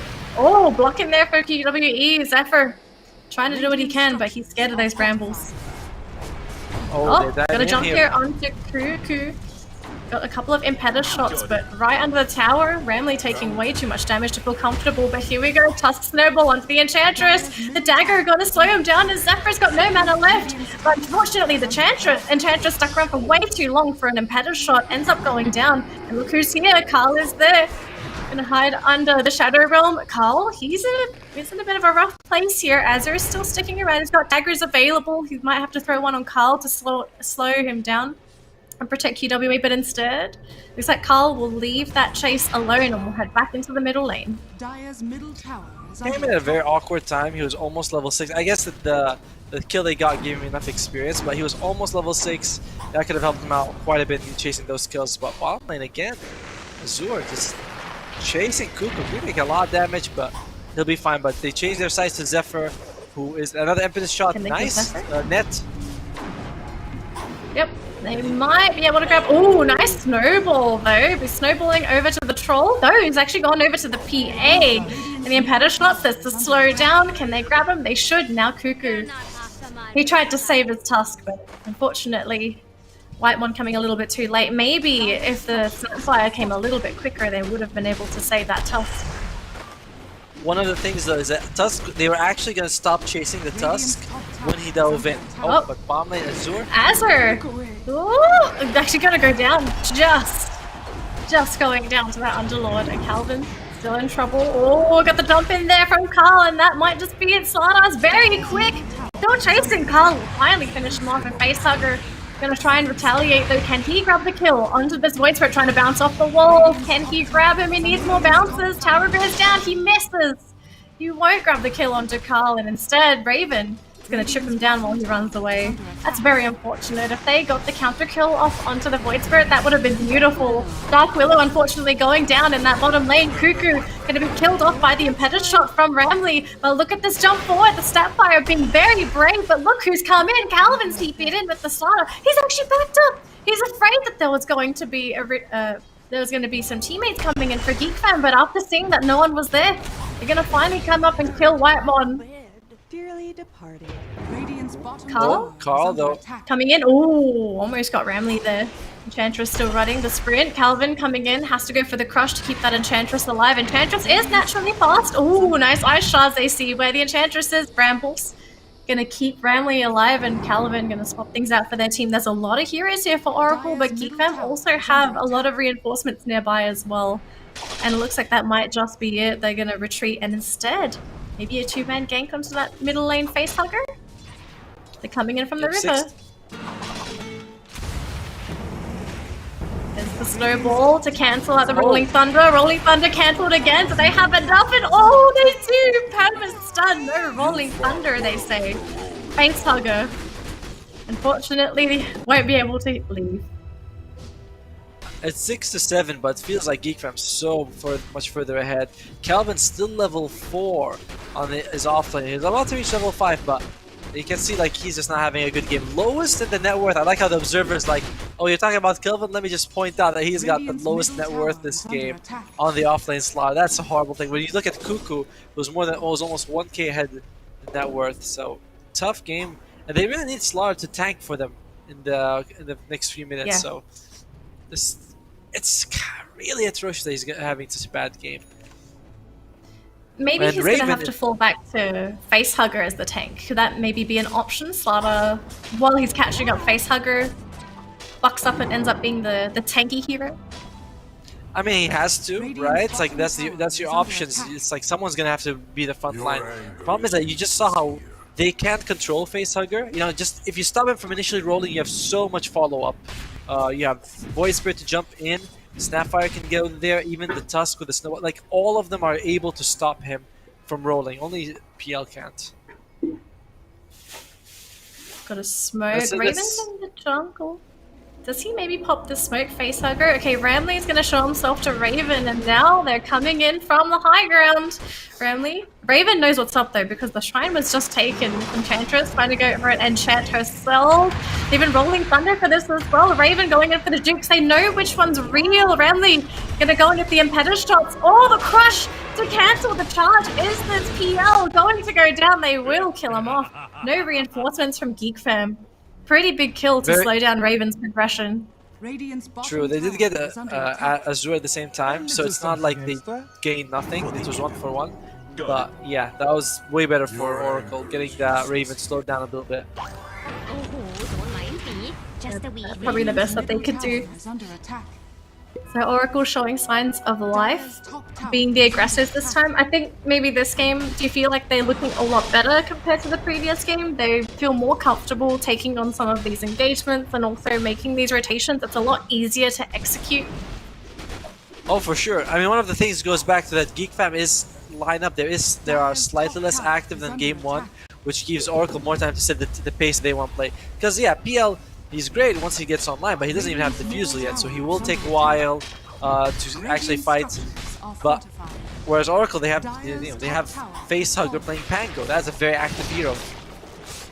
Yep, Zephyr looks like he's going to go down. Nice crits there for Azure. That's going to snowball onto the Centaur, but Facehugger wanted that kill. It looks like Mortimer Kisses happened in that middle lane. Calvin going down to the Snapfire, and now they're going to try and go onto the Void Spirit. Curse Crown going to land. Oh wow, they actually managed to get the Void off onto the Dark Willow, and now it looks like this might just be it. They have the follow through. They need the slows, the Sables. They will get Carl.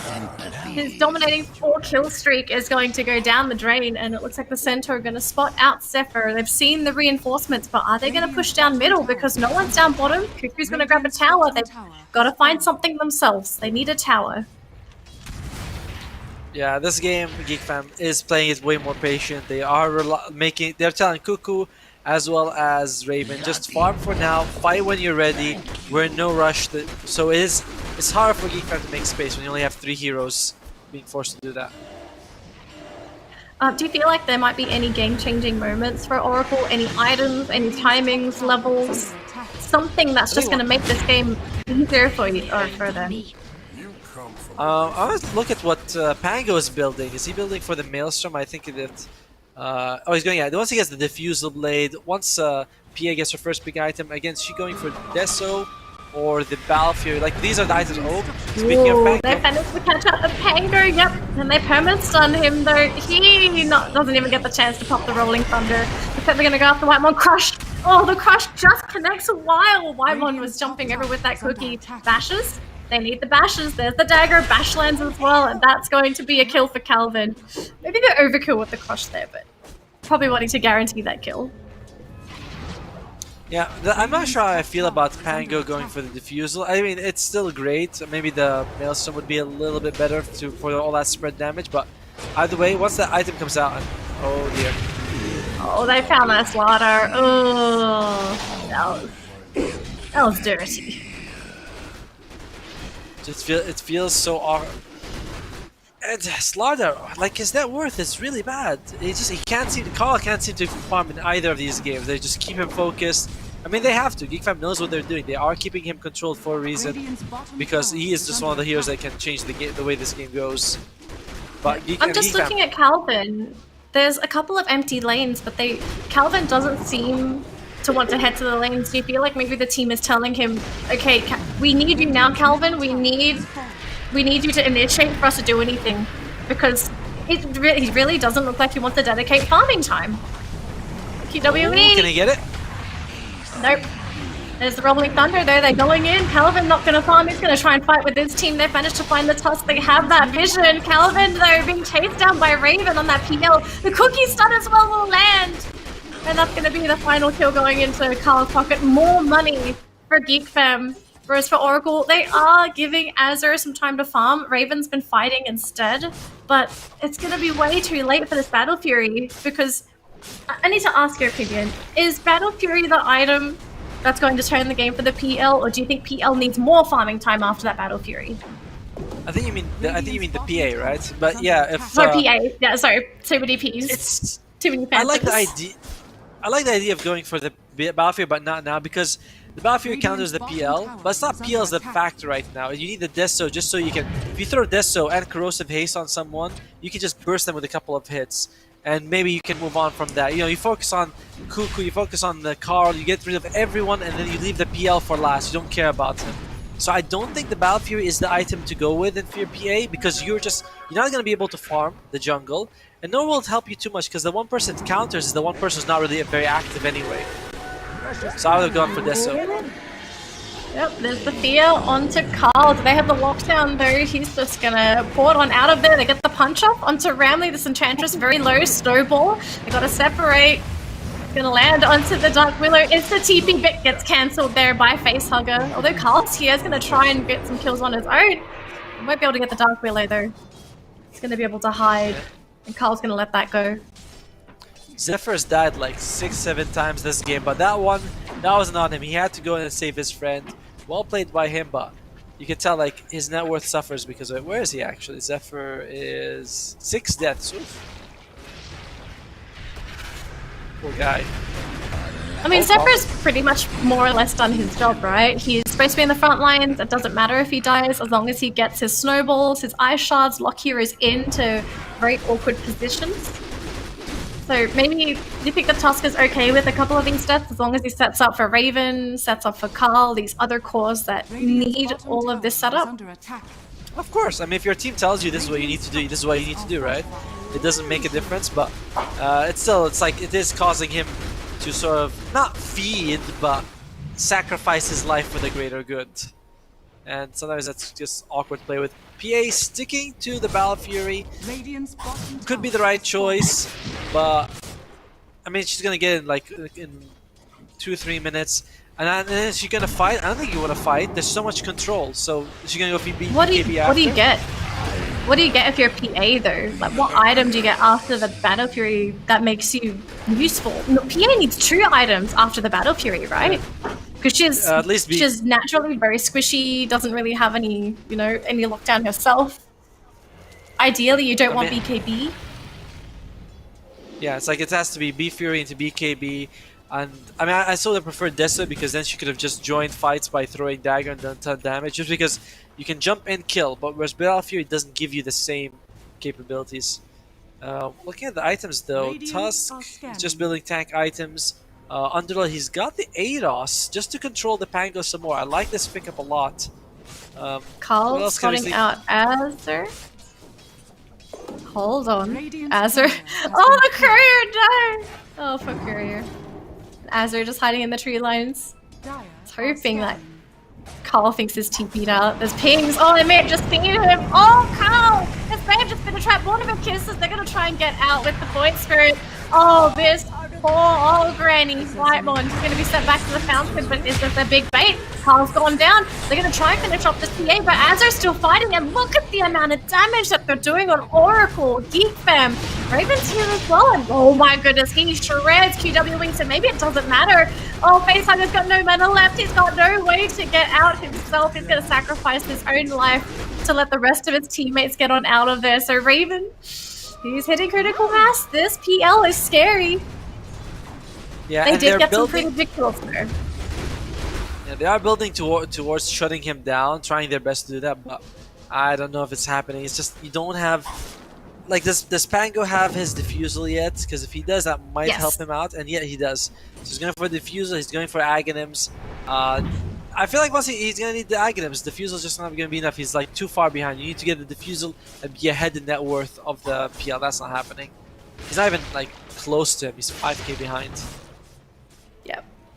Okay, so Battle Fury is finally completed on Azure. He's going to have to wait for the courier to... Oh wait, it was his courier that died, correct? Yep, it was. Oh dear, Calvin. Ouch. Oh, courier again? Really? Oh my goodness. If that was going to die to an illusion, I would have lost it. And yeah, Battle Fury's finished. 19-minute Battle Fury. Alright. It's a bit late. It's a bit late. It's a bit late, and it is a high kill game, so how useful is it really going to be? But we'll find out. Roshan probably going to go to Raven, or maybe Carl. Yeah, Carl gets it. Yeah. I mean, Carl's died a couple times this game, so probably best to put it on him since he's been the one to jump right into the middle of the fights. And Oracle's been very dedicated to killing off the Void Spirit when they see him. Ramley looks like he's going to spot that fight out as well. Dark Willow also on the low ground gets pulled in. Facehugger comes in with the Rolling Thunder, hasn't connected onto anyone yet. Dark Willow goes down. Oh, he's actually pinned into the corner by that creep. Now he's probably dead. Probably. There's a, Calvin is going to go for that Blink Dagger. I'm not a big fan of this item because it implies that he's like going to jump in and get stuns off. Or I don't think that's going to happen. Well, he could get counters for like a Hyper Blast. Azure just gets caught in by the Ice Shards. There's no way he's getting out of here. He's got no BKB, no Force Staff, no one to back him up. And it's just the support, Atos to land as well. Oh, Calvin might be here. Just came Azure's life. They get the fear, but I don't know if that's the direction you want the enemy to be running. Azure running for his life. He's got no TP scroll. And they're hot on his heels. If you're going to protect your carry, you've got to do it now, Oracle.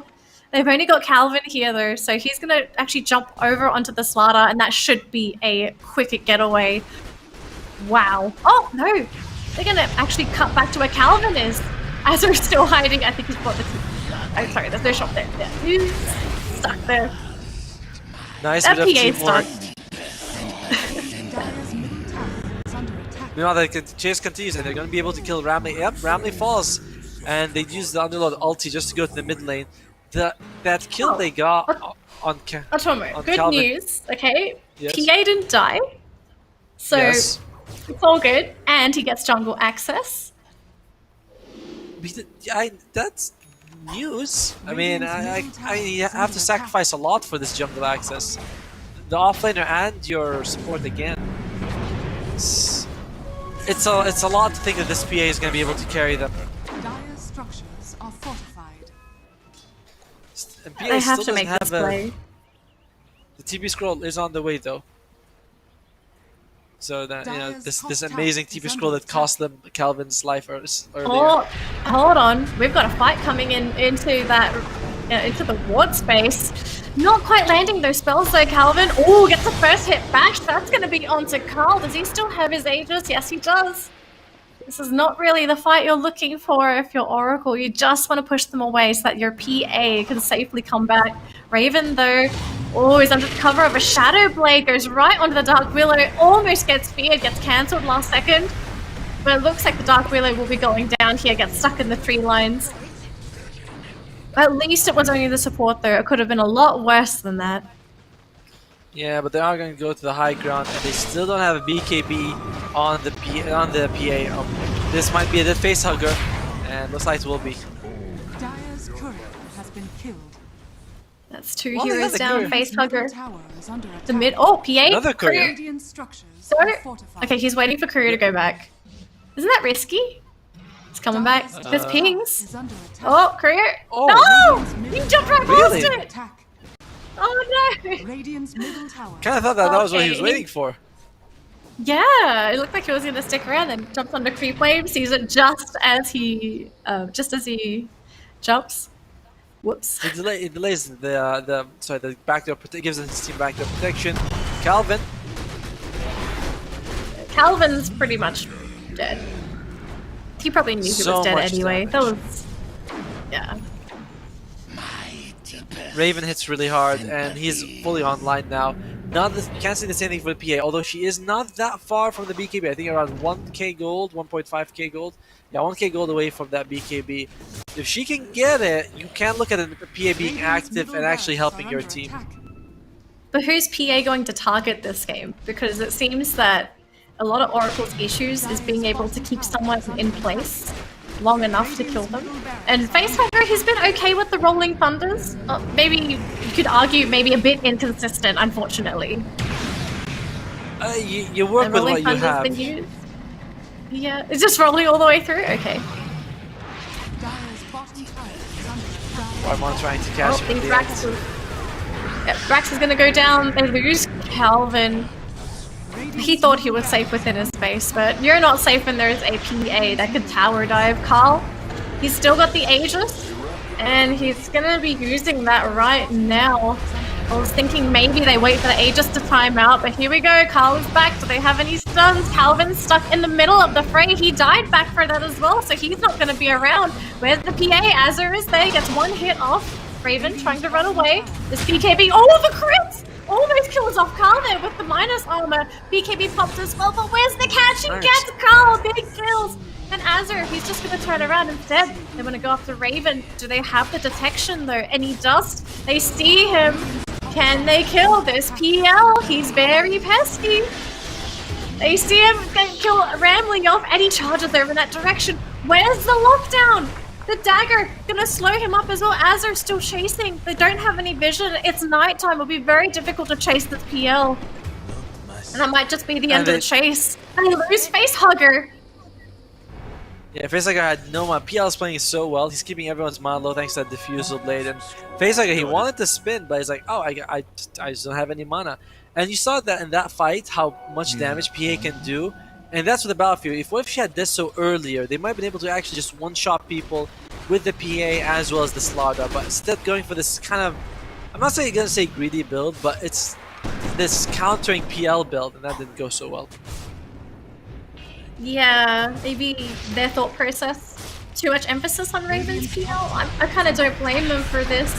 Oh, there we go. Cuckoo gonna be locking in that PA, and Calvin, he wanted to try and go in for the crush. Oh, he's dying. It looks like he will go down there to Cuckoo. Damage over time being a bit too strong. Azur pops a defensive BKB, so he's not gonna have that for the next fight, which is very, very bad since he needs that BKB to go into Geek Fam. So now BKB is down. How do you approach this fight if you're Oracle? I think oh, here we go. They're going to show us now. Rolling Thunder. Cursed Crown. Going to be locking in that Underlord. Rolling Thunder. Not quite getting the targets. Oh, the snowball. They're going to miss everything from Facehugger. Now they're going to re-engage onto this Pango. All the stuns. All the disabled. Ramley trying to finish off Cuckoo. Azur, they're melting to the PL Illusions. He needed that BKB now. Ramley in the middle of the fray, no mana, trying to run away with his movement speed. Zephyr gonna catch him, but this Enchantress is very slippery. Gonna be able to get the heals up, and now PL shredding this PA. This was a buyback as well on that PA. You can't afford to lose Azur here. Is he going into the fountain? He's going into the fountain, Raven! Very ballsy. His Illusion's gonna be taking the fountain shots. They really wanted to kill this PA. And a career dies in the process. Oh, all three heroes down. Azur is gonna try and go to Whitemon, but Raven, he's still here. 70 BKB gets used, but he's running. You don't want to be running with the BKB charges. They do get that kill, but it's just so expensive. I mean, that wasn't even thanks to the PA that much, but oh. Yeah, I can't even get the spin off. So much control for Bango. Dark Willow's coming back, but it looks like they're just going to get away. Rolling Thunder used as well. It looks like Geek Fam, they're just getting ready to turn around and go again. Maybe wait for the Snapfire to come back, and oh, the Calvin, poor guy, just keeps suffering. Calvin's gone. Those PL Illusions are far too tanky. 2.6k health. This PL is really fattening up. He keeps. I like that Slaughter keeps thinking he wants to do a Slithering Crush to catch the PL Illusions, but then the PL is like, oh, sorry, I got Doppelganger anytime you're ready. So they both play a game of chicken of who's gonna use their ability first. But yeah, Calvin, miserable game if you are the Slaughter. Was he like 1-12 or something? It is. It's not really a hero you want to play in this game because you can't really catch half the enemy team. You know, you're useless against a PL. You're useless against. Has been pretty helpful. I will say that the minus armor helping out PA, but is that like enough? Is that enough for Azur to carry? Because he's used, I believe, 3 BKB charges, 2 of them being defensive. I mean, you have to compare like Cuckoo compared to Calvin. It's just not. It's worlds apart. Like Cuckoo can go out there in the fights. He can make space for his team. It takes forever to kill him. Yeah, we're down to our 7 seconds on BKB. That's not much time at all. Oh, looks like White One gonna be revealing himself. So will Carl. They're trying to jump onto the PA crush. Oh, not quite there. And instead gonna go onto the Dark Willow. Was that half of Dark Willow's health? My goodness, trying to get away. Should be able to reach the high ground in time. But we're back to high ground defense, and we have an Aegis advantage on Geek Fam. This should be a game that they secure handily, but we've seen mistakes happen. Do Geek Fam make the misplay of their lives? I think it has to be like 4 PA crits in a row on like a core. You know, that's like the roll of the dice that you need to get right now. And yeah, we got Raven. So here we go. Jumping right onto the high ground, Facehugger right into the Rolling Thunder. They tried to find him with that PL, but he got the Rolling Thunder off in time. Where's the damage? Azur's hitting illusions. He can't find the PL. He's just actually gone under the cover of Invis, and he's just juked. He's juked away from the PA. And look at the rest of his team. Oracle, they've lost two. Pango is gone. Enchantress has to buy back. They're almost losing Calvin. He's so low. This time they're going to be losing Enchantress yet again. Dark Willow dying as well. All these buybacks, it doesn't look like it's going to matter at all, as everyone's going to get fountain dove by this PL. Geek Fam, very convincing 2-0 in this best of 3. And unfortunately for Oracle, this is going to be it for them. They are officially knocked out. What a game again by Geek Fam. And I mean, Oracle, what was that? Sometimes you want to go in a situation, you're like, oh, I know what this hero does, I know what this hero does, but sometimes the hero just doesn't do it much. And that's what we saw with this Slardar. Calvin on the Slardar couldn't do anything. Like, we saw he got Tranquil Boots, Wand, and and for 30 minutes he was trying to get Blink Dagger, which I don't know if he even made a difference, but he wants some Blink Dagger. So the support. It kind of makes sense though, right? Like, you want the Blink Dagger, but you don't have enough people to make space for Blink Dagger to appear, right? Slardar doesn't want to be farming, he wants to be fighting. Yeah. And even if he gets the Blink Dagger, I mean, is he really going to jump in? And it's such a big investment, like 2,000 gold just so you can jump forward, when you might be able to get like a hood that could contribute to pieces along the way, might help you. It was really bad for the Slardar that game. The support, I mean, Ramley on the Enchantress, one time, the only thing I remember is that he one time got the Harpy, and she did some lightning, and you're like, oh, that's cute. That's it. You know, like, you never see him again.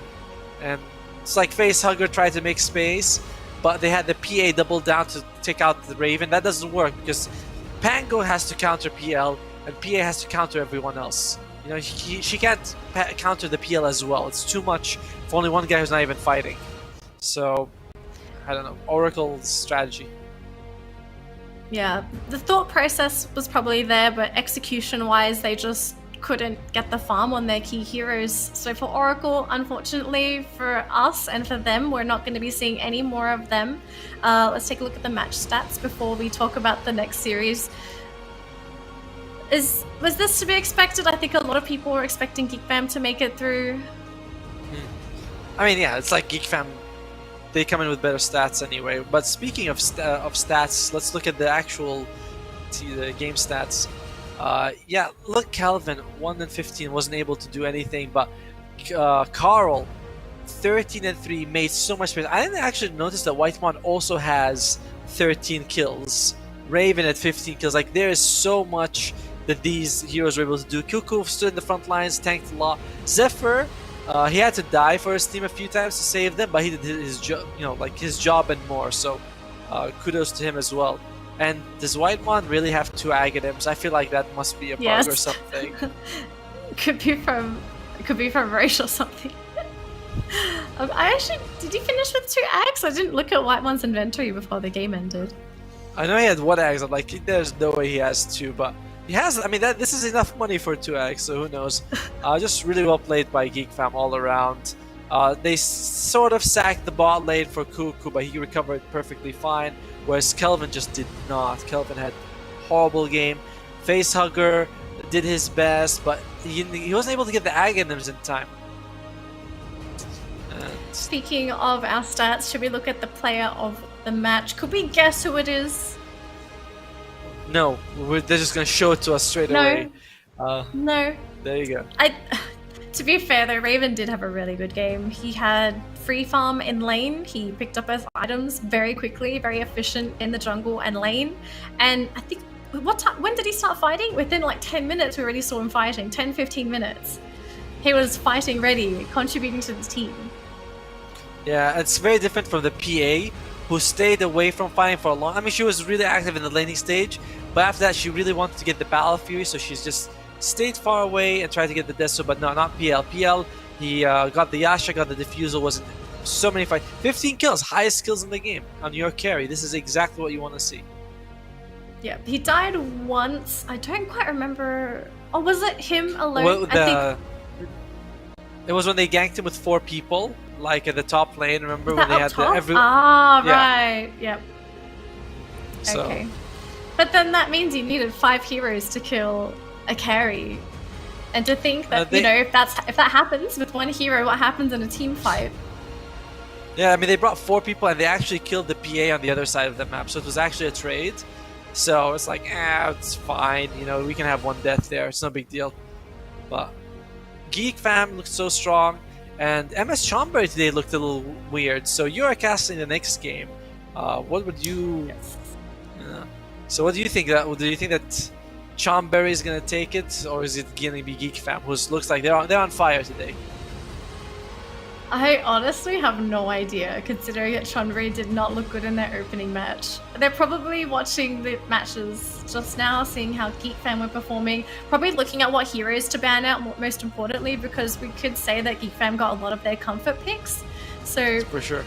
I think it's going to be a tough one. If Geek Fam plays to their best of their abilities, I would say Geek Fam should take the series. If there's any moment we see them faltering, second-guessing themselves, if they make any misplays, we've seen Chonburi capitalize on it. So it could be Chonburi, but I think off the top of my head, it has to be Geek Fam if they keep playing like this. I think I agree as well. If they can give Raven one of his heroes that he's comfortable with, Carl makes the space, I think that they're just going to take it. And the sports looked really good as well. So I would say Geek Fam is going to win, but you're going to be actually casting the game. So yeah, so we're going to that. be bringing back Carl for later. You could watch the games, you could, message us in Discord, what's up, your knowledge, facts. Sure, no problem. Okay. Alright, Otomo. Thank you so much, Otomo. I'll be catching you a little bit later. As for you guys at home watching the series, we're going to jump into our lower bracket grand finals very soon. We're going to have a small break, and once we're done, we will start the series. So we'll be back in a couple minutes.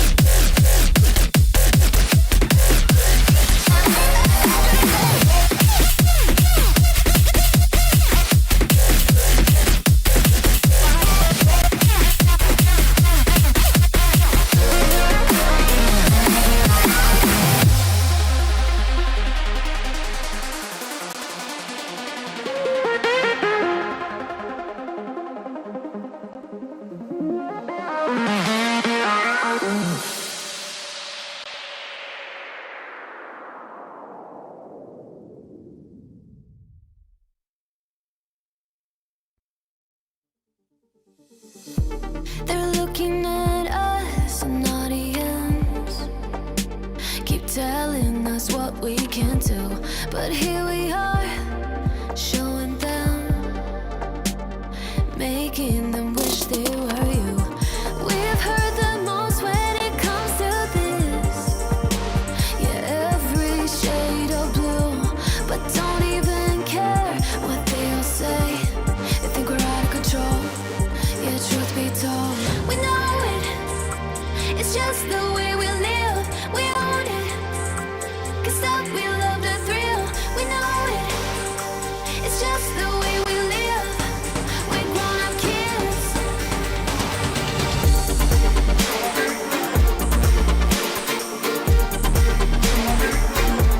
We love the thrill.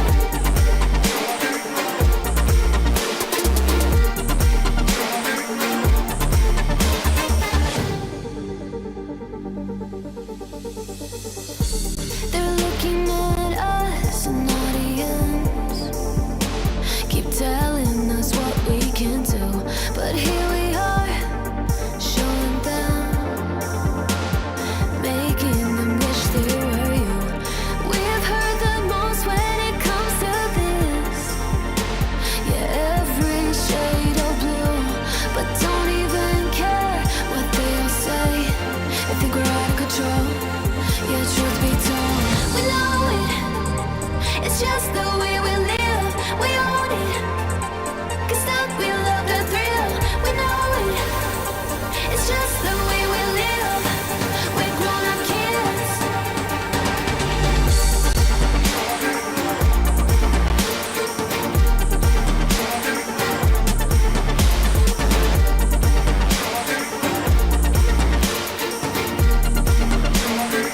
It's just the way we live. We know it.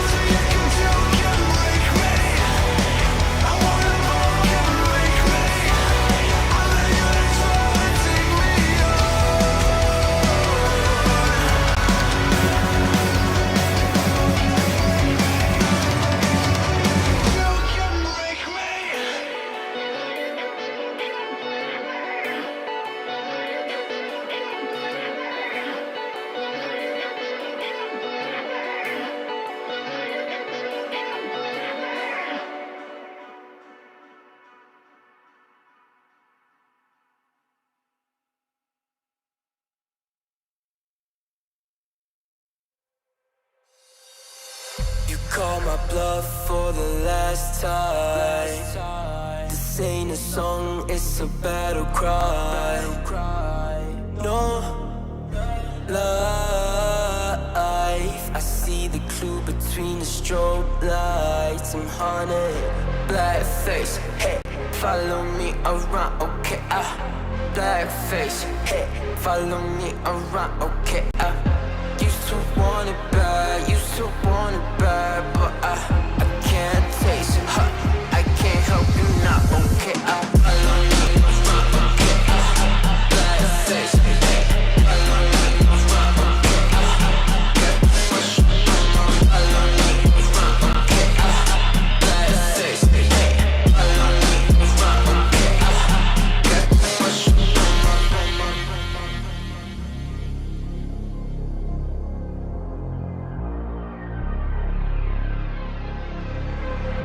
got too much up on my plate, now I can't think. I said woke up, take a X, and now I'm feeling this is it. Want the money, want the rest. I do purse, not no cess. They say, Don, it's why you sad. I said, I just need the thing.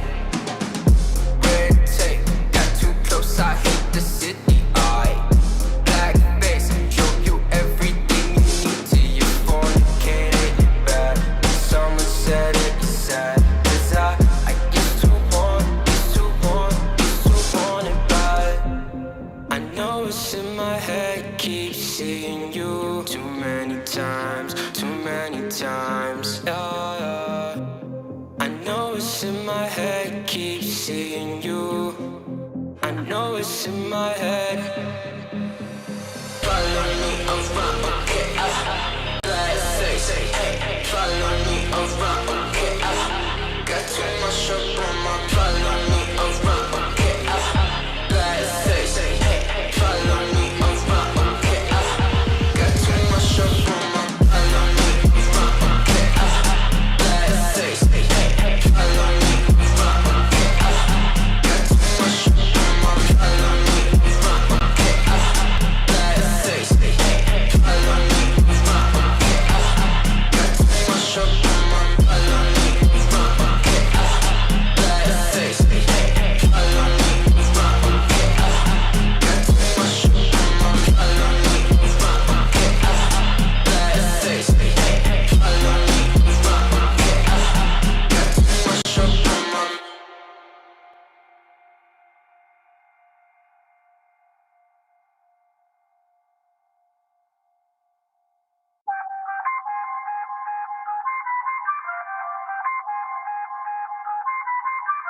I feel on top of the world, I feel on top of the world right now. I feel on top of the world, I feel on top of the world right now. I always wanted the world, I wanna conquer the world right now. I feel on top of the world, I feel on top of the world right now. I call the shots in the man with the plot and we only go bombs away. Ain't no one protecting my mind as a weapon, that's why I'ma dominate. Taking advantage of every second, now I ain't got time to waste. They all tryna sign my name, they want me to sign my name. Counting your blessing while I count that in my winnings.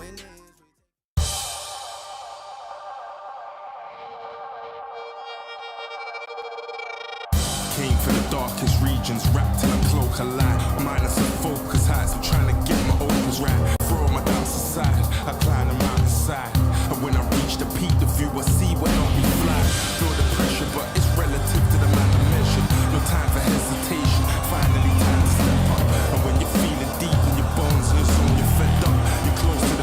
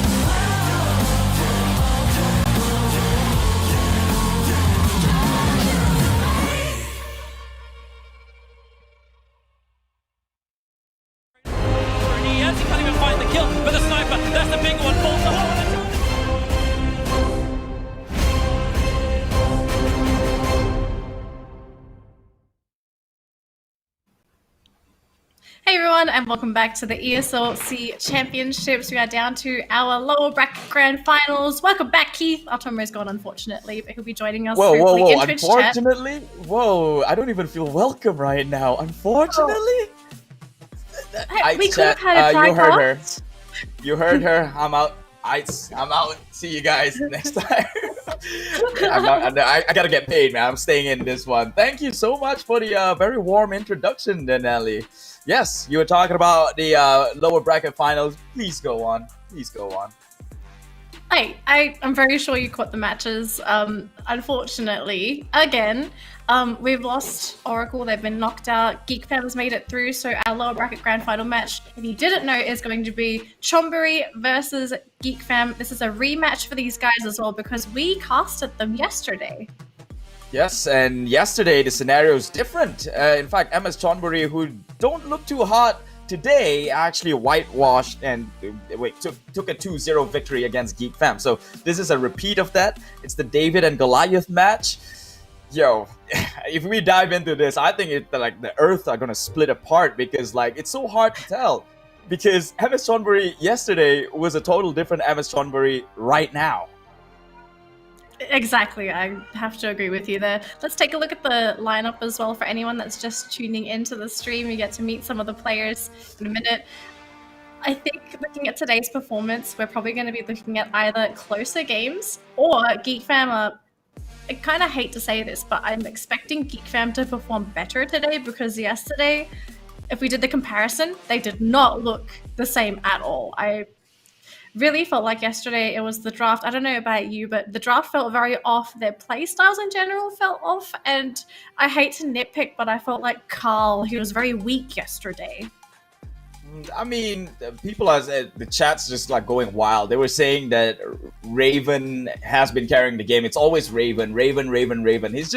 He's a great carry, yes. And the people are saying that he carried Geek Fam once again. So maybe yesterday was the same game plan. They're putting the eggs into the Raven basket. But enough about that. Let's take a look at the lineup for MS Chonburi, the competitors for today. This final match of the day.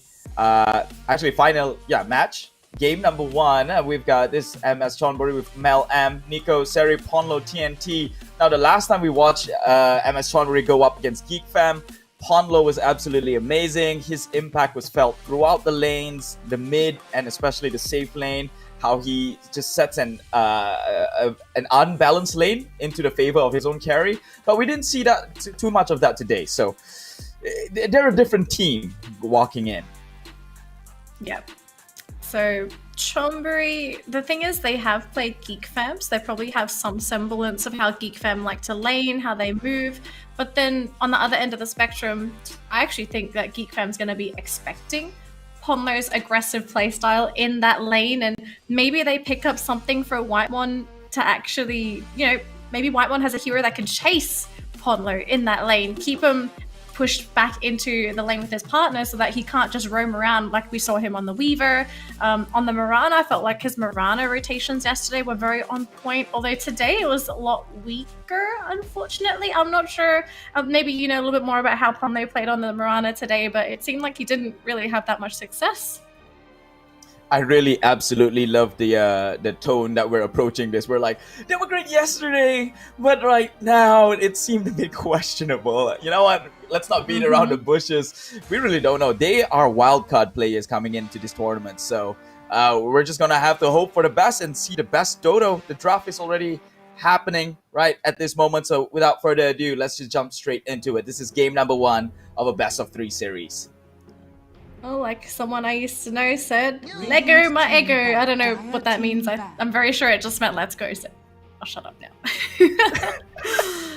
No, I actually want to know what that means. I don't know either. Someone can chat and let us know, please do. Alright, so standard bans across the board so far. Lots of bans on Timbersaw. Geek Fam are not big fans of Timbersaw, it seems. Batrider, Puck, Nature's Prophet. Nyx Assassin is still in the pool. We actually saw lots of Nyx Assassin bans in our previous set, but I think it was Oracle that was banning out the Nyx. Now this is very, very clever coming up from Geek Fam.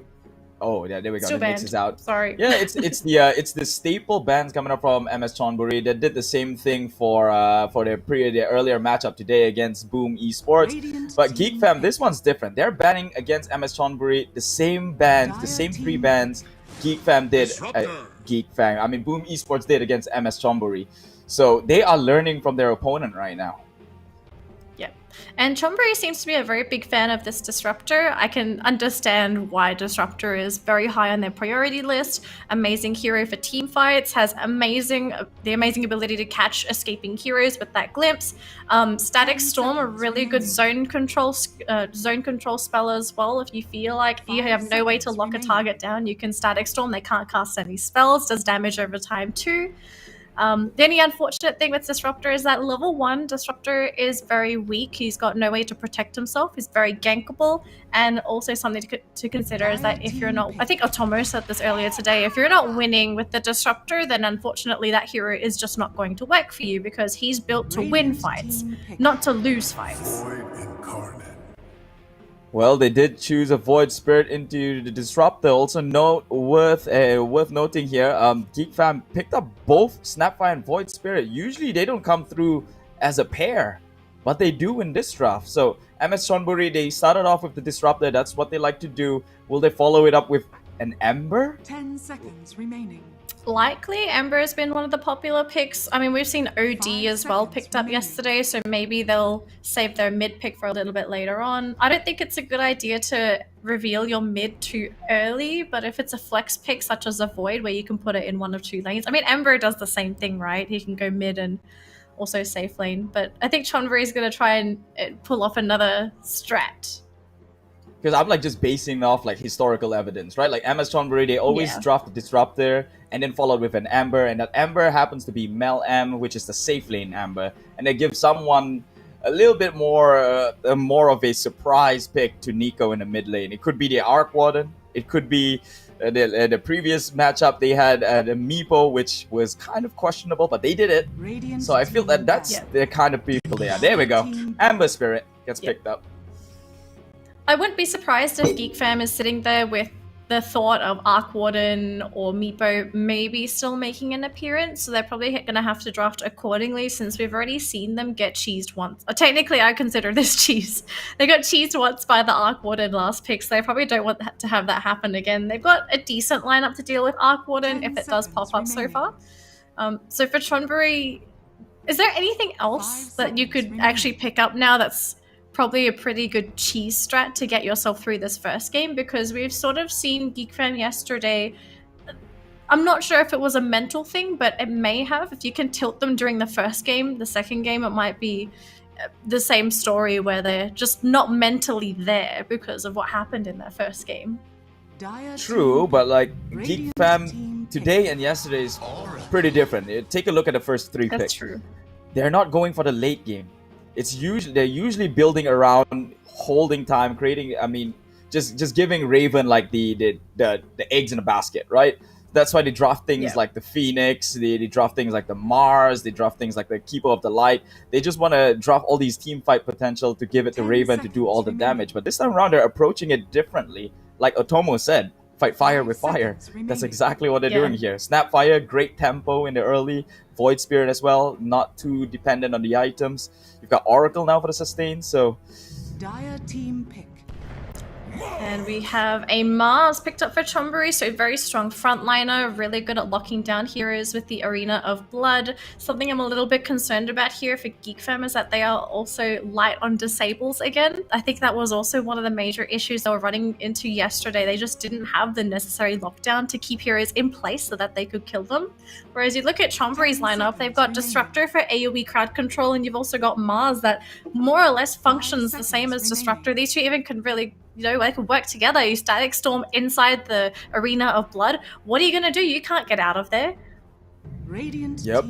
A very lethal combination, but now they have Troll Warlord getting picked up.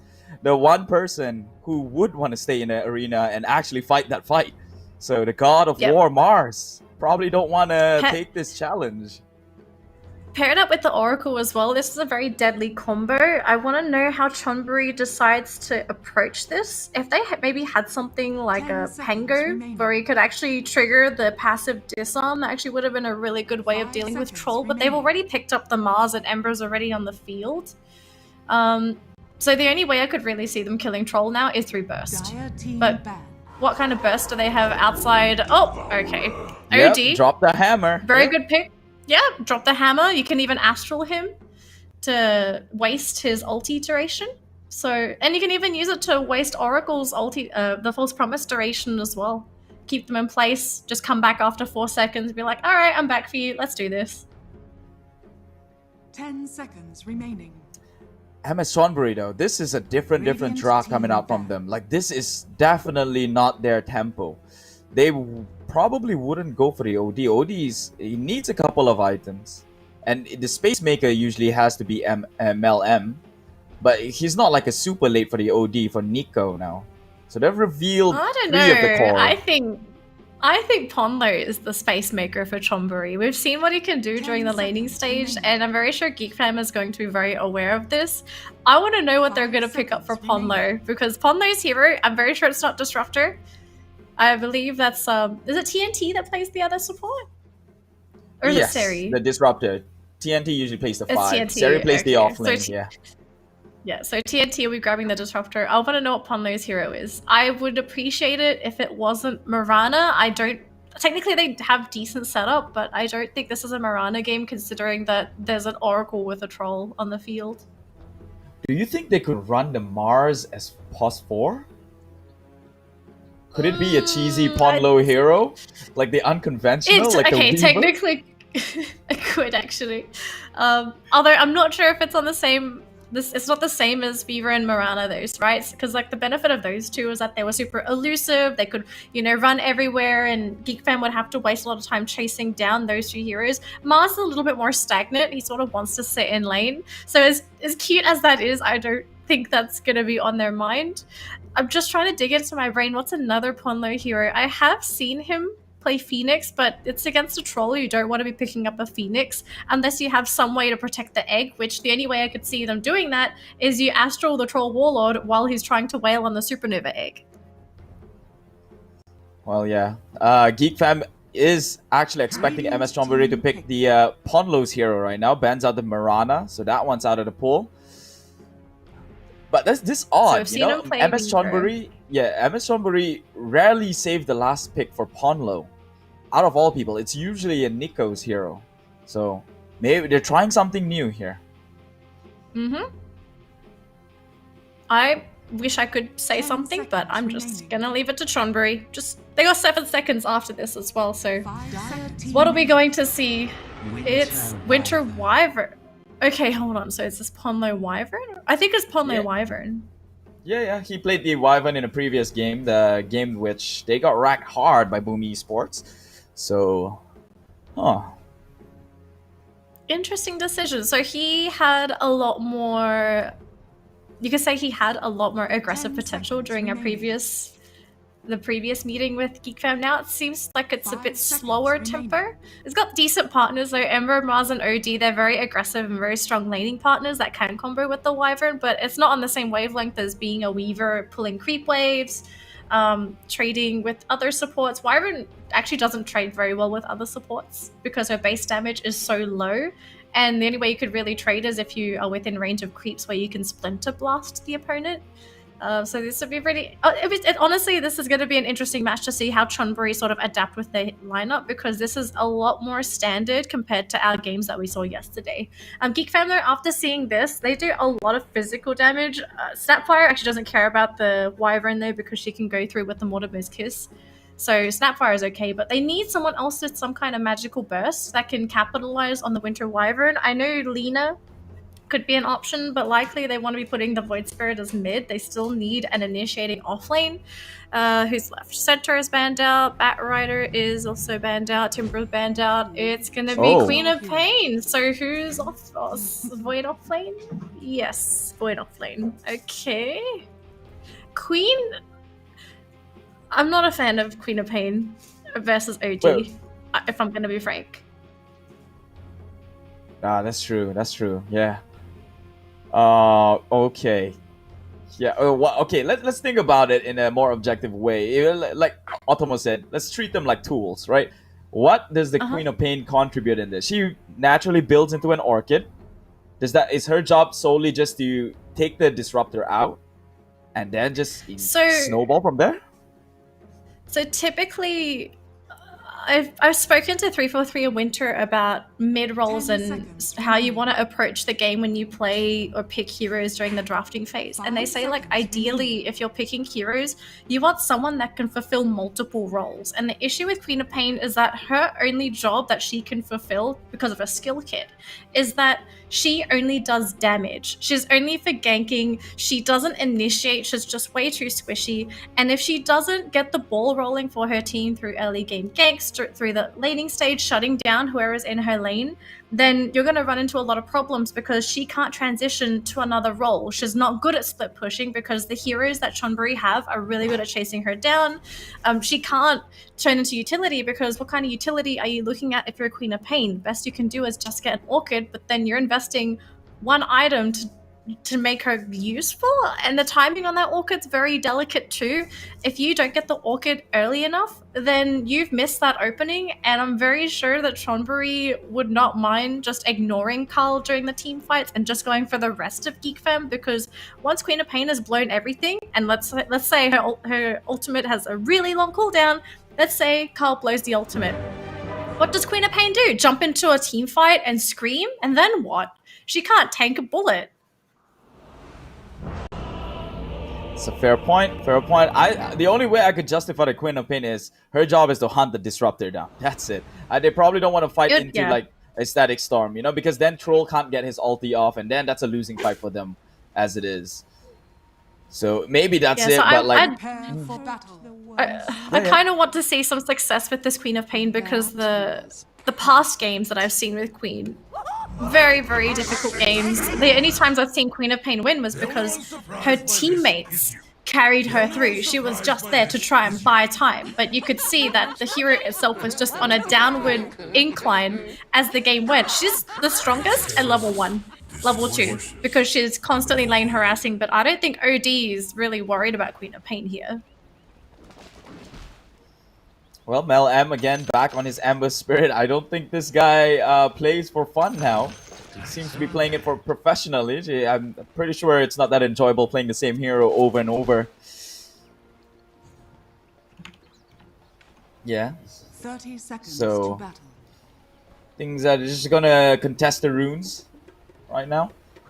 Should be on the side of Geek Fam when it comes to the runes. Do you want to go up against a Snapfire in the contest? You probably win that contest, but maybe you take a lot of harass. Nah, not with Nico around. I mean, OD has Astral, so they'll probably turn it into 2v3, but I'm not sure if they're in a position to contest for this. I'm not sure if they see Queen of Pain. They might, because you can see Carl looking to grab that backstab. He hasn't skilled anything either, so he's in a pretty safe space to sort of go back and see what's going to happen.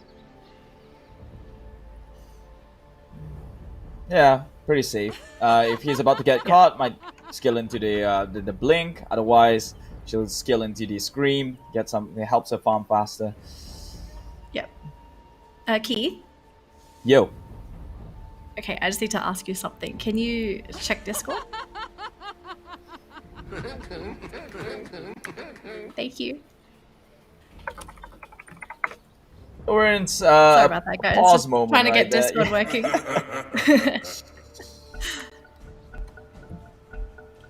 Alright, looks like we're going to be going in and runes. Who's going to get those runes?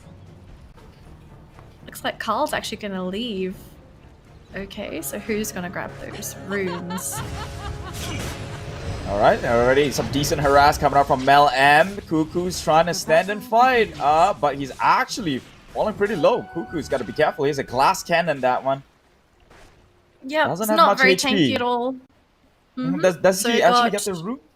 No. So I see, yep, there are 4 runes. So 2-2-2, we're not going to see a lopsided rune take. I want to see how Carl handles this Queen of Pain against an OD though, because OD is one of the toughest mid matchups you could ever ask for. Hits hard, super annoying with the Astral, and as this OD gets more and more levels, it just gets harder and harder to lane up against this monster. There's a reason why OD is so popular. It's just because most of the time, his laning is just so solid. Trading pretty well though. Carl is giving some decent harass, but yeah, you say just naturally, Nico's probably get the better half of this. We'll check up on these guys a little bit later because we can't really see too much happening with Carl. He's just trying to get a good lane matchup with pulling creeps. Down bottom, it's 2 versus 2, and TNT's trying to do his best with harassment, which Oh, wow. Ceres So actually action zoned happening out of up his here. own lane. Yep, Zephyr comes in with some huge harass in his arsenal. Already has the Scatter Blast if you wish to commit. Oh, there we go. Cleans up the creep wave. Probably not the best for Raven. Raven probably wouldn't like that. Oh, Monlo once again gets another courier. MSC playing their game. It was hiding in the tree lines. Of all places. Oh dear. I was wondering what that was. It looked like a tree. My Oh, the goodness. spear actually connects it onto his own tree, but look at that. It's the Shredder just shred him off. First blood drawn on the side of Zephyr. Geek Fam in bottom lane to follow up with TNT to go down. Oh, Chonburi, they've lost 2 heroes already. It's First Blood as well as their support down bottom. And Mel M not looking very healthy at all.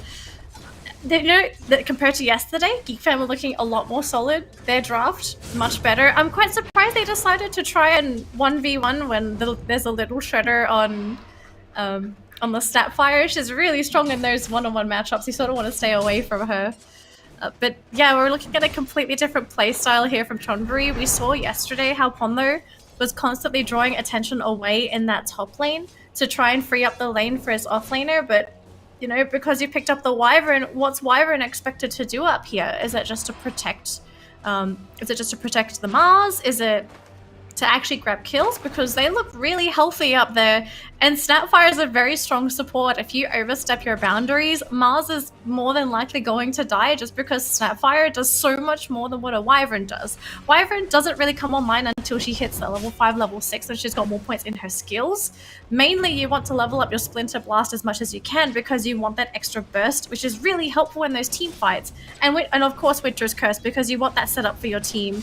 I'm expecting the Winter's Curse to be set up so that it's not actually to use Geek Fam heroes to kill each other. Of course, that's another reason to use it, but it's a setup for the rest of the team. You can Static Storm after the Winter's Curse to get a guaranteed silence / kill onto someone that's going to be a key hero. Clearly, you'd want to be silencing the Oracle because if there's no False Promise, that's a huge asset not available to Geek Fam. Is that another Ponlo? Yep, by Ponlo. He's doing his thing. It's that ward. I see that ward in the jungle. He's just looking for those couriers. I swear, it's like Ponlo only does this to Geek Fam. He had all the game to try it on Boom Esports on their previous matchup. He never does. Oh, hold out down bottom, gets pulled in by the Void Remnant. Tutu actually wants to dive with the Resonant Pulse. Will get another kill. Whitemon though, the chat has been memeing this guy. They said he's the evolution of Bakumon? Agumon? I don't know. You watch Digimon? Oh, that was the reference. Yes, I did. Oh my goodness. I love Digimon, that was such a good series. Yeah. Oh, this bottom lane though. There's no way they kill Raven here. If Ponlo was any other kind of support with a standard stun / nuke, they would have been able to maybe try and go for him, but yeah, they're kind of stuck with his Wyvern for now. I'm expecting better stuff for him later on, but unfortunately he's sort of stuck playing a very passive style with the Wyvern, because you can't even rotate with Winter Wyvern. She doesn't really help anyone. Looks like mid lane. Yeah, so Carl is actually doing what he needs to do as this Queen of Pain. He's slowing down the progress of the OD. It looks like OD is going to have to head into the jungle to try and catch up. The dagger spam is actually getting a bit too much. It looks like they want to commit. They already speared Raven onto the tree, but he just pops his Whirling Axis and chases them down. Thank God for the rebuke. The Bulwark actually negating the damage so heavily, and now he... Oh, in the burst though. Unfortunately, Zephyr has all it takes to take him down. I love the positioning coming out from the Snapfire. You can see like he was trying his best to stay out of range of his ally because there could have been another Splinter Blast. So Geek Fam really on point with that top lane gank, not only getting the kill onto Mars, but also not accidentally killing off his teammate. So props to Sephiroth there for being very well aware of the Wyvern. This is one of the reasons why Wyvern is a bit wonky when it comes to ganks. Like certain heroes have to line up. I guess it's like a Windrunner when you're trying to get the shackle. They have to get that certain angle next to a tree. Mel M. They look like falling pretty low, but okay. He will hold. He will hold. This bottom lane's not looking so good though. Cuckoo's having the time of his life down here. He's getting loads of farms. So is Carl.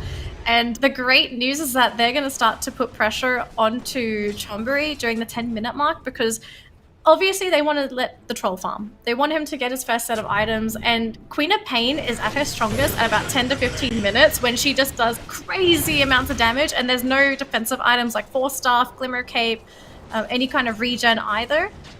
So I'm expecting Carl to start rotating very soon to try and really significantly win these lanes and eventually take towers. Tower control in this game is super important.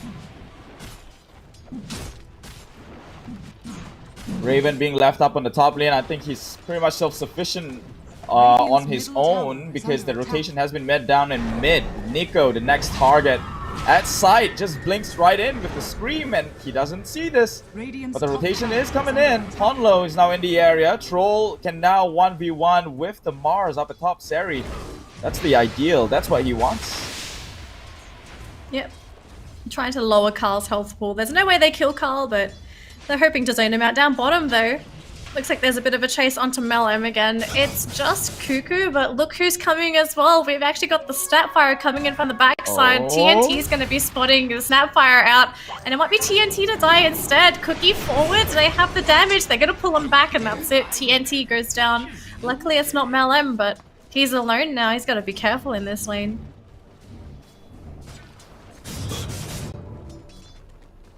Radiant are scanning.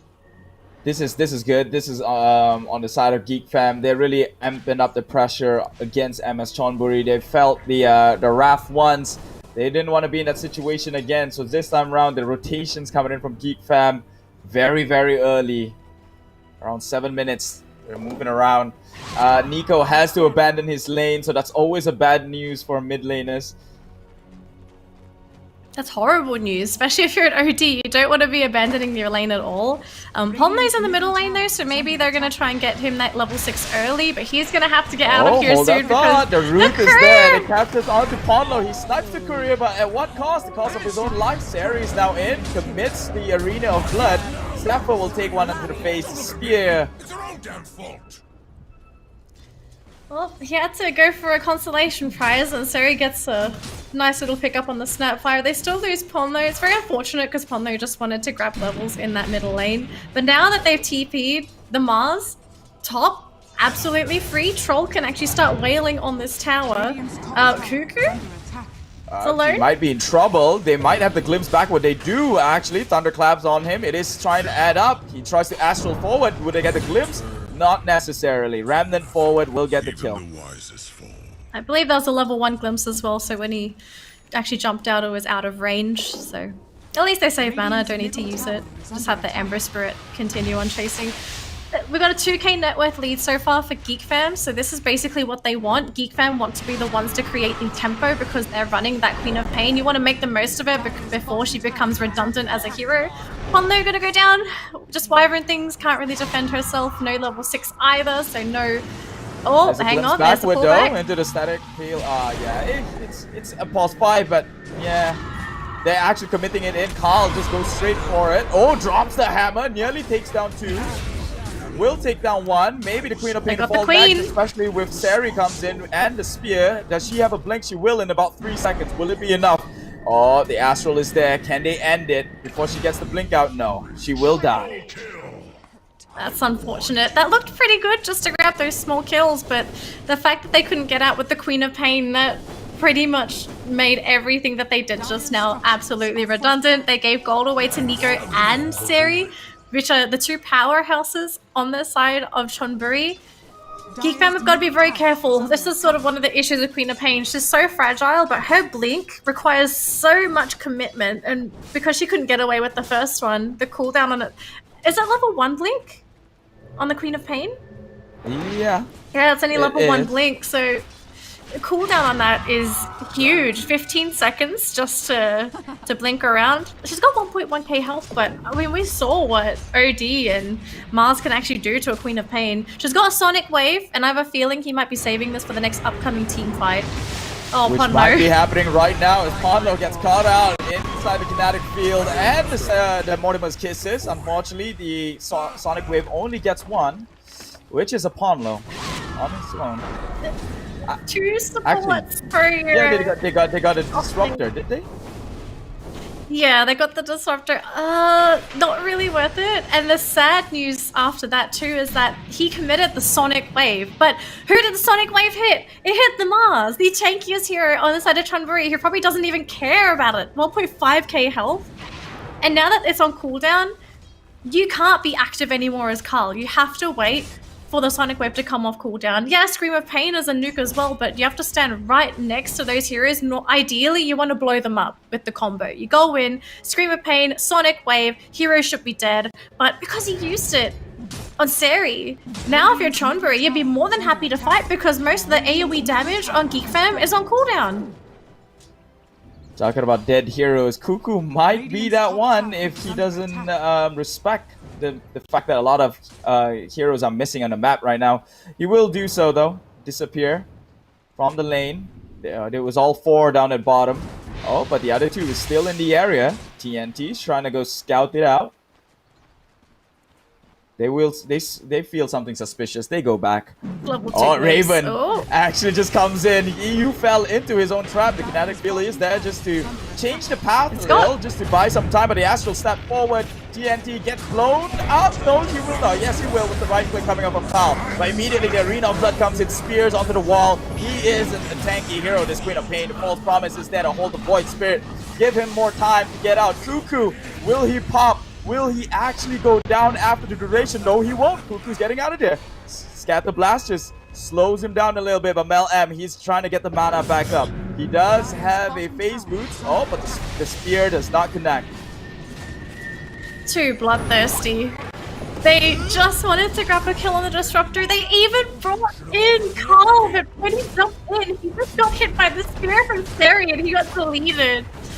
Oh my goodness, that was a horrible fight. Geek Fam looks so good. They're still leading in net worth, but we've already seen Queen of Pain die, I believe, twice. And that's your mid hero that's supposed to carry the momentum for your team. This Queen of Pain needs to be in the same position as OD right now. Lots of kills, lots of farm. Be so threatening that the enemy has to dedicate a lot of time and energy to chase you down and to kill you, so that they can collect the bounty. But oh my gosh, that was a horrible fight. I can't believe that happened. It was all for a disruptor. Well, as you say that, he goes down once again. Carl. Okay, this Queen of Pain might not be working out. Might. Oh dear. This is awful. This is almost starting to look like a replay of yesterday for Carl. With, I guess the best example, yesterday's Storm Spirit, more or less looks the same here. He feels like he needs to make all these plays, but to be honest, he kind of doesn't. Dire's top tower is under He outplayed his own hands, his own cards. Well, he's got to be careful, Cuckoo. They do see them. Oh no, they do not. He is under the cover of smoke, but Seri shows himself. The smoke has popped immediately. Uses the dissimulate, but Astral steps himself up to the high ground, so he will be safe. Thanks to the Observer Ward up there, he can safely do so. Now getting more tower objectives here for Chonburi. Gonna head up top, and guess who's up there? It's Cuckoo's gonna try and defend. Looks like Oracle's gonna head up there as well, but between these two, there's no way they're going to protect the tower. They've got to TP someone in, and it looks like it's going to be the Snapfire. I don't know if they can defend it, though. The root already has been channeled up, will catch him in place, but Seri is probably not the target you want to actually drop the Arena of Blood with the Static Storm on the inside, so they cannot follow with any sort of magical burst. Zephyr to fall down. He will go down. Already committed the false promise, and that promise seems to be true as they let him move on for longer, for a while at least. probably only get Whitemon. So he held his word. The promise was true, and Cuckoo gets out of there alive. That was a beautiful bait. So everyone on Geek Fam, they wanted to go onto the Mars, but the coordination between him and the Disruptor was perfect. Did you see the positioning on that Static Storm in the Arena of Blood? The Storm went up first, then the Blood. Perfect coverage in the arena, and basically when you're stuck in that arena, Snapfire couldn't do anything. She was basically hugging the wall, hoping that the arena would go down. She gets blown up. You have to run away if you're Cuckoo because you can't cast spells. You're basically dunzos as a Void Spirit. A turnaround was so good coming in from Chonburi. It almost seems like there's just no counterplay from Geek Fam. They've got no defensive measures that can turn a team fight around if their positioning is off. They don't have anything like a Dark Willow Fear. They don't have their own Winter's Curse. They don't have AoE control. They've got a lot of single target control, a lot of single target damage, but then when it comes to having to control where these heroes are, where they're going, where they're moving, none. Zero. It's all on the side of Chonburi. It goes back to the idea that Geek Fam, I don't know why, they just don't like picking lineups that control the terrain. All in that basket. Raven again. It's up to him to carry his whole team on his shoulders. I don't know how much more weight can this guy carry. He's been doing a whole lot just today alone. He's gonna have to do it. If there's a hero that could turn this game around, it's going to be a Troll Warlord, and he's got a Diffusal Blade. Once that BKB comes up, I think he's got to make a move with his team. They've got to fight. Raven's got to come in. This is a really nice Orchid timing, so it's not late. This is on time for Carl. If they can time the BKB Orchid in a team fight right now, that'd be perfect. But they need to try and finish up that BKB first. It looks like they'll get a free Disruptor kill. So nice little redemption. But Carl's going to need a lot more than that if he wants to make a comeback in this game, because so far he's just cannon fodder. Well, he's still holding his worth on the second spot though, on the net worth chart, so not all is lost. Meanwhile, I can't say the same for Whitemon though, as 3 heroes entertain him. 3 cores, actually. This guy's a VIP. He gets all the attention he wants, and will pop down at the end. Yep. Ooh, we got a smoke here. I'm very sure they would have actually seen the silence on the Queen of Pain, because Carl did show this off on the Disruptor. And I think they're trying to look for a punish. Deep wards. Oh, right next to a sentry as well. They're going for it. They know that the Oracle is gone. Oh, he's picked off Pontlo. Yep, good pickoffs. This is what Carl needs to do with that Orchid. Just pick off those weak heroes with this Orchid. Make the most of this until this heroes could be start it, to pick up Sari. defensive It's a items. big catch. Unfortunately, he does not get the Arena of Blood out in time, but they have the silence there with the Static Storm. Surely they take Cuckoo out. No, Cuckoo. Astral steps forward, has the haste rune. They cannot pursue. Ooh, they need it. The spear had to land and it didn't. Oh, that was beautiful. Big ultimates on cooldown now. Arena of Blood gone, Static Storm on cooldown, and if you're Queen of Pain and you know that Static is on cooldown, it's time to look for kills, because you know that there's no silence coming for you.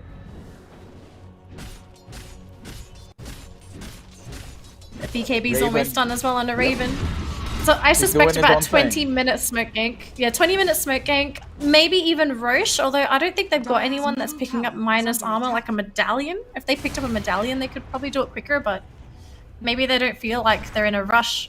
If you look at the lineup for Chonburi, they don't have the best Roshan lineup. They're actually going for kills here. They're rotating Disruptor and Wyvern to the top lane, maybe hoping that they can catch someone out whilst taking the shrine. Got BKB coming up as well. This time onto Mel M. His is quite far behind, so he won't have this. The next time Troll comes in with his BKB, and that could be a problem. This next fight with the BKB on Troll, once it's done, is huge. If they can win this team fight and start pushing down towers with it, this is how you get the momentum rolling here for Geek Fam. So it's all on Raven's BKB and on Carl's decision on who to silence with that Orchid.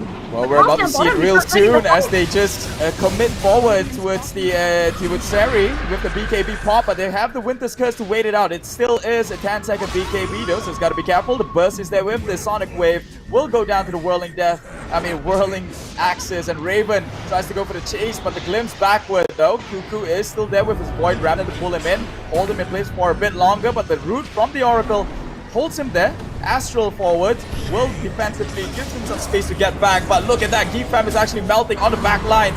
Melam going forward, drops the hammer by Nico, takes down Carl, Cuckoo to fall next, Zephyr as well, within range will... Oh, Roshan on the side of MSC does not want him to live, and Zephyr tries to go for the deny, but he gets rebuked by the God of War himself.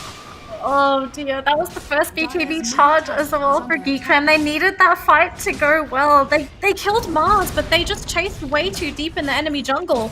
And because those towers are still up in that top lane for the Radiant, Mars just flies back, TPs. He's so close to the fight. And Geek Fam didn't even want to back up when he bought back as well. They decided, we're going to keep going, it's fine. But your Queen of Pain melted. Your Queen of Pain already used Sonic Wave. And I think we're looking at the same thing too. Sonic Wave on Mars. What Carl needs to do is he needs to jump into the back lines and start disturbing the supports, forcing their attention away so that Troll can do his work at the front lines, whilst there's disarray in the back lines for Chonburi.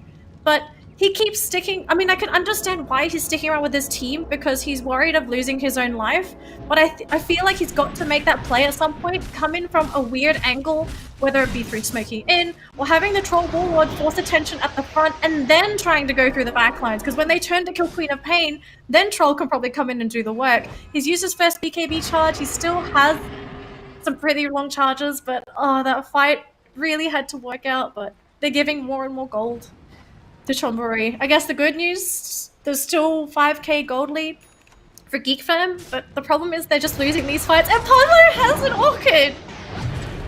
Oh my goodness. Like MLM is not gonna live to farm a little bit more as he gets punished being in the mid lane on his own. There's a regen rune too. Raven already chasing in the back line. Will just clear up their jungle, so that gold lead is just going to be bigger and bigger.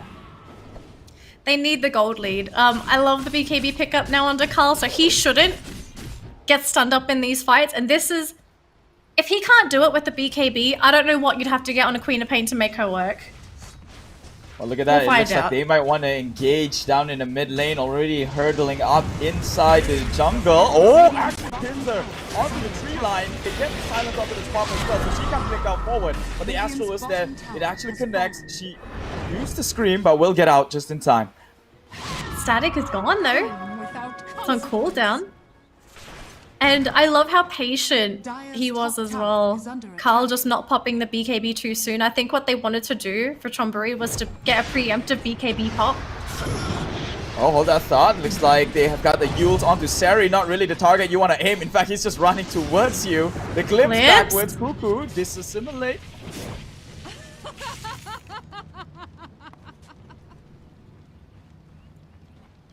This is getting very tense.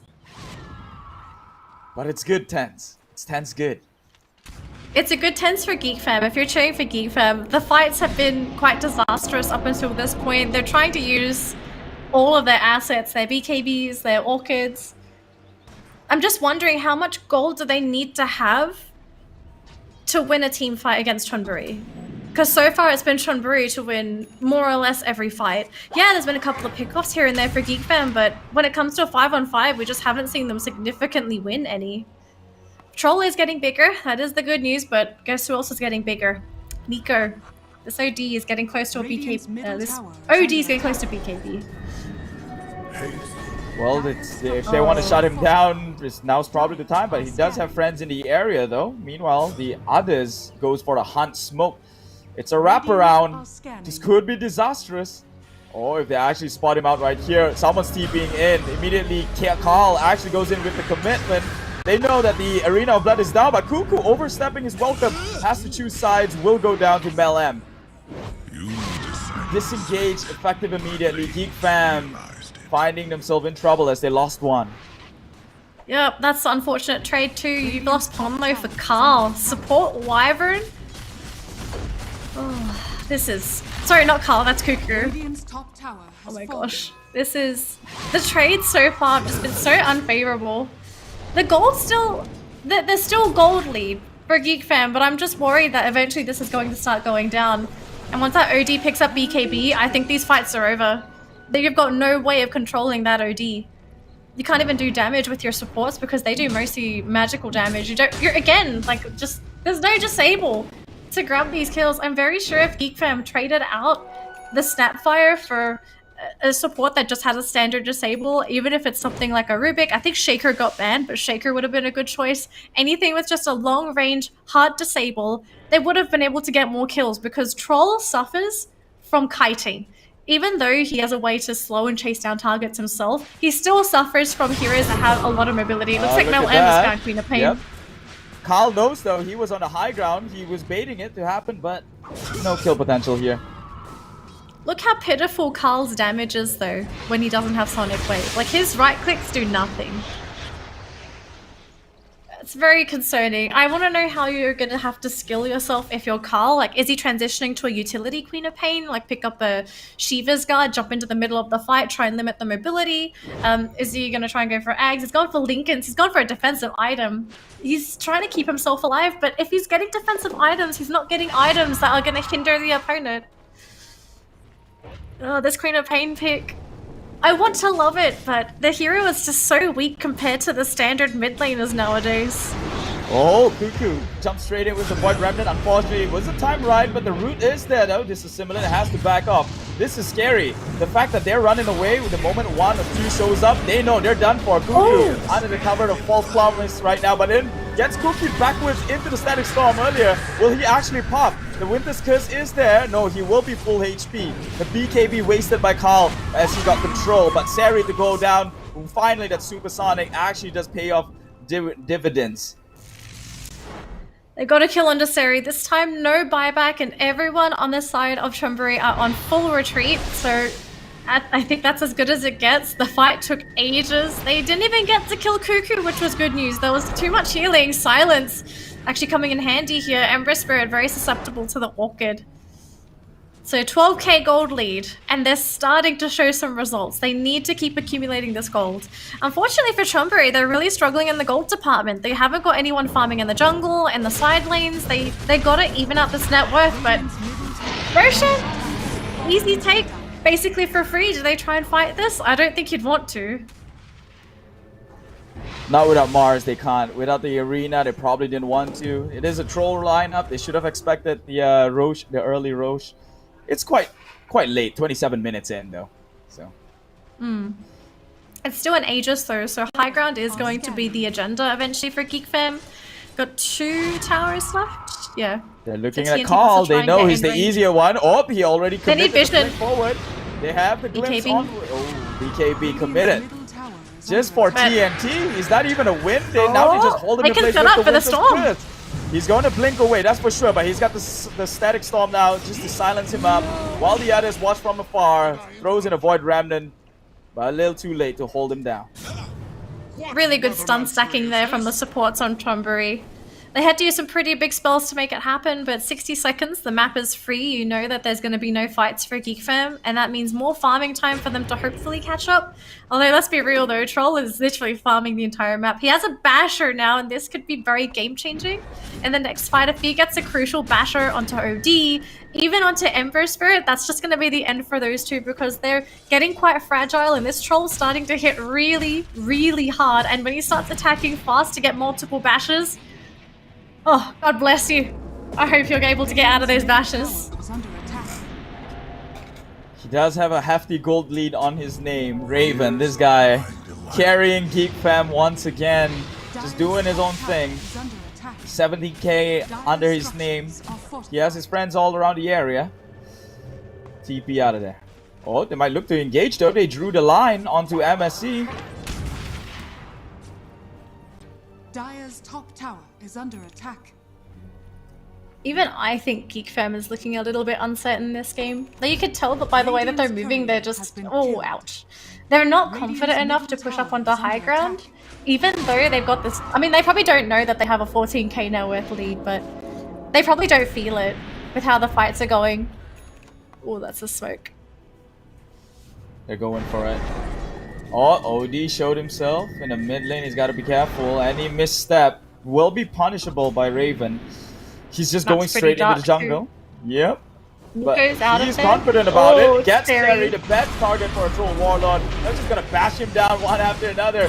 One right click from another. Whoa, but that was a great spear down onto the low ground. So that might have just saved his life, especially now with the Arena of Blood. They cannot push forward, and he gets the blink away. Wow, Sari, this guy is way too tanky. Wonderful reaction from him though. Always. Is he trying to Lincoln's? Astral? They don't really have the disables unless Disruptor is there with the Stylo. Nope, with just Curse to waste the BKB. But can they end it off though? No, they cannot. He will get the blink off in time.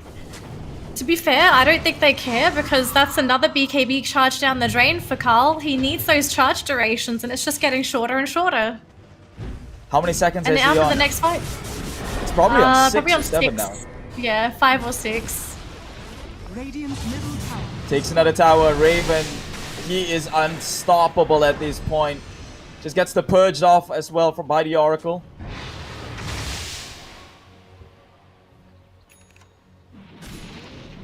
Ooh, Aghanim's on Snapfire and okay.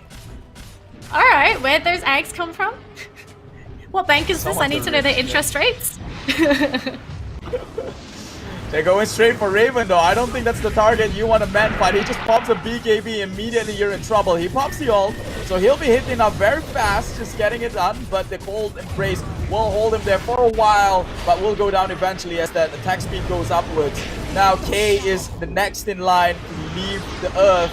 He will go down. Odie is left, but the control is there with all three. Coming aside from Geek Fam 4 now, joined by Whitemon. He will go down. Ponlo, next in line. This is Simulate. Birth.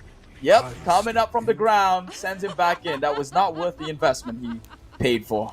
20k and they're finally starting to get results. Yeah, when you're ahead by 20k, you should be winning these fights convincingly, but it's just because of the nature of their lineup. Oh no, Sari, that Sentry Ward. Can he actually get out there? No, the Oracle with the root, and the Raven just finishes us all off. There's no buyback on these heroes either, so this is going to be a mid lane push. Geek Fam, they're probably going to test themselves to see if the buybacks come through. Once they notice there's no buybacks, they could probably just take 2 sets of Raxes. Radiant structure. Here we go, they're going to see if there's any buybacks. Oh, they actually get the kill on the Mel. Chonburi? Questionable. Hello? Chonburi? This is definitely not a Chonburi, man. The lineups they're having is this just not them. They're usually. Oh, what is that? He just tossed him forward with a cookie, swallows him up, throws him in. That was a suicide bomber if I ever seen one. Yep. Right, 1 set of Raxes down. We've got 3 heroes respawning. They gotta give this away. Unless somehow Ponlo gets a Blink Dagger, he blinks forward and he Winter's curses Zephyr and they kill Zephyr with the curse. That cookie just buying him so much time, but they do have the glimpse backwards into the Static Storm with the false promise is there on time. Whitemon trying to save Cuckoo. Cuckoo dissimulate, actually tries to juke it. K in the backline commits to the Sonic Wave, will hold him in place with the root. They will get out. No casualty coming out from the side of Geek Fam. They can disengage. This game looks like theirs, but the glimpse forward. Oh, immediately dissimulate though. They cancels it. K on the other hand just jump straight in, and Raven comes in. The big bad wolf starts chopping you down 1 axe at a time, and it's gone. Another 70-80 seconds. GG has been called. This game number 1 seems to be in absolute favor of Geek Fam, at least the moment that gold swing hits 20k.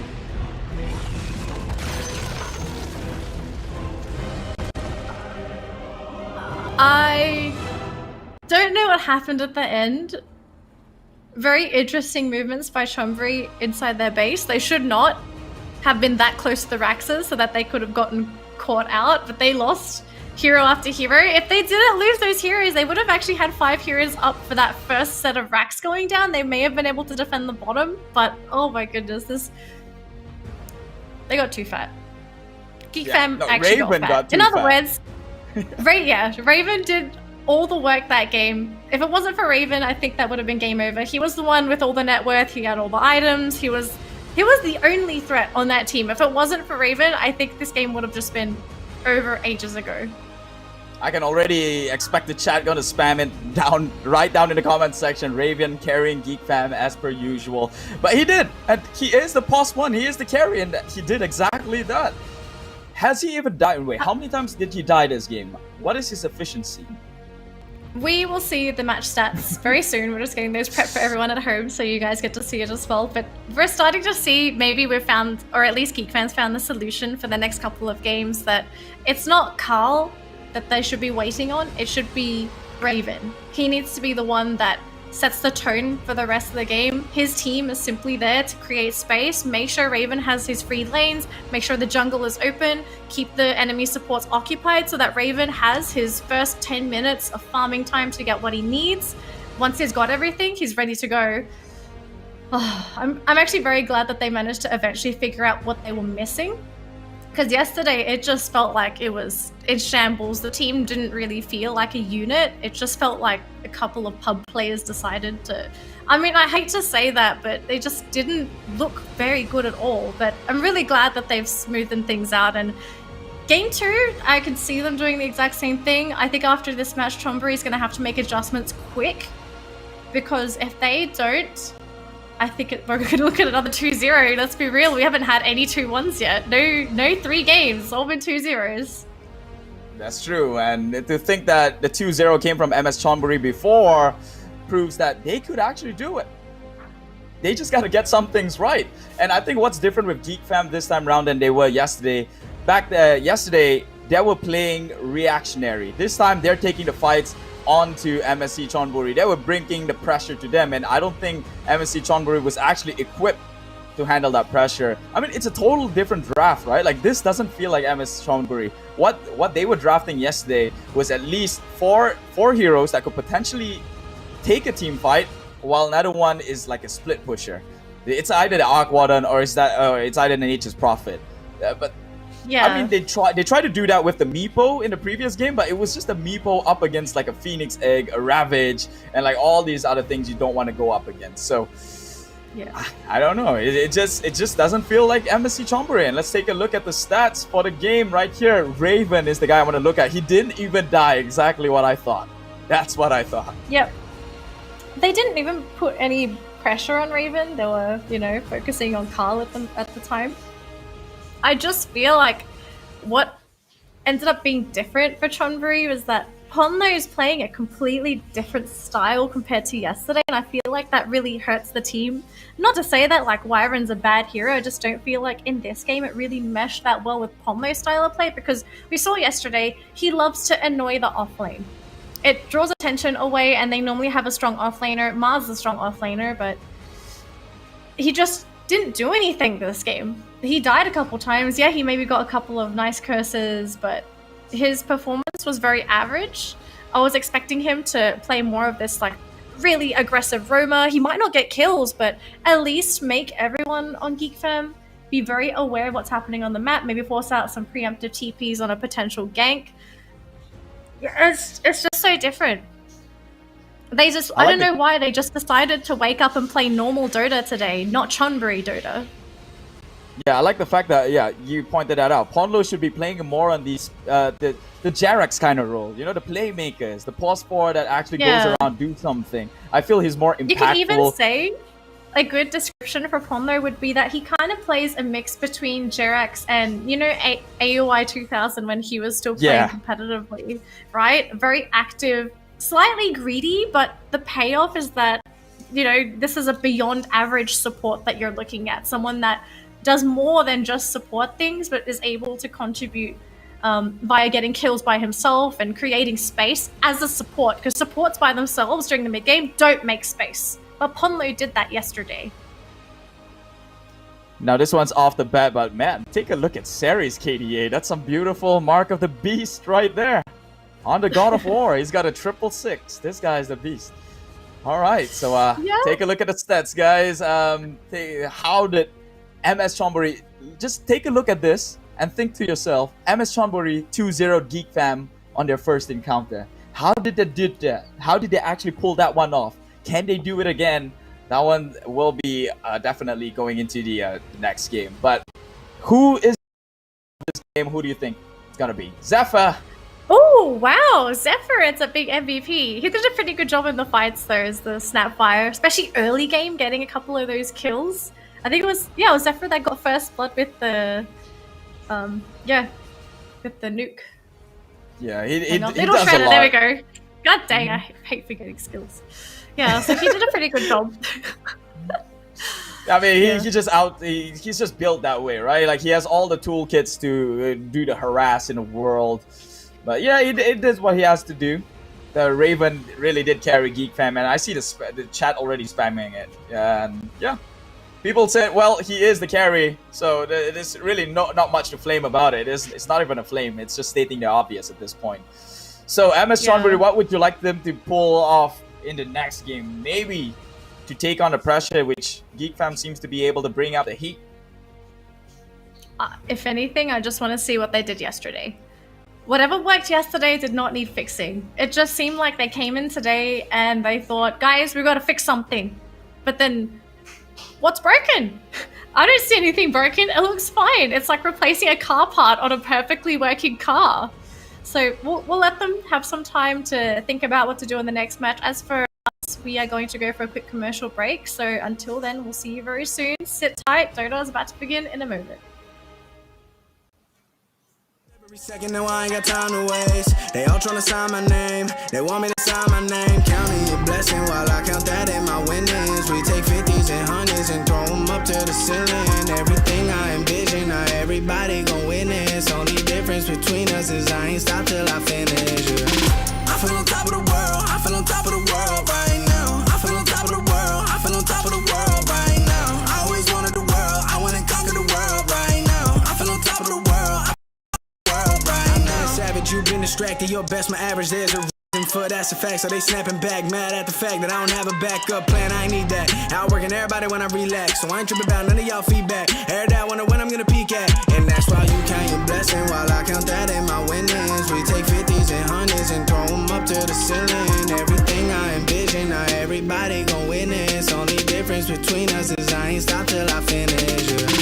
I feel on top of the world, I feel on top of the world right now, I feel on top of the world, I feel on top of the world right now. I always wanted the world, I wanna conquer the world right now. I feel on top of the world, I feel on top of the world right now. I feel on top of the world, I feel on top of the world right now. I feel on top of the world, I feel on top of the world right now. I always wanted the world, I wanna conquer the world right now. I feel on top of the world, I feel on top of the world right now.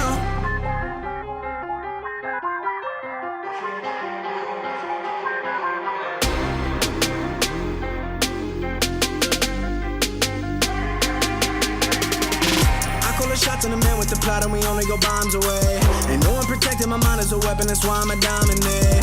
Taking advantage of every second, now I ain't got time to waste. They all tryna sign my name, they want me to sign my name. Counting a blessing while I count that in my winnings. We take 50s and 100s and throw them up to the ceiling. Everything I envision, now everybody gon' witness. Only difference between us is I ain't stop till I finish, yeah. I feel on top of the world, I feel on top of the world right now. I feel on top of the world, I feel on top of the world right now. I always wanted the world, I wanna conquer the world right now. I feel on top of the world, I feel on top of the world right now.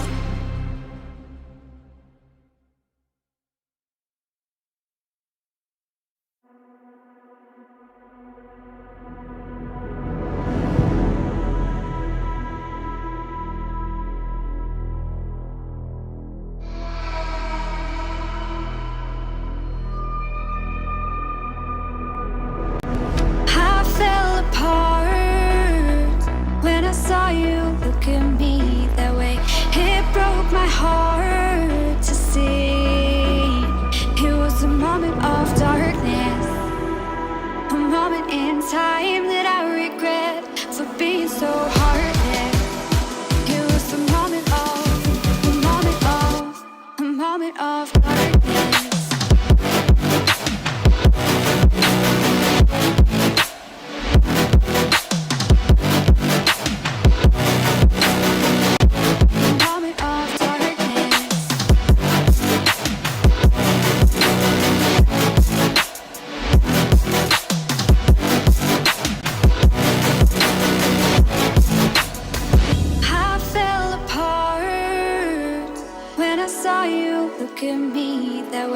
It broke my heart to see. It's too hard, it don't come easy. I went dark, I lost it right away. And when it starts, God knows what I'll say. In my head, I had good reason. I went red so unexpectedly. I should have said that sometimes happens to me. It was a moment of darkness, a moment in time that I regret for being so heartless. It was a moment of darkness.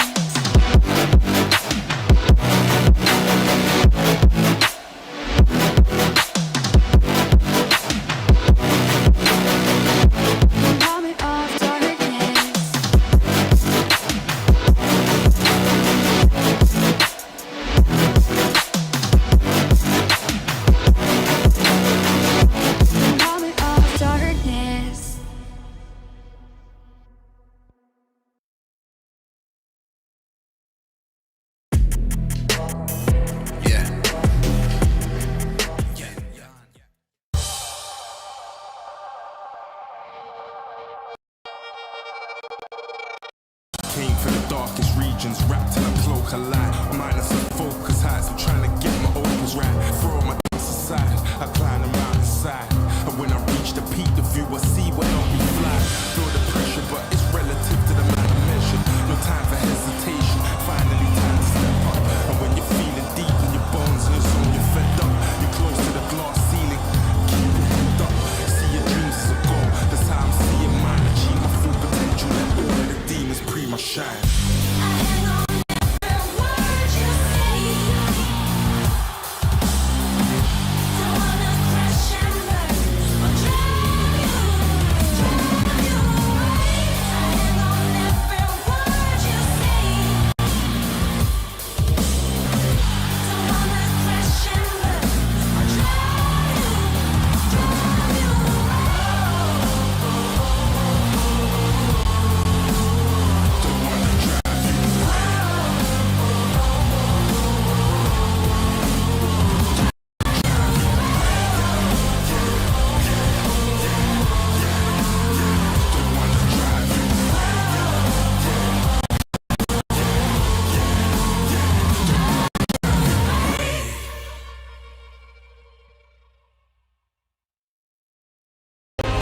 He can't even find the kill, but the sniper, that's the big one, falls off.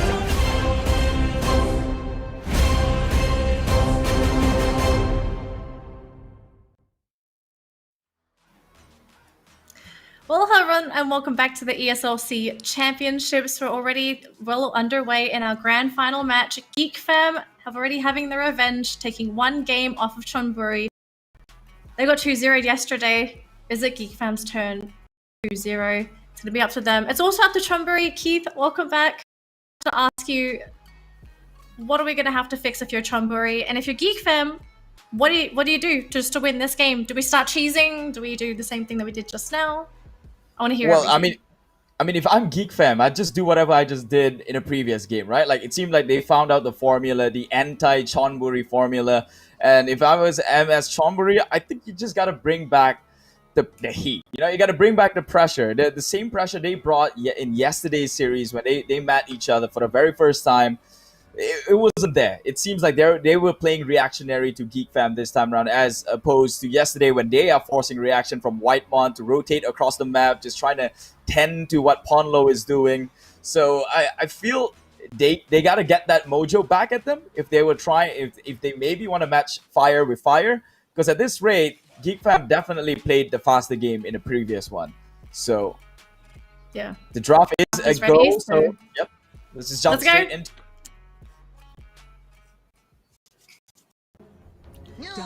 Okay, so I'm expecting Geek Fam and Chonburi to play at their absolute best in this game. We need to see that hyper-aggressive Chonburi that can create a lot of space in the side lanes, whereas for Geek Fam, more or less, guys actually play very similar. They basically try to create space for Chonburi, more for Ponlo to make that space, whereas Geek Fam, I feel like they put a lot of emphasis on not only Carl, we see Carl moving around a lot. He doesn't seem to be that passive mid lane that we see at all. But also the supports too. Whitemon and Sephiroth with their support rotations just cause some chaos, throw Chonburi off for a little bit, and then after that, Raven just gets a free jungle.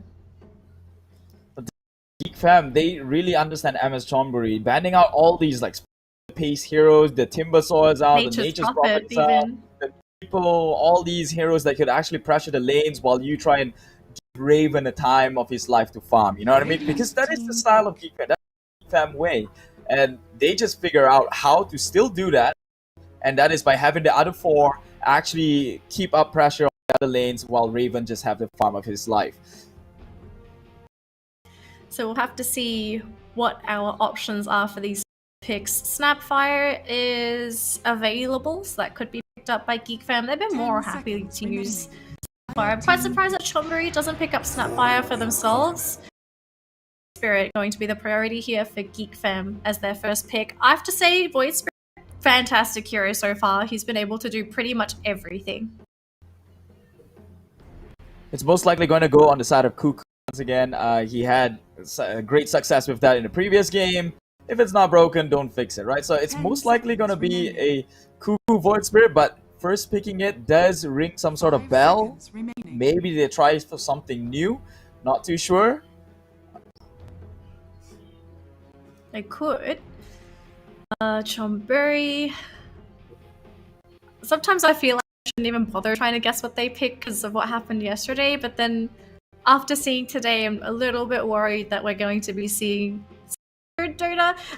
This is actually something that teams do when they get a little worried, intimidated, when they go up against an opponent that they know is pretty strong, where they play standard Dota to be safe rather than playing their own Dota, which is the strongest Dota.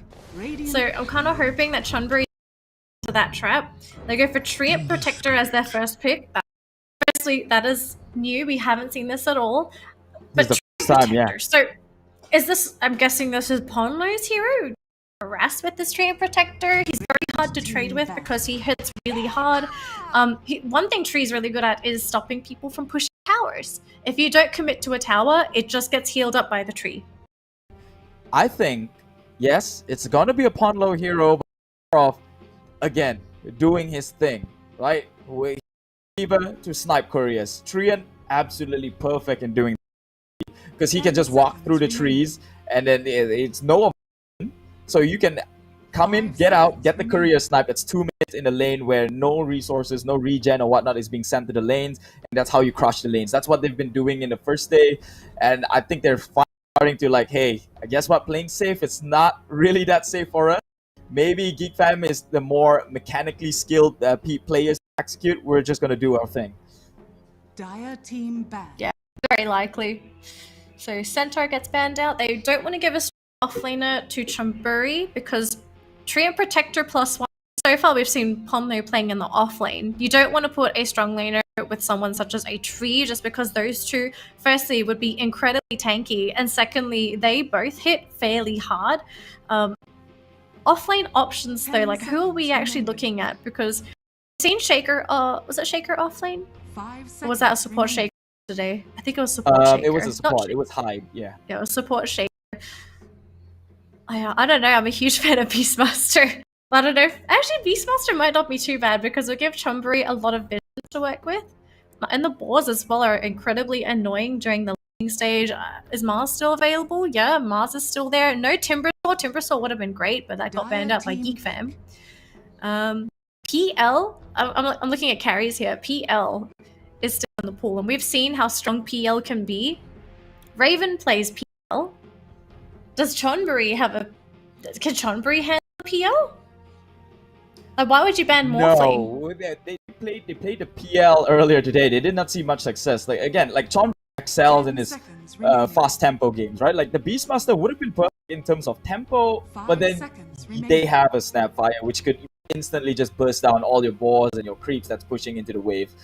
So not the ideal, but they need something, someone at least to maybe up the tempo. Leave the late game for Nico. That's That's why he's best at. Yeah. So what's his pick going to be for Chonburi? Maybe they just go back to a safer pick up another support, the TNT support. Okay, hang on. I need to ask. If TNT ends up taking the Treant Protector, what are you going to put on for Polo? Oh, there you go. Okay. So Ponle's going back on the Mirana. Yeah, okay. So I'm still okay with this. This is still looking more like Chonburi. I don't know if I'm a big fan of Tree and Mirana together because it's a bit of a wonky combo. They don't synergize well together, but in a team fight scenario, Tree can set up arrows for Mirana with the Overgrowth. And let's not forget, Overgrowth is pretty strong, especially when it goes through BKB. Yeah, but I'm just thinking in the sense that, do you want to set up arrows with the Overgrowth? Isn't it a bit too cooldown dependent for that one to happen? Like, if you maybe can use it with his uproot, right? Like the slow that he can provide. Yeah. I'm not saying like you have to use the Overgrowth to set up, but it's like we're trying to look at synergy here, right? Like what setup do you have? And Ember Spirit's good because he has Searing Chains. Mars can also set up because he's got the Arena of Blood, forcing everyone into a small space. And then we've seen, Ponlo do some arrows yesterday, although regretfully he hasn't had a good performance today. Something that's a bit scary though is that there is a Lion on the side of Geek Fam. Some people see this as a very weak hero. Under some circumstances, he can be very deadly. The mana drain, very lethal on someone like an Ember Spirit and even a Mars, because both of these heroes are very mana dependent. He's got 2 disables, and then you've got the Finger of Death, which if you can delete someone at the beginning of a fight, then you've already put your team at an advantage because you've got, one player advantage over them because they've lost someone. Ember Spirit's even susceptible to a Finger if he's got no Flame Guard. Honestly, I'm kind of afraid for Chonburi at this point. Look at the burst coming out from Geek Fam. Astral Step, Scatter Shot, Shredder, the Finger. They delete someone in just like you probably only need 2 of the 3 heroes that they pick to delete someone off the lane. Yep. So we got a Death Prophet pickup on Geek Fam. Did we see this banned yesterday? I feel like we saw it once banned, but I don't know if it was Geek Fam versus Chonburi.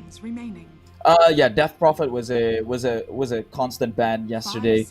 Was it again? Yeah, I think it was against Geek Fam though. So they finally get the grasp on their own comfort pick, which is again a tempo hero, plays around her exorcism. So they really want to amp up the tempo. They realize that when it's up against Chonburi, you have to play their pace or even faster. So maybe they picked up the 4 that can get active really early, late for Raven as per usual. I think this is actually a better hero for Carl as well, because we've seen him on some pretty, you could say, heroes that are very sensitive to how the game goes. Whereas Death Prophet, she's like very solid, she's tanky, she normally wins her lane. Great tower push, because so far there's no tower push for Geek Fam. Can do Roshan reasonably well. If there's minus armor, there'll be an extra bonus as well. I want to know what Raven's hero is, because I'm looking at these 4 heroes on Geek Fam. These guys, this is a very, very strong 4 that can protect a carry. I don't know about Chonburi, because I'm looking at the heroes that they have right now. It's a bit... There are some weaknesses to this lineup. They don't really have that much burst outside of their cores. Mirana does okay. Treant's not really there for damage. He's just there to disrupt things. Lycan gets banned out. Maybe Chonburi was considering Lycan, PL's banned, and Juggernaut ends up being picked up for Geek Fam. I've heard mixed feelings about this Juggernaut. I've heard some people say it's good, it's balanced, has damage, it has sustain, he's got Omni Slash for burst. But then I've also heard a lot of other people say that Juggernaut is weak because he doesn't specialize. He doesn't do a lot of burst damage like a PA. He's not incredibly elusive like an Ember Spirit. He's a little bit of everything set him back. But I think overall that probably Geek Fam are just looking for stability and they just want to win the game.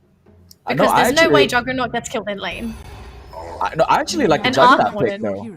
Because if the burst was the concern, you already have Snapfire, Void Spirit, and Lion to provide the burst. There's a lot of physical coming out from the exorcism. I was fine with Juggernaut. It's just some people seem to hate on the hero for some reason. I think it's a perfect Raven hero. Yeah, and think about it, right? Juggernaut's Blade Fury is magically immune. He can get out of the arena of blood. So whatever setup they're planning to do, it's probably not catching into the Juggernaut. And Chonburi, they're gonna go back for. I almost want to say Nico's signature hero, the Arc Warden.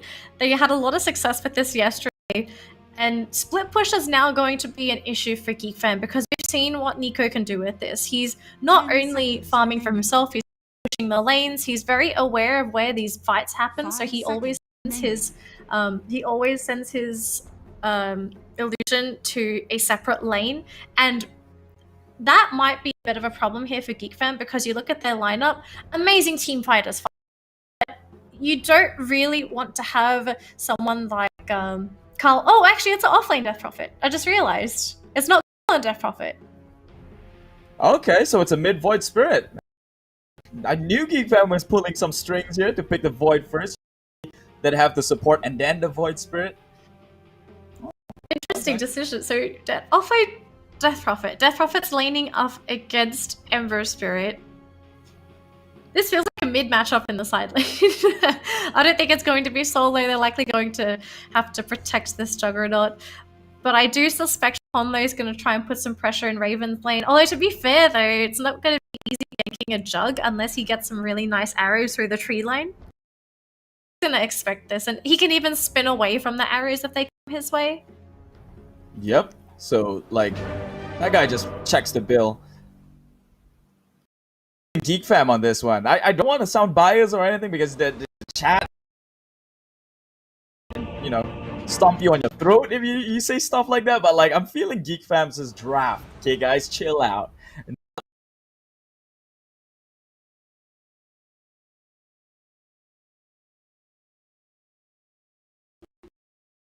Especially now that they picked out the Arc Warden.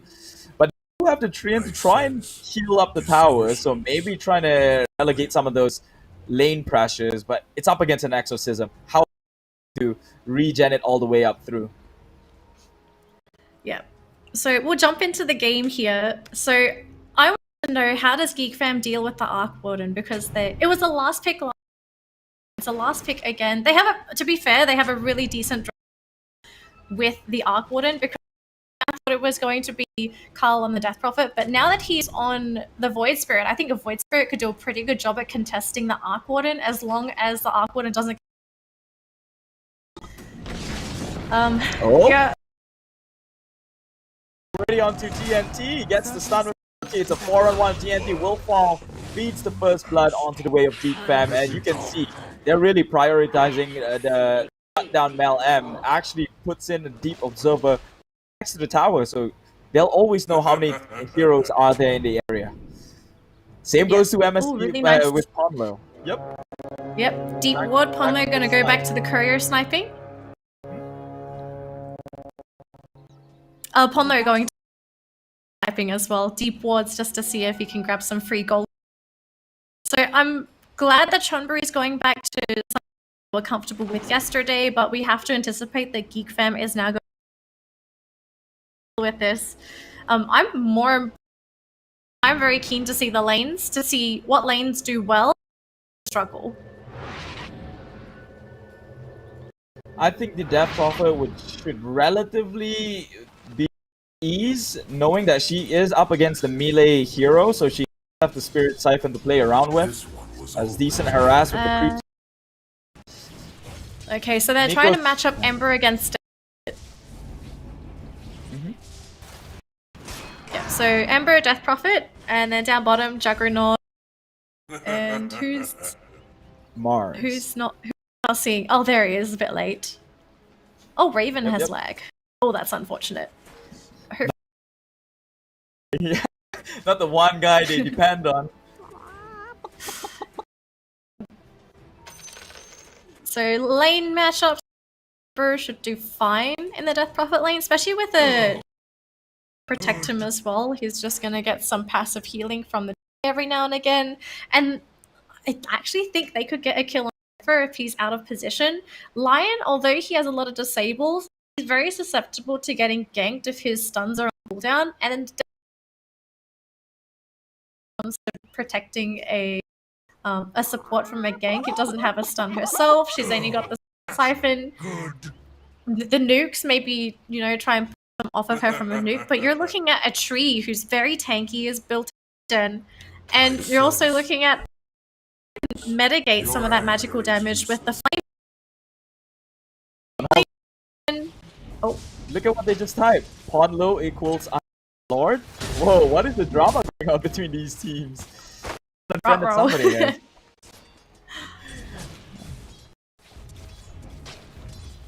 As you were saying. Nico versus Carl. It's fine.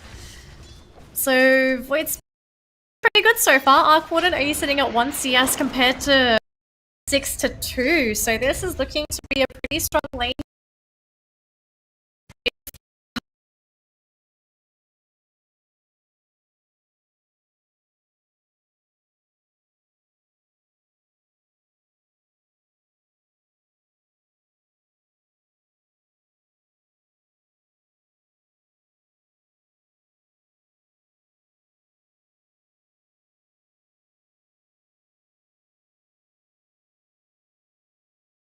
A little bit later.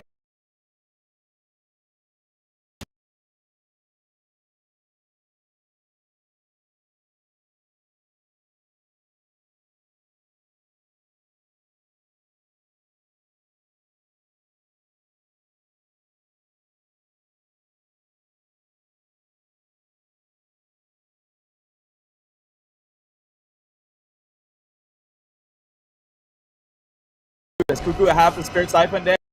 Does have it? Is the burst enough? No, they cannot kill him. Then he should actually be with this Juggernaut, but Zephyr, the guy with all the is putting in a lot of harass work, and it's doing a number on it. So Mars just going to do his best. Leading.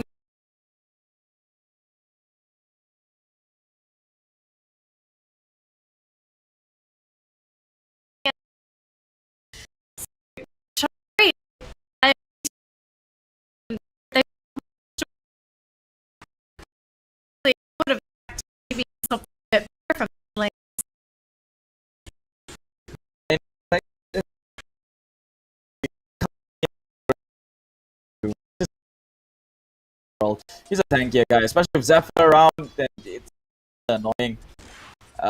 Especially when he does skill drain, then you really have nothing to work with here, but just... Yeah. If he tries to go for Cuckoo, he's just going to get hit by Earth Spike, he'll lose all of his health, but we're starting to see we're starting to see the heals coming up from TNT. So at least they won't need to send anyone back home in that top lane. It seems like both sides jump forward. Look at that. Immediately goes against Seri. Blade Fury is back. Doesn't matter how tanky he is, he will be cut through his is this the build on the Juggernaut? Not too sure. We got it looks like the spin. Yeah, so I'm a pretty big fan of Juggernaut's going for the spin build, especially when you're up against a tanky magical damage. Don't really have to care about armor, and especially for Mars, he really cares about, you know, mitigating all that.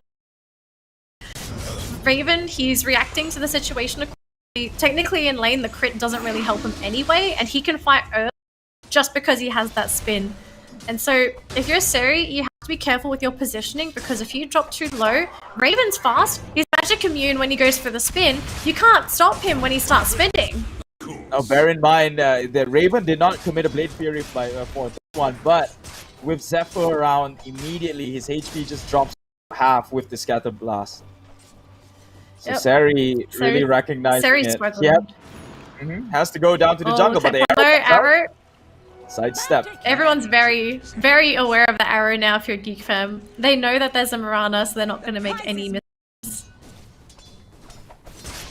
Ravens is winning this game absolutely well. 31-10 in the last hits and denies with the mark 0.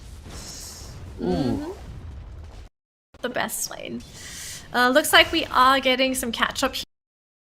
Although he was behind on that mid matchup, he's catch up. So there's levels on the Arc Warden. Gonna come in handy. I think Pom thinking about going for that flying courier, but it's just too fast. He doesn't really want to be using the lead. Middle tower is under attack. He has arrow. Maybe he considers trying to arrow that. If I'm not mistaken, if an arrow lands onto Cuckoo, the Death Prophet, she Spirit Siphons, the Siphons don't actually cancels, right? Sorry?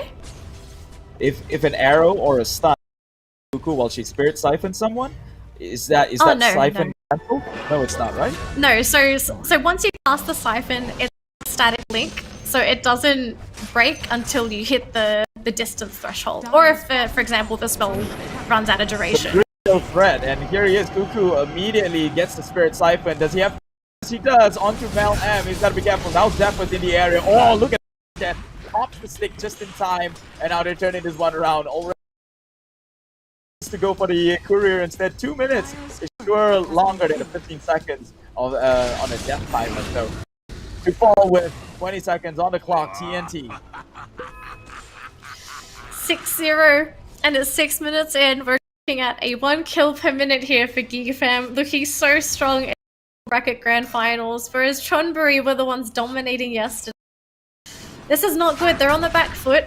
Their main hero, the Arc Warden, he's keeping up. He's actually starting to over the Void Spirit, which is to be expected at some point. Although he dies, that wouldn't be good for Nico at all. And happening soon with the forward and Resonant Pulse will take the Warden down. Yep, so he is this... a slow. Yep, the matchup for Carl is so much better. His best matchup to date. He's looking really happy now. I mean, it's expected. R1 can only drop a spot. Probably give you some right click with his Tempest double. So it's more favorable to Void Spirit in a sense. Man, I'm just feeling bad about Seri right now. He cannot show himself. Every time that Cookie comes in to stun, the follow up with the blade, the damage coming up with Zephyr.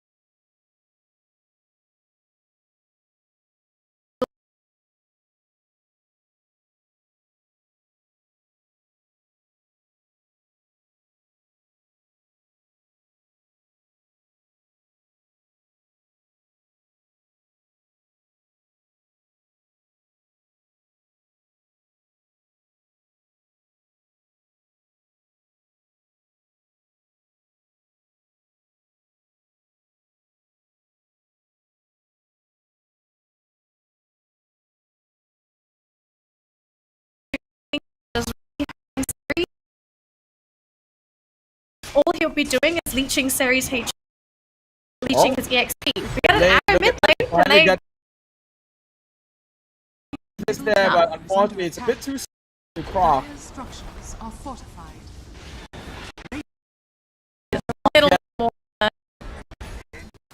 If he does commit, though, he is in the area. They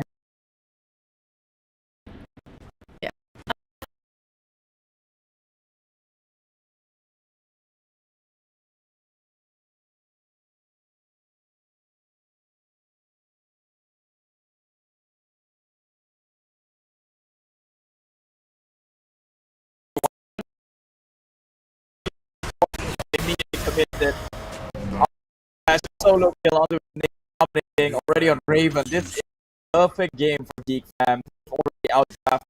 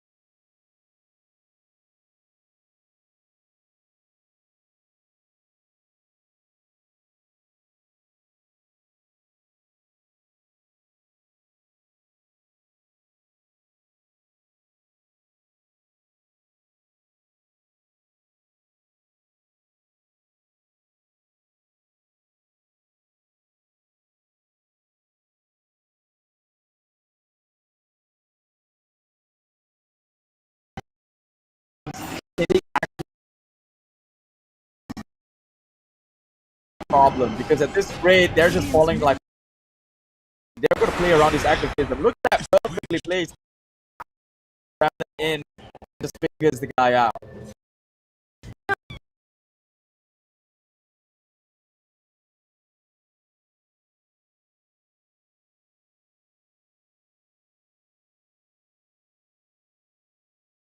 Even with the Arena of Blood, look at that, just gets out of there in time and immediately goes straight for the TP. This is why I really absolutely love the Juggernaut pick in this one. So they just had a support kit, a big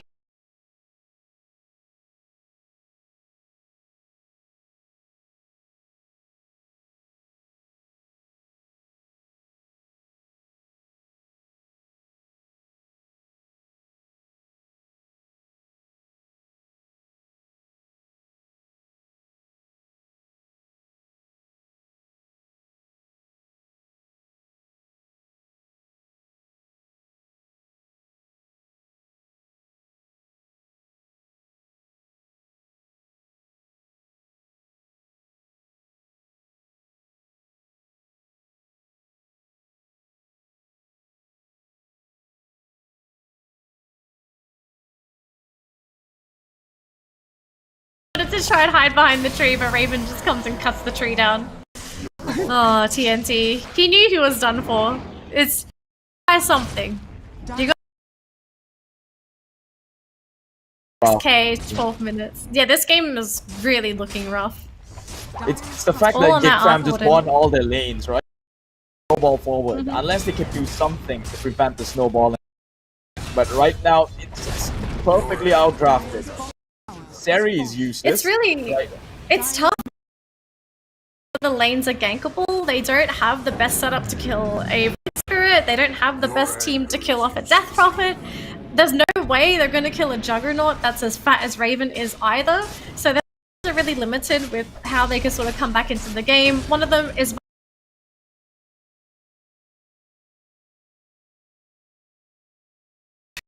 get Raven and go get Carl. Yeah, everyone's just too elusive. On Chonburi, it just isn't that appetizing. It's non-existent, actually. I mean, besides the overgrowth, because you can't hold you can't hold an arrow a reliable stun, as well as it only becomes reliable if there's a Ember chain, if there's Ember chains, if there's a overgrowth, if even to a certain degree the Arena of Blood can be considered, set up for the arrow.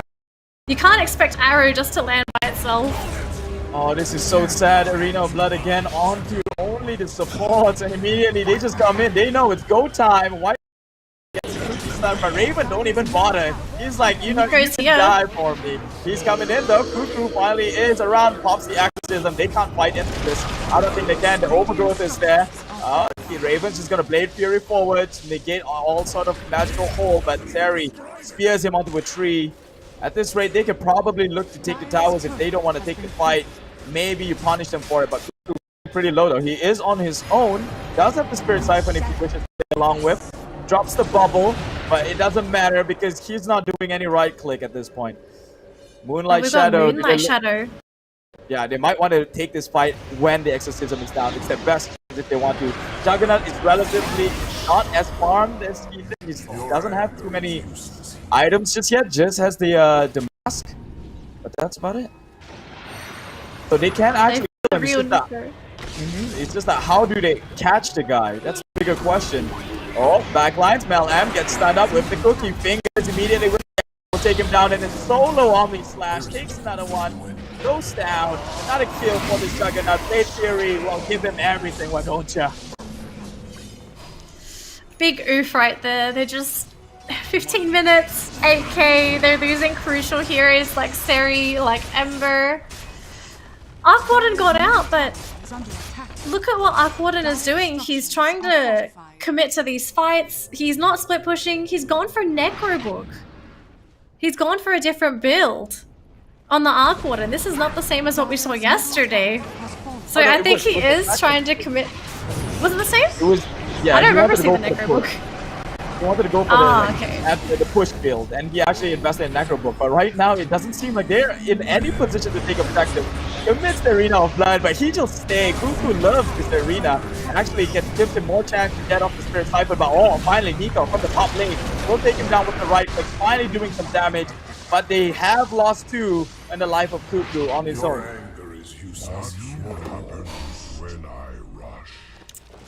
Kill for Cuckoo. I still wouldn't say this was really worth it. It's the best that they could do, really. I really can't expect that much from Chonburi. Their only real comeback, because we've seen all these team fights so far from Geek Fam, is for some really hard split push for Chonburi. We've seen that there's no way they fully engage into Geek Fam. They've got fantastic spells that control the area. You can't just stand next to Cuckoo during an exorcism. Those ghosts really hurt. You can't stand next to the Void Spirit because you're either going to take a load of damage, or if you get hit by the silence, that's going to be setting you up for a kill by, for example, the Lion. We saw Lion. Was it the Finger of Death onto Ember? He tried to get away, but this is benefit of having a support that's reliable, disable, and nukes, because they themselves will be able to finish off these kills. Like, if you compare the 2 supports so far, I'd much rather have a Snapfire and a Lion compared to Tree and Mirana right now, because Tree and Mirana, like, they specialize in pickoffs and slowing down pushes, but the pushes are not slowing down. Oh, hold that thought though. Is this really the target? They will have enough time to put him down before he gets off the Spirit Siphon, but this is what they gotta do. They gotta pick one off. Hold him in with the Remnant, but look at the Ravage stun coming out from this Lion Zephyr.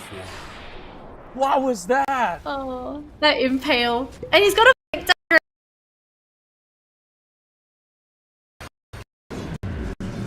That Impale was more like a Ravage grade stun. He caught 2. Unfortunately, could only finish 1. This is such a tense game for Chonburi. They just don't feel comfortable. And look, even the tree! Oh, well, he can just finish it off. Oh, he cannot. Fingers will do. Now he's in the arena. There we go. They can kill the Juggernaut. They just need to find a way to control him. And if they're hoping for one of those arrows to land again, well, they gotta get it right.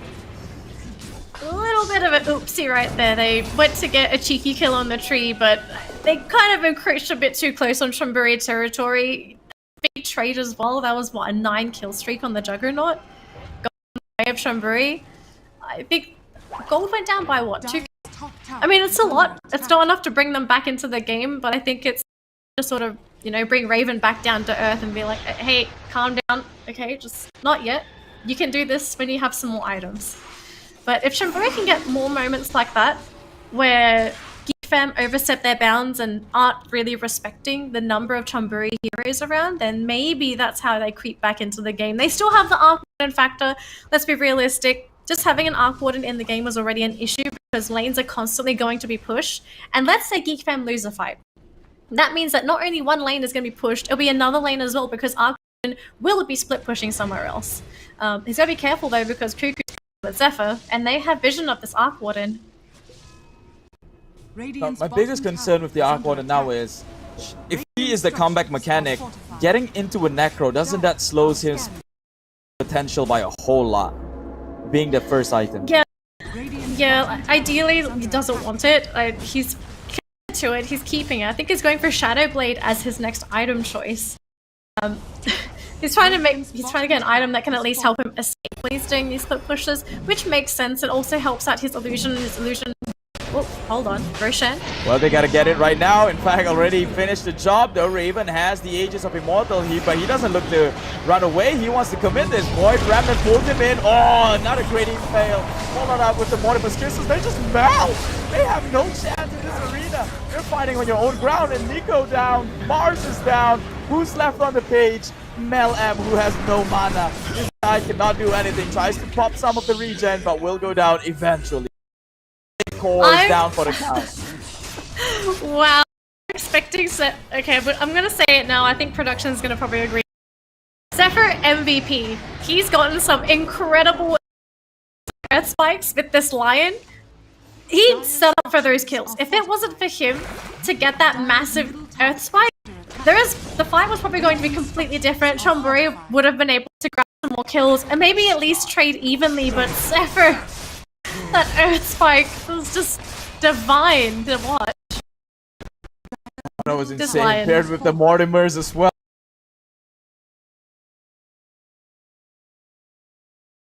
The chat, they said this is murder. That was literally murder. Look at TNT. He just accepts his fate. Even went to his brothers and what can you do? You can see that Chonburi, they're trying to resolve.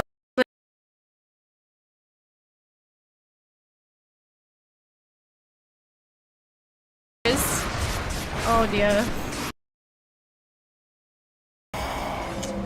200.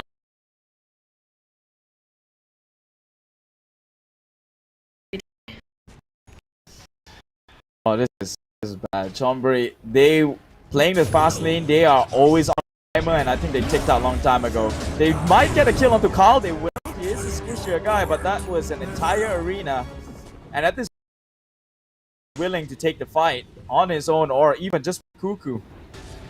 Especially with Exorcism up, there's plenty of damage to go around. Dire's bottom Yep. tower is under And Chonburi, they're looking to encroach on enemy territory now. Is there a sentry ward anywhere for vision? I have no idea, but that's some really good game sense. Immediately Pop Dust sees everyone. Zephyr trying to lure them away, but he is a lion. They can't even kill the lion! He's actually walking away. Meanwhile, all the Mortimer's kisses is there zoning them out. So that was a whole Moonlight committed. They did force an exorcism by side of Geek Fam, but they're gonna get a kill. They're definitely gonna get this thing. Go for it, but oh, the Yule Scepter cancels his TP. Will clean up, and Raven, like I said, he is comfortable playing just by all the lead he's been getting. It's the same thing happening again for Geek Fam. They just rotate with everyone else, just leave Raven to his own device. And because he has Juggernaut, such a good hero because he's got solo kill potential, he has an escape mechanism, they don't really have anything to cancel his TPs with, so Geek Fam, they're just getting away with everything. Trying to go for Raven now, he doesn't have access to Omni Slash, but he's got Aegis, he's got I don't see them being able to kill. He's just going straight in. He's a solo one-man army here, playing with one hand behind his back. He doesn't care. There you go. Everyone's trying to commit on him. He does have a lures.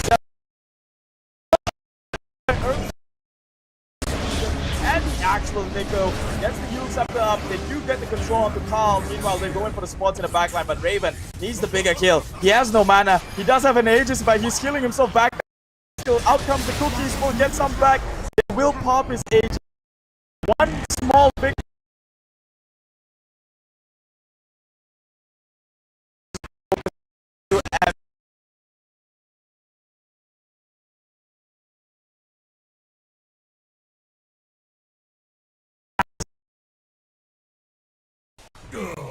This is spiraling out of control. 24 minutes, 7 worth. It's all high ground defense. I comeback happening unless they can get 3. If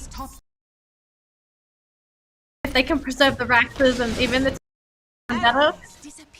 I have to say though, this Zephyr has been getting such beautiful impales. I almost feel like Chonburi respect Zephyr's presence enough because they tend to group up, which just sets up for these multi-man Earth Spikes. And this have the Blade Fury right out, but it's the overgrowth there. No, Zephyr comes in once again with the finger and takes down the 3, and the one thing that could hold them in place, and oh, they're only gonna get Cuckoo. They will get Cuckoo, which is a big deal actually. But they will also get Zephyr. Raven does get out though. He's actually still waiting in the area. Might want to get a single Omni Slash. See him. They have a sentry. He's just gonna Blade Fury away. Oh, I've got nothing to lock him down. The best that they could hope for. They kill Cuckoo, they kill the Lion, but before that they still lost 3 heroes. They're looking for Carl here though. But very slippery. It's going to be quite difficult to... Oh! Unless Seri could set up, but Pomlo's way too away for this. No way they get that. Oh boy. You have to be sweating now. You need to stabilize this game. Out of your control.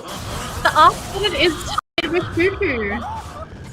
This is not what you want. You want this Arc Warden to be the one leading with all the net worth, split pushing all the sides, and getting so many items that eventually his Tempest being just as threatening as the main hero. So far, this Tempest double away. Geek Fam have been killing it, no problems. Free 240 gold every single time. And look at the lanes. This is not what the lanes are supposed to look like. They're pushing bottom with Ponlo. You know what's the carry? They're hard carry. That haven't known any. 7 lead on Mel M. That's very poor. Oh. Right now, you'll set up. They take a Zephyr, which is a big kill. Surely you don't engage, but Cuckoo wants to. He's feeling a bit overconfident on this one. Whitemon does come in with the cookie stun. They do take down Mel M once again. That guy is poor. And yes, this is just goes straight for the backline, and they have the decision. Remnant is in place. Just pops the Moonlight Shield, get out. Only delaying the inevitable. Losing Mel M.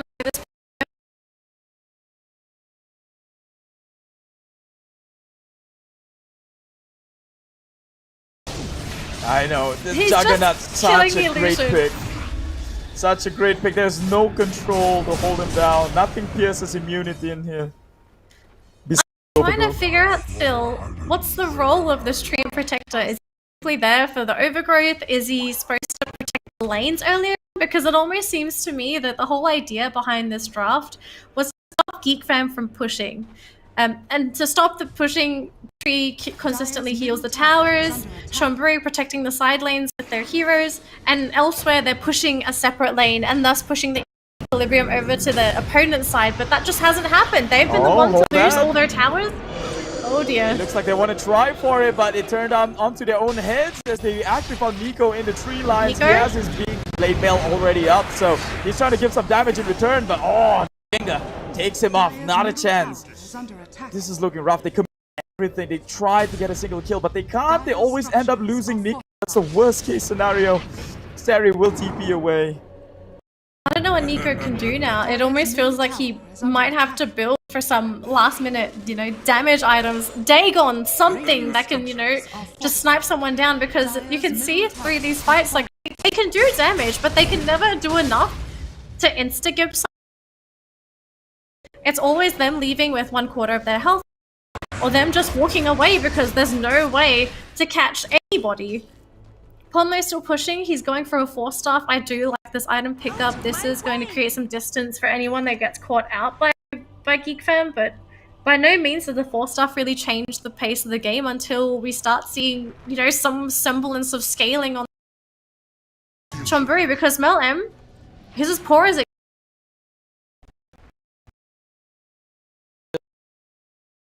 supports. Ponlo. Exactly like Ponlo. Actually, they see they're Carl. trying to go for. The best he chance already if they used can grab Simulate. They have to get out of this one, but they will try. Goes for the backlines. Astral step away, and so they can't get him. Job.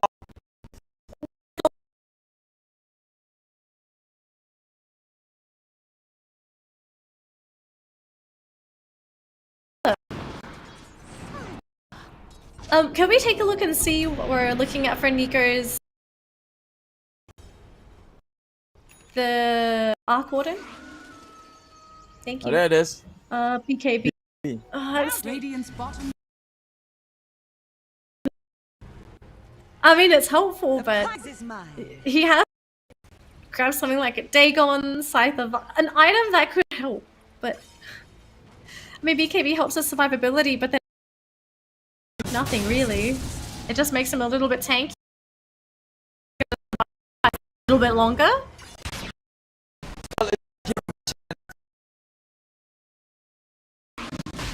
Nothing on their NPS as well. It seems to me like the BKB is for survivability, but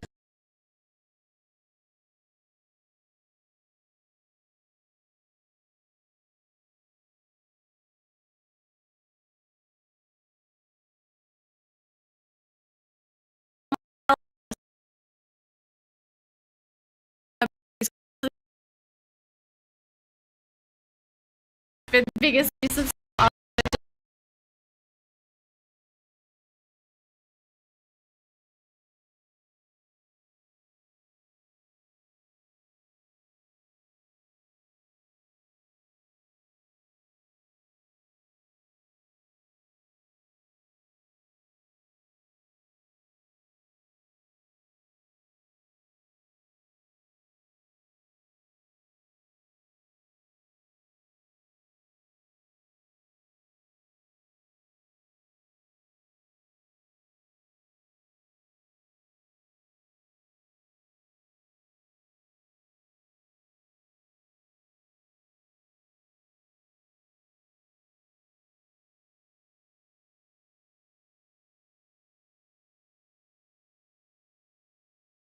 Even a still,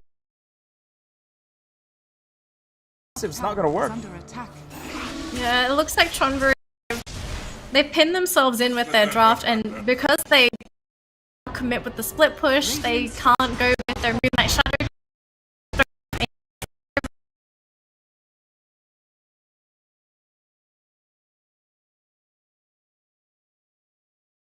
Straight into the arena.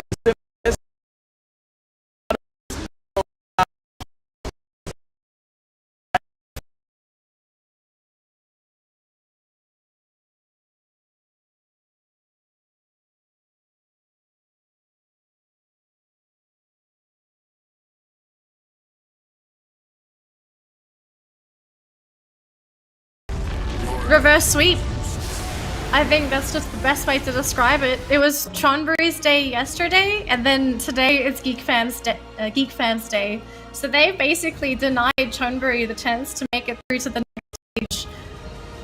Where was this Geek Fam yesterday?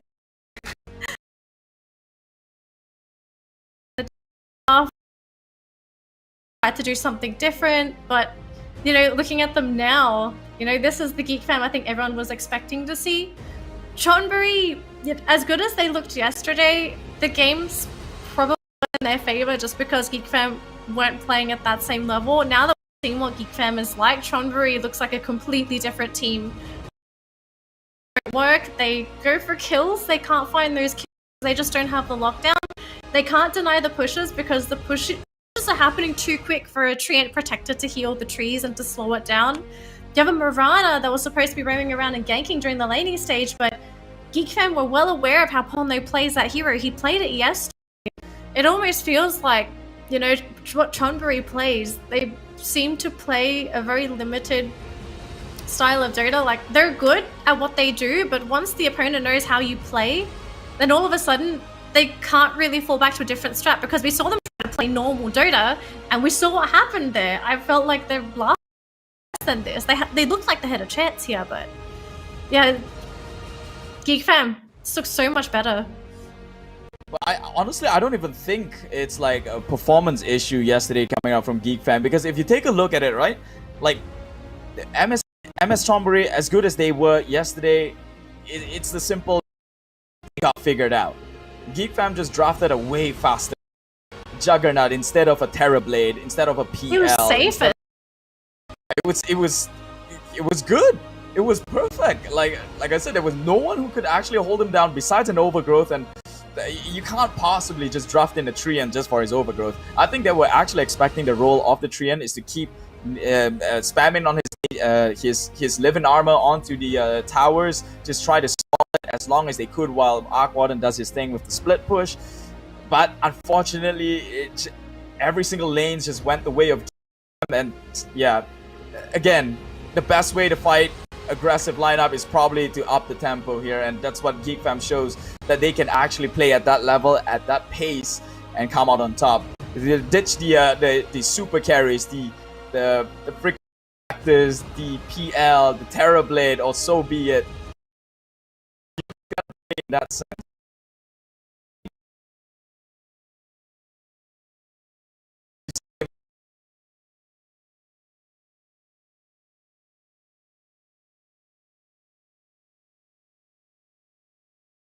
Just play Raven's game. He seems to know, you know, what he wants, and we've seen his movements, we've seen how he plays, how aggressive he can be if you give him the right tools, and because of that, alleviates pressure from Carl, so that let's say Carl has a bad game, Raven can step up. And so at least they've got a fallback plan rather than putting all your eggs, for example, into, let's say, just if Raven can't carry, then what's your contingency plan? You don't really have one. Let's take a look at our player of the match. Maybe. Steph, this guy deserves everything by Geek Fam right now. He deserves the entire world from Geek Fam. The number of earth spikes that he landed, it was at least a ravage level stun. He catches at least 3 to 4 people at a time. It's insane.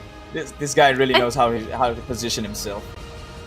I could also say maybe Chonburi wasn't expecting Zephyr to perform so well on this Lion as well, because we haven't seen this Lion in the past 2 days. This is a brand new hero, and Zephyr's positioning, the fact that he got an early Blink Dagger also contributed to those amazing Ravage Earth Spikes that he did. So Chonburi maybe blindsided by this Lion, thinking that, oh, it's just a Lion, it's just gonna stun, it's just gonna Finger of Death every now and again. No, he always stuns, and he always Fingers of Death.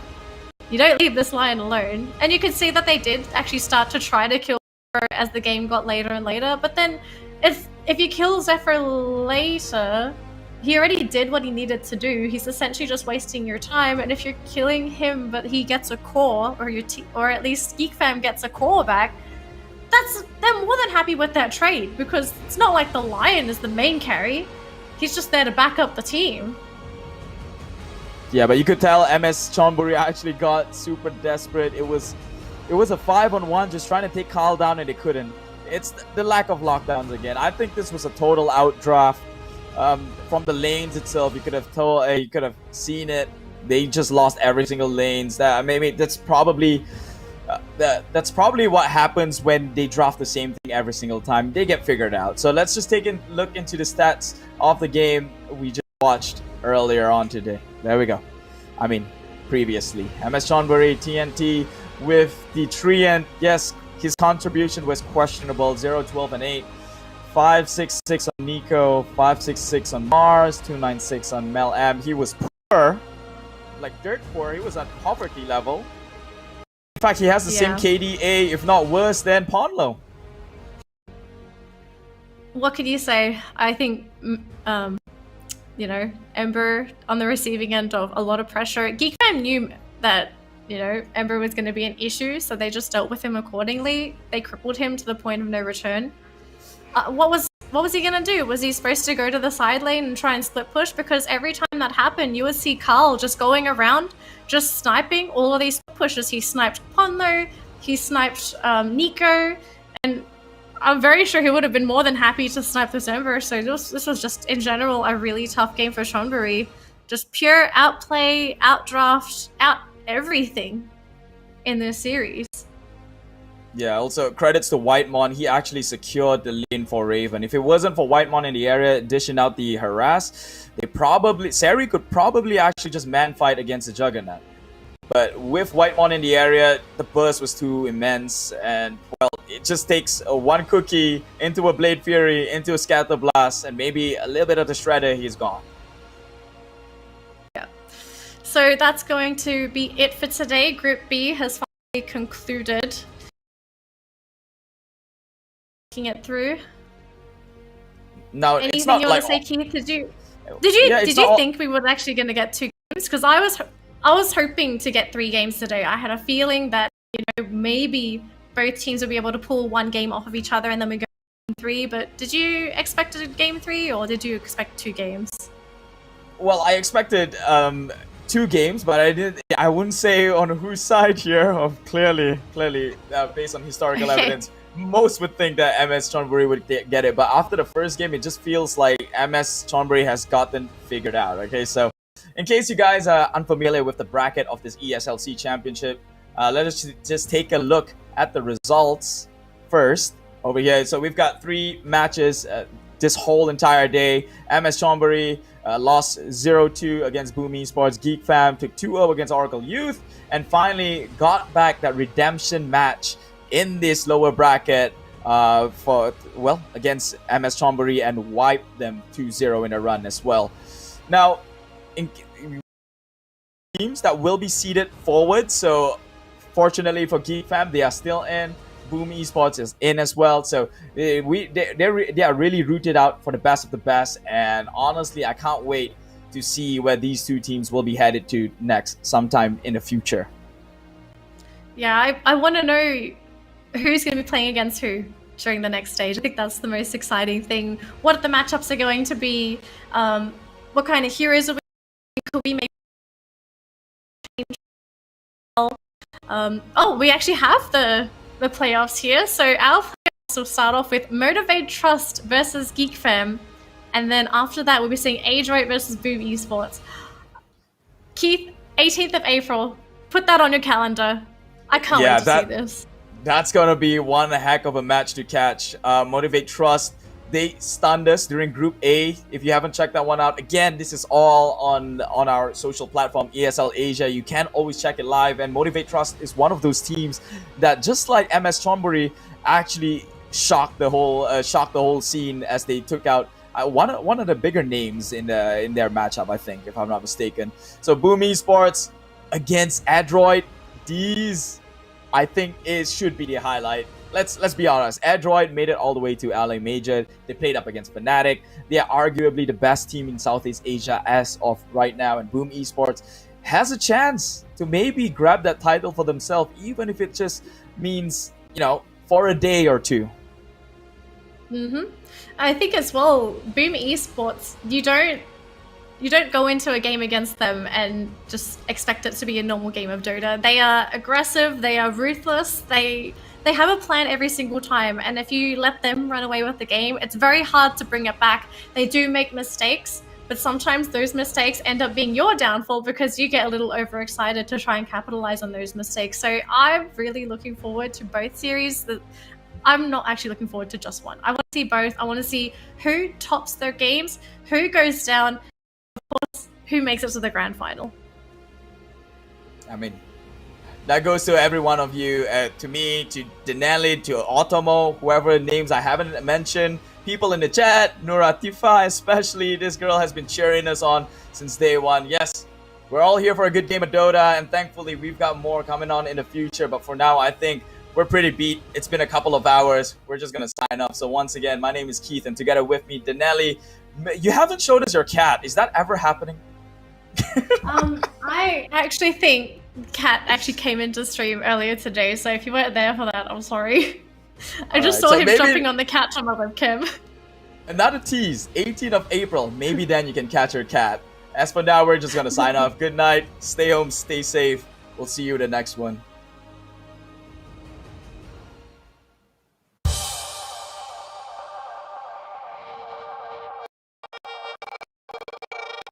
Came from the darkest regions, wrapped in a cloak of light. Minus the focus heights, I'm trying to get my opals right. Throw my side, find them out inside. When I reach the peak, the view don't be fly. Feel the pressure, but it's relative to the man I measure. Hesitation, finally time to step up. And when you're feeling deep in your bones and your soul, you're fed up. You're close to the glass ceiling, keep your head up. See your dreams as a goal. That's how I'm seeing mine. Achieve my full potential, let all of the demons pre my shine.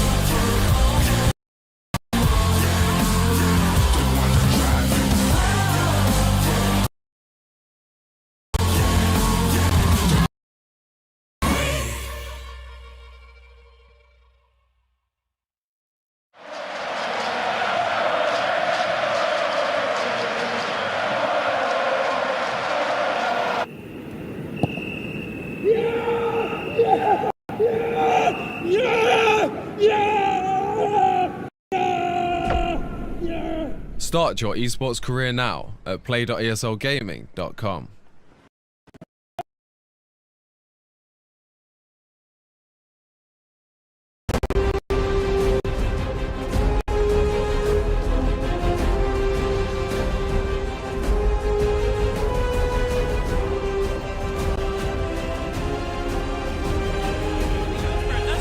Trade-off an ES for an ES, he can't even find the kill, but the sniper, that's the big one, falls up 1 and 2 in the back, 3 men back in the wall, Tim's on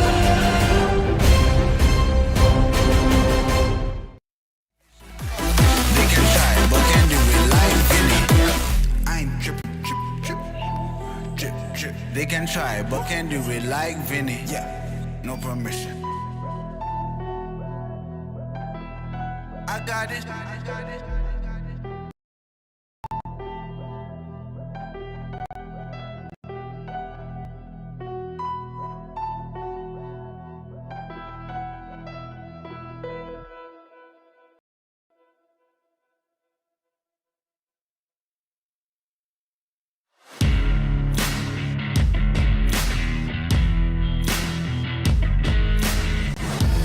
Embrace your destiny, slay your enemy, raise a legacy. No more apologies, trust your abilities, gather the energies. Pull yourself back together, and staying off track forever. Child of the nation, will seek redemption, time for salvation. Today is meant to be day of victory, time for history. Reverse the tendency, fight the entropy, channel your rivalry. You're praying for fortune to come, you're hearing the sound of the drums. It's too late to backtrack, but pack your bag now, keep your feet on the road and stay.